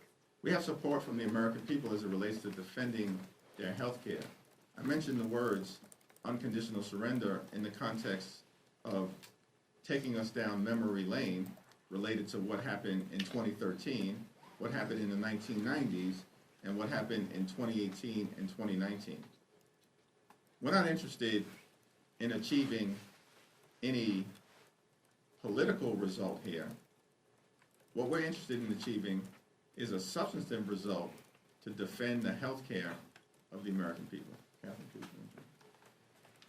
Yeah, I sort of want to go back to this question of how central healthcare is to people's lives. And those who say, like, this is somehow not at the core of the issue, or we should take a pinky swear we'll get to healthcare someday soon, just not right now. Let's extend this budget for this point. Maybe they've had the privilege of never having that taste of fear in your mouth because you simply cannot afford to get your sick child the care they need. That you are so scared that your spouse, your loved one, may not be able to continue their cancer treatments and may die because they can't afford the premiums. These are real life issues, and we are worried about all the cost of living, whether it's housing, utility bills, grocery bills, but healthcare is one that connects us. Healthcare should never be made into a luxury item. And the American people were not having an easy time accessing healthcare before these cuts. This was not a system that worked well for people. But the answer that the Republicans have come up with is that we're going to do more damage, that we're going to take this away from millions of people and drive up the expense for everyone. And if you don't agree to that, if you won't sign on to that, then we're going to cut jobs. We're going to fire workers in mass ways. We'll continue a painful shutdown of the federal government. This is an insane proposition for them to be making. And when they say, we're not coming to the table, we're not even going to negotiate, we're not even going to show up, they're saying to the American people, you don't deserve our time. You are not part of our equation. And we are not here to work for you. We are here to enrich very, very wealthy people and those political alliances who benefit from this administration's policies. That's the game. And the American people are onto it. So we are going to be here to be their voice, to put their stories forward, because this is so critical to who we are. And what they are saying in response is the only defense they have is a fundamental lie about who we're fighting for. And this fight, we don't know how long they're going to prolong this shutdown. We don't know if they're going to continue their abuses of ignoring bipartisan spending agreements we've come to in the past. That's up to them. But we know this. We were sent here to fight for everyday people who are not making it in this country, and that's whose side we'll remain on. With respect to this question, I would just say, count me in on that poll, right? I'm a Democratic voter, and I oppose a shutdown. House Democratic Caucus opposes a shutdown. Republicans have led to this shutdown. Democrats fundamentally, we want to make government work. We know government can be an instrument of good. We know government can be a backstop that helps people. We know government in this moment, in this case, offers health care to people. That's why we're here. That's the importance of keeping government open. That's why we're fighting. That's why we're pushing. We're pushing for communities like all of ours who have thousands of kids who get nutrition programs, who are fed have food on the table because of government, because of the work that we've done, and that is under attack. Thousands of kids who won't have health care if these Republican policies go into place. That's why Democratic voters and the Democratic caucus and Democrats around the country don't want shutdowns, because we believe that government can be an instrument of good. It is a long-held belief that it can. We want to ensure opportunity for our kids, and we just know, is what Clark said, America is too damn expensive. It's too unaffordable right now, and people need a little bit of help. And that's what happens. That's why 58% of Latino kids either get their health care or get nutrition programs from these programs. 65% of black kids. That's who we're fighting for. That's what makes this so important in this moment. We are fighting for our communities, and we're fighting for their kids because we want them to have a shot at a future. Thanks, Mr. No, I'm sorry. Second round. Thank you, Mr. Leader. In regard to the Times poll, you just said that you have support from the American people to defend their health care. However, this morning, some Americans woke up today to have no care from certain health care services because of Congress's failure to meet the September 30th deadline. How are Democrats fighting for health care if Americans are going without care right now in this shutdown that could potentially be prolonged? The overwhelming majority of the American people understand which party fights for the health care of everyday Americans, and that's the Democratic Party. And in poll after poll after poll, including in Fox News polls, that's a reality of the American electorate's understanding of who in this town fights for them as it relates to accessible and affordable health care. That would be us. And who has a track record of devastating the health care of the American people? That would be Republicans, including most recently with their one big ugly bill, which included the largest cut to Medicaid in American history, devastating people in Louisiana and in the other 50 states, as well as territories. Leader Jeffries, thank you. I spoke to some Senate Republicans who had a discussion with Democrats. They seem open to a potentially shorter continuing resolution. What's your response to that? And separately, I asked Speaker Johnson last night about the Affordable Care Act subsidies. He said he is open to reforms. Are you open to reforms? We're open to extending the Affordable Care Act tax credit because that is what needs to be done as it relates to more than 20 million Americans who are at risk of losing access to care and having premiums go up, in some cases, by thousands of dollars per year. With respect to ending this Republican Trump government shutdown, which is going to have painful consequences for the American people, including depriving older Americans from health care, including jeopardizing aviation safety, concerns with food safety, and a whole manner of other services that the Trump administration has already been adversely hurting throughout this year outside of the context of a shutdown, and now they want to pretend as if a government shutdown is the reason why they're suggesting that they're going to do some more extreme things. No, the Trump administration does extreme things because they are extreme. That's the reason why Donald Trump is deeply unpopular and why the one big ugly bill has been a complete and total failure. Thank you, Lino. So there's been several members of Congress that have asked their pay to be withheld if this shutdown extends.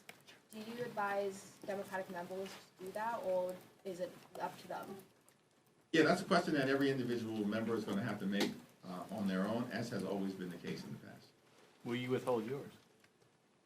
First of all, that question is not even a right one because we're anticipating that this shutdown issue will be resolved well in advance of our next paycheck, which, as you all know, members of Congress are paid on a monthly basis.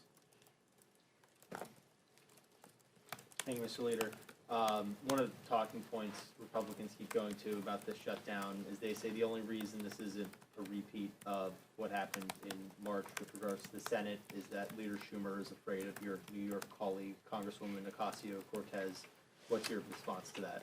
Leader Schumer has taken a principled position, as has every single Democrat in the House and the Senate, related to opposing a partisan Republican spending bill that continues to gut the health care of the American people, and we want no part of it.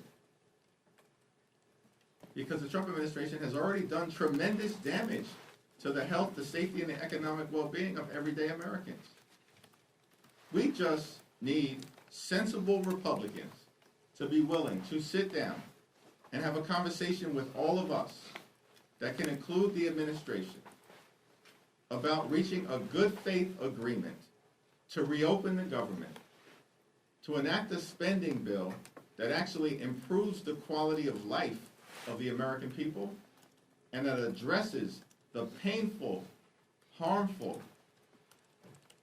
outrageous, and out of control Republican health care crisis that has been visited on the American people throughout this year. Thank you.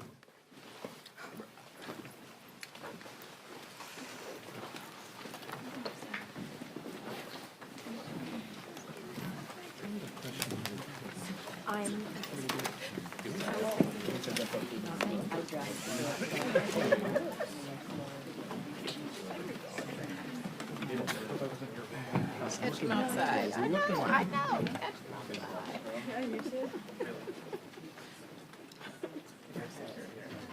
Thanks for being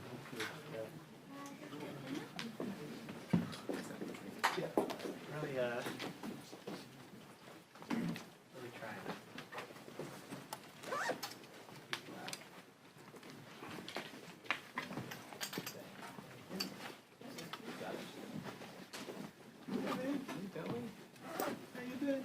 Good. How are you? Pretty good. Can't believe you all the fun without me. Huh? Absolutely not.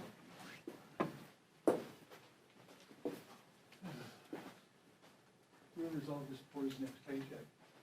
Okay. It's a monthly paycheck. That's actually the closest he came to a pretty good time. If he did. Did he just get a paycheck or did he do it? But also trying to figure out.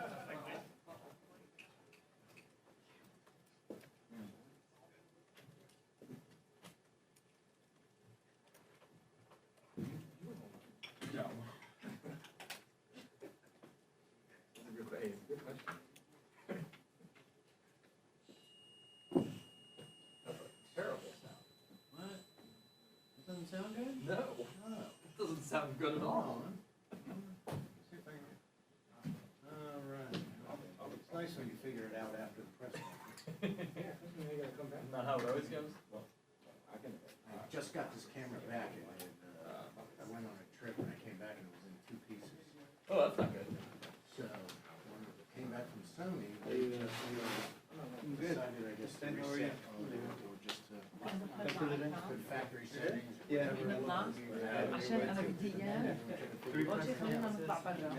Yes, I couldn't figure out. Yeah, New York today, so. Wait, that's doing it all.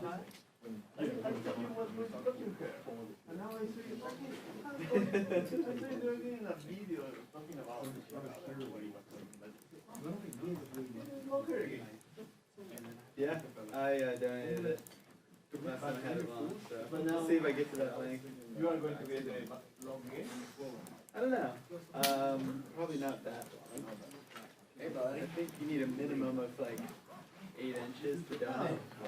But that doesn't create a long leg. They want something 12, 15. Yes. That'll take a whole nother year of doing that. Yeah. Was that when you were in Italy? I came in on the house side and it's open. Yeah? Parking on the east, southeast and go in the regular doors. Wow, all the way down there. Wow. Do you always put it up in a bun? I assume you're You have a okay. great head of hair. Still, so I can see it. Yeah. Yeah. Well, yeah, I didn't get it exactly this morning either because it said, you know, the blockade is open. And I was like, wait, there's a blockade? And then I guess they just meant, you know, when you pull in, that entrance on New Jersey or whatever, that's open. So I assume the main entrances are open on the Senate side just as well as the House side. I'm in HVC, so everything's fine with this.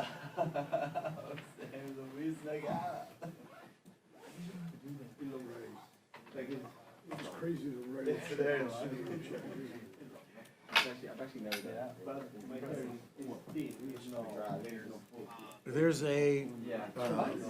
a plug-in on the floor by the podium. I think you may, I'm not sure on the Senate side. I would bring one just in case. But yeah, there's a drop inside in the floor, just like there is over here. Pay him $1,000. I haven't done a live shot in so long, I can't remember if it's fine.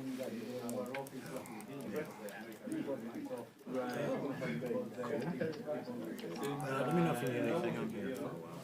I don't think I have anything else going on. So, all right. But then what happens? Okay. Kids get it when he dies, they try to get it. Do you have to have the long thing? Crazy.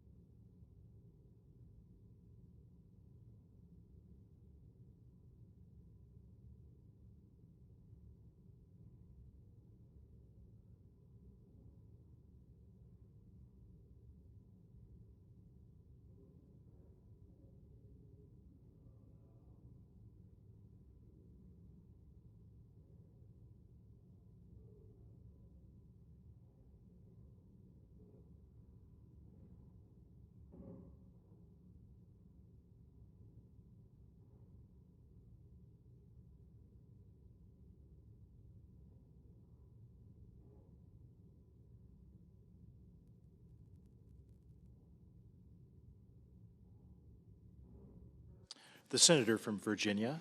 Mr. President, I rise to talk about the reality of the shutdown that we are in and the efforts underway to find a path out, which I'm optimistic we can, particularly after discussions among so many colleagues of both parties today on the floor of the Senate. This is the third time during my nearly 13 years in the Senate that I have been involved in a shutdown. The first occurred in the fall of 2013. I had been in the Senate for less than a year. Senator Cruz sort of forced us into a shutdown mode over the Affordable Care Act. Interestingly enough, many years later, that Affordable Care Act is still central to this discussion. In late 2018 and 2019, President Trump forced us into a shutdown of part of government, the part of government dealing with the Department of Justice and other justice-related agencies over border wall funding. The first shutdown lasted for about 2 weeks. The second shutdown, again, of part of government, not all of government, lasted for about a month. And they're horrible. The consequences on those affected, whether they be federal workers or the citizens who need services, are horrible. And no one relishes that in this body. I'm completely confident that all 100 senators feel the same way, that this is not a good thing and there needs to be a path forward. In Virginia, we feel it pretty strongly. We have the second most federal employees of any state in the country, and we have an awful lot of federal contractors whose livelihoods are affected as well. And we've also seen in the first nearly 9 months of this calendar year other actions taken, whether it's the cancellation of research grants or the backtracking on economic development proposals, the withdrawal of $400 million from the Virginia Department of Health that was critical to our agency's ability to do contact tracing and help stop the spread of infectious disease. So we've seen since the beginning of January a whole series of actions that have already affected Virginians pretty significantly. We had an unemployment rate that was low by national standards, but went up every month, 6-7 months in a row, largely because of these federal layoffs. So as we reach this moment, it's not a clean break or something new from what we've seen earlier in the year. It's sort of a continuation of something that's been a pretty painful chapter in Virginia. So what are we hoping for, or rather, maybe not to put words in anybody's mouth, what am I hoping for out of this? The House prepared a short-term continuing resolution under instructions from the president, do not deal with Democrats. And the House, with a simple Republican majority, was able to do that and passed a bill that then came to the Senate. Once we saw that instruction, do not deal with Democrats, Senate. So we're going to do what we need to do to make sure that that event is safe, that we're providing all of the kinds of support and safety measures that we would typically provide. If we don't receive this funding, it puts us in a very difficult spot, though. We have to essentially backfill for those measures, right? We have to dig into a budget that's already strained by unprecedented cuts to make sure that we're able to adequately protect that sporting event, take the measures that we need to take to ensure that it's safe, which we'll absolutely do. And I'm just going to, in responding to this question, just ask if anybody else amongst the speakers, feel free to chime in if you want to. Okay. Yeah. Even with the Associated Press. Yeah. It was mentioned earlier that California sometimes subsidizes other states through our tax dollars. Whenever the federal government threatens to, withhold these services that taxpayers pay for, I hear from Bay Area citizens who say, well, why can't California withhold our funds and use some of those funds for in-state programs? So my question is really, I guess, an educational question to people who might be watching. Is that possible? Has that been discussed at all, even though it might be like a nuclear option? No, in this case, what we're really focused on is the federal funding flows that we've had access to, again, for 75 years.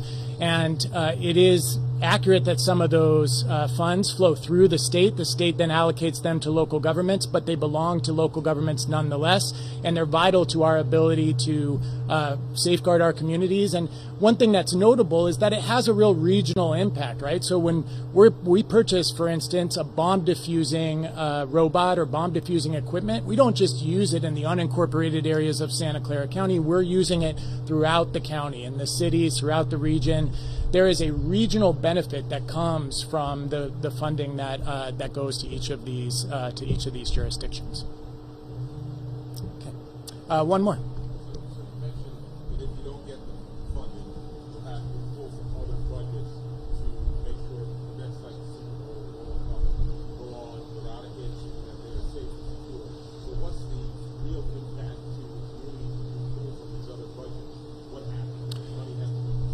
That's exactly right. The entire bundle of services that the County of Santa Clara provides, we are the social safety net of last resort, right?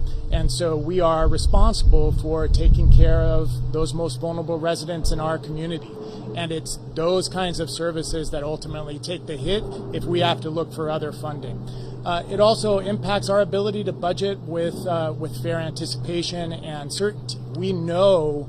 We have known for many years that funding is going to be there. Again, it's laws, it's formulas. We won't have that kind of certainty if we aren't able to secure this relief.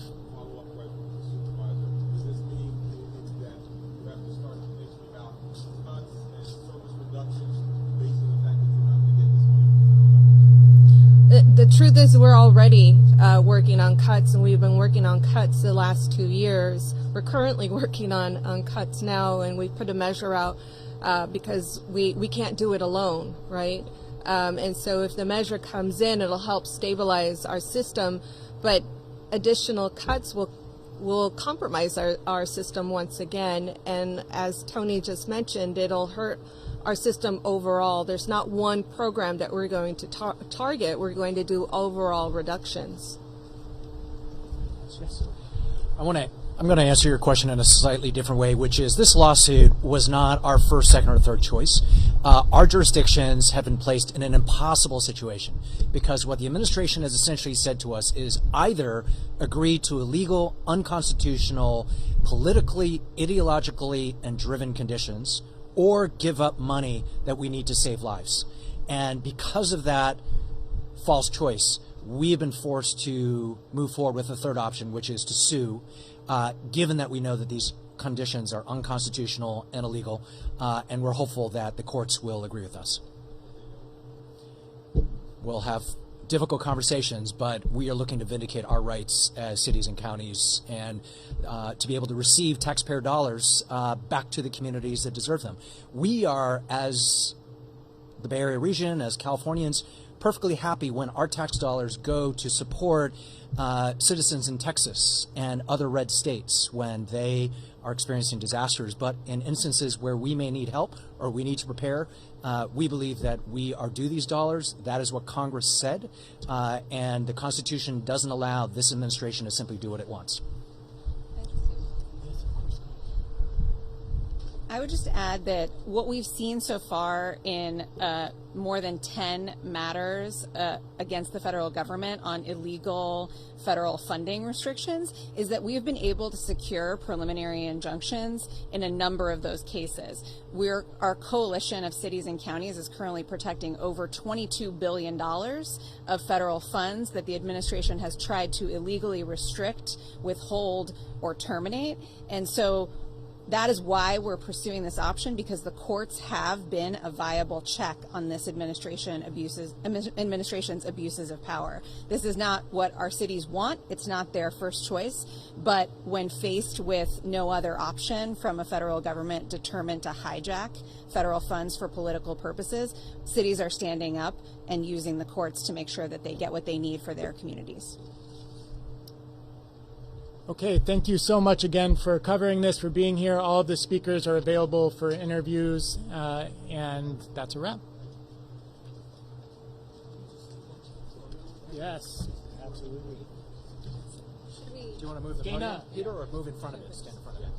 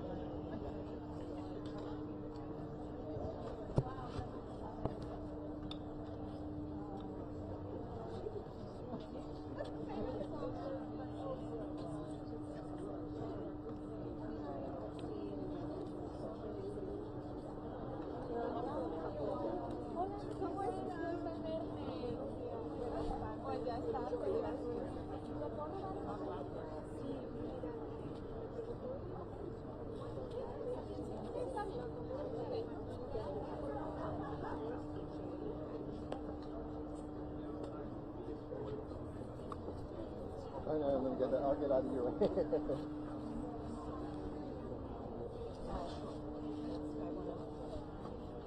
So you were running late, or a little late? yeah. Checking on something else? Just a miscommunication.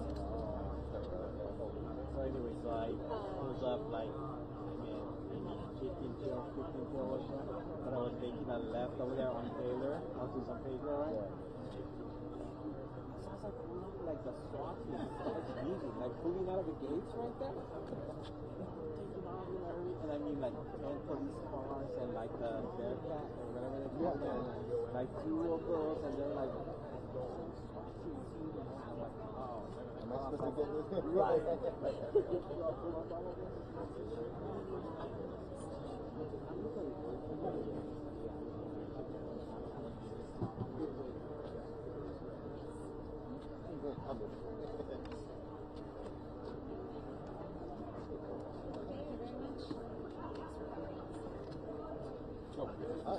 Oh, I know. I'm just gonna feed back the first part of it right now, so they have it.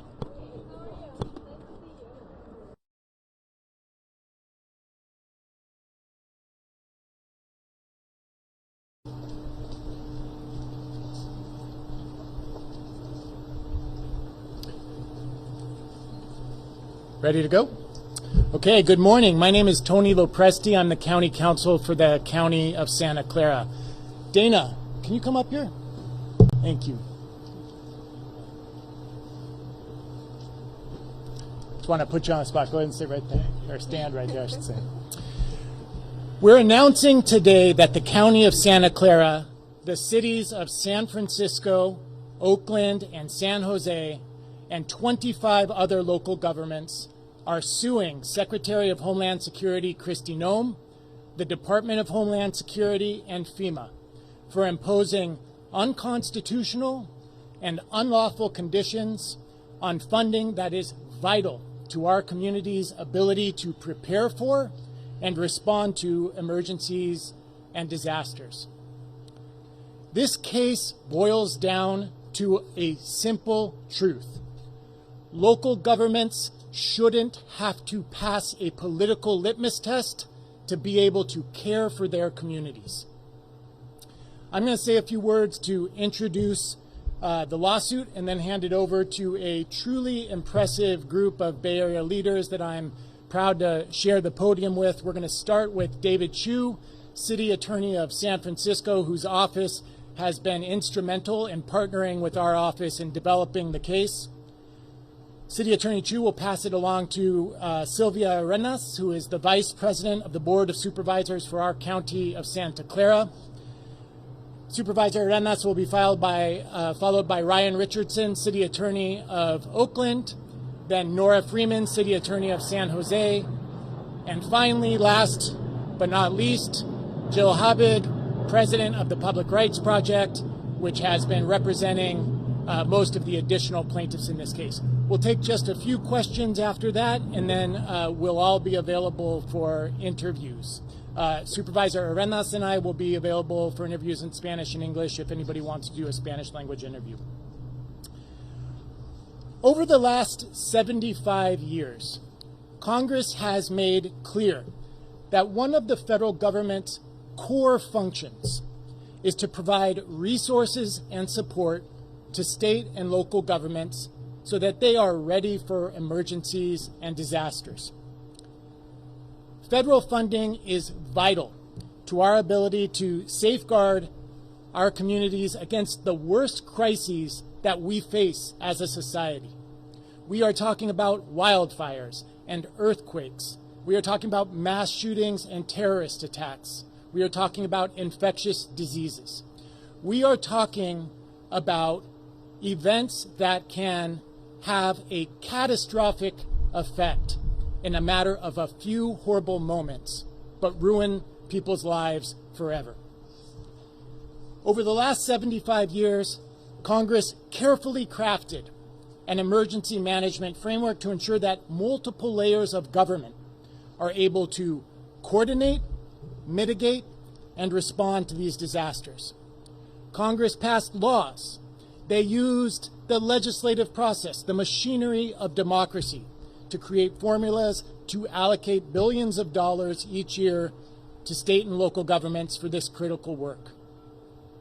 As local governments, we count on those federal dollars to pay the salaries of first responders, to fund search and rescue operations, to purchase the equipment we need, to retrofit facilities, to train employees, and to ensure we're able to meet the basic needs of those who lose their homes and their livelihoods in these disasters.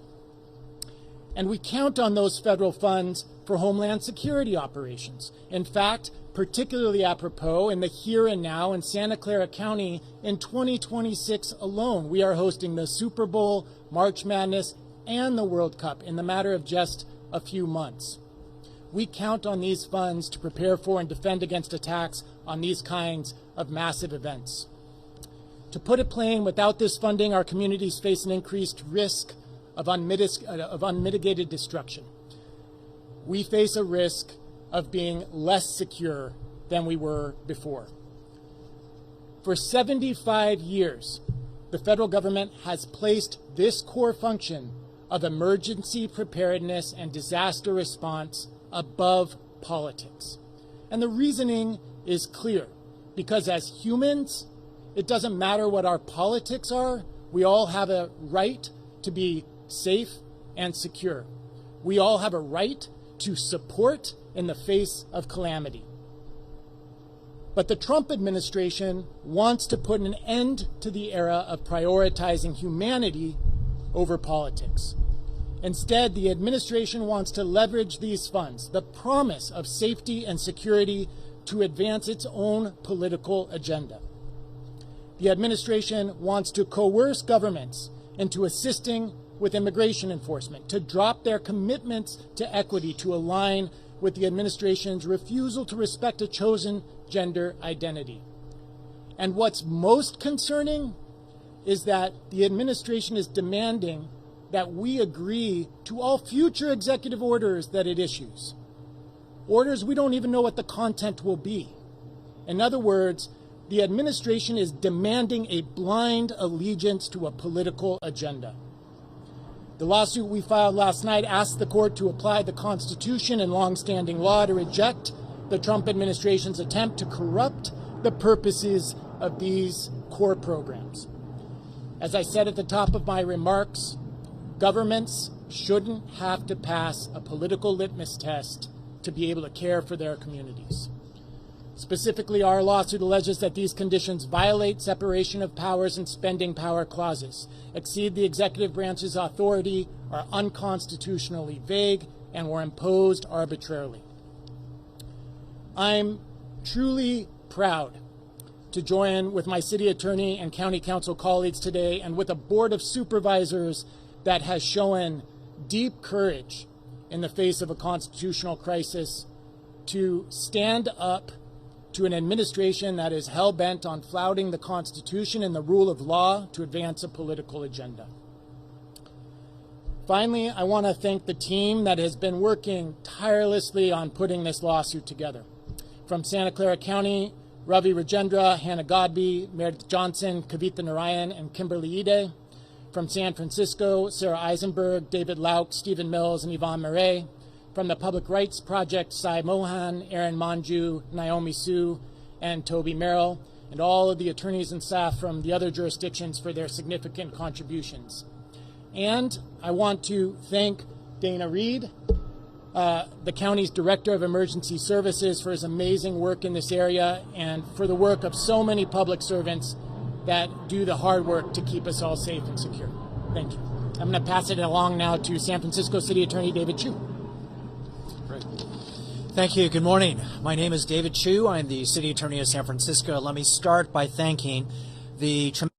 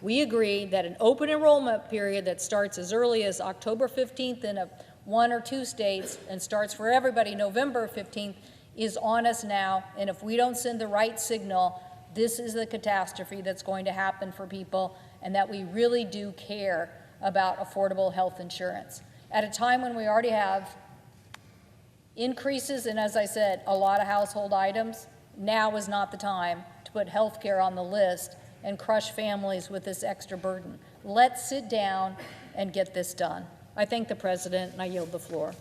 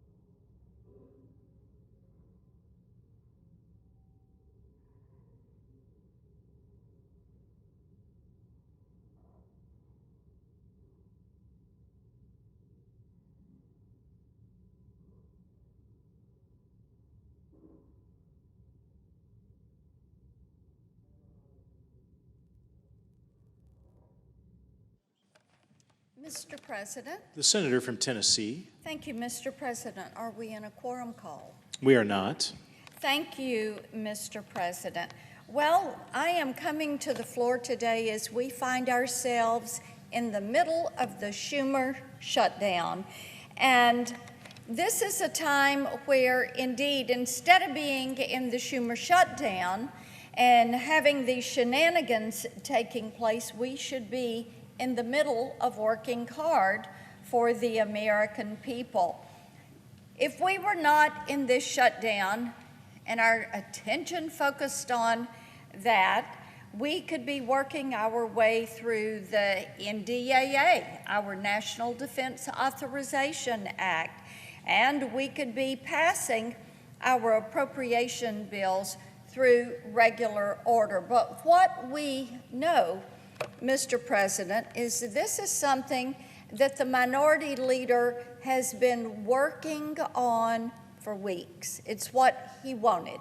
He thinks that it is going to benefit the Democratic members of this chamber. And I just really think he is sorely mistaken on this, because the measure, the continuing resolution in front of us, is a clean CR, which means it is funding that is going to continue at levels where they were for a period of about 7 weeks while we finish exercising our due diligence and passing the appropriations bills.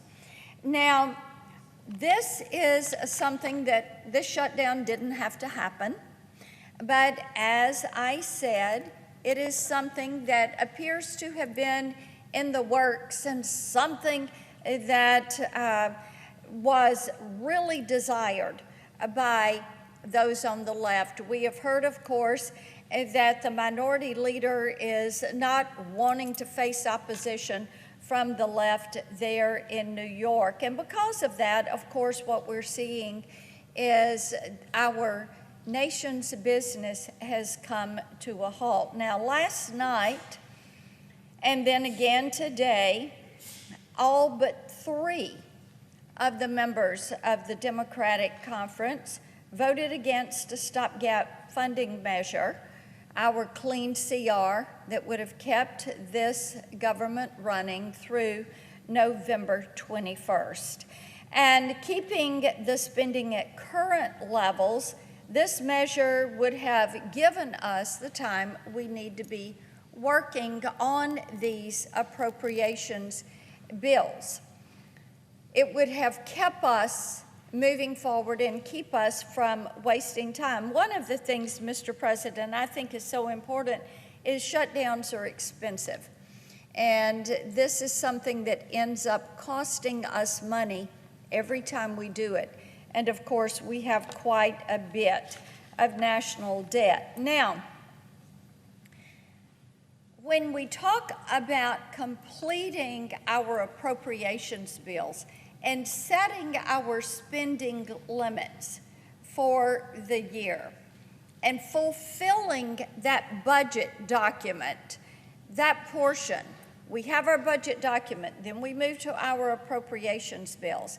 Well, Senator Collins of Maine, who has led the Appropriations Committee, has done an outstanding job working with Republicans and Democrats on that committee, building out this appropriations process, making certain that bills moved out of the Appropriations Committee and that they are making their way to the floor. Now, one of the things that is so interesting, 8 of the 12 bills that came out of the Appropriations Committee came out with broad bipartisan support.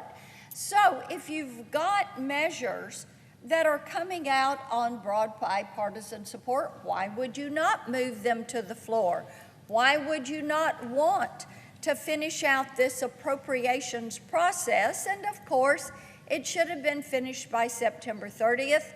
It was not finished by then. So we are hopeful that by November 21st, this process can be complete and that we will be moving from a Biden budget to a Trump and Republican budget, which, by the way, is what the American people voted for when they gave a mandate to President Donald Trump on November 5th. Now, I mentioned the 12 bills. 8 of the 12 have come out with bipartisan support. 3 of those bills, our agriculture, our ledge branch, and our Milcon VA, have already passed off the floor. And they did so with wide bipartisan votes. This is something that, yes, indeed, we need to make certain that we continue to push these bills. Now, by passing these approach bills, we are ensuring that we get onto the budget the American people voted for. Well, this is not what our colleagues across the aisle are saying they wanted. They don't want the clean CR. They're not wanting to move forward on these bills. Instead, their measure for keeping the government open and running is holding government basically hostage, if you will, for $1.5 trillion in additional spending. $1.5 trillion. Our national debt is north of $37 trillion. It's climbing. And of course, adding another $1.5 trillion for a few weeks is really irresponsible. In this, they're basically trying to undo what we did, the steps and the progress that we made when we did the big, beautiful bill, which is truly a bill for hard-working Americans. So I would encourage my colleagues across the aisle, it is time to come to the table. It is time to pass the stopgap measure, the clean CR. And I would remind my friends that since last year, they have voted for these funding levels 5 times.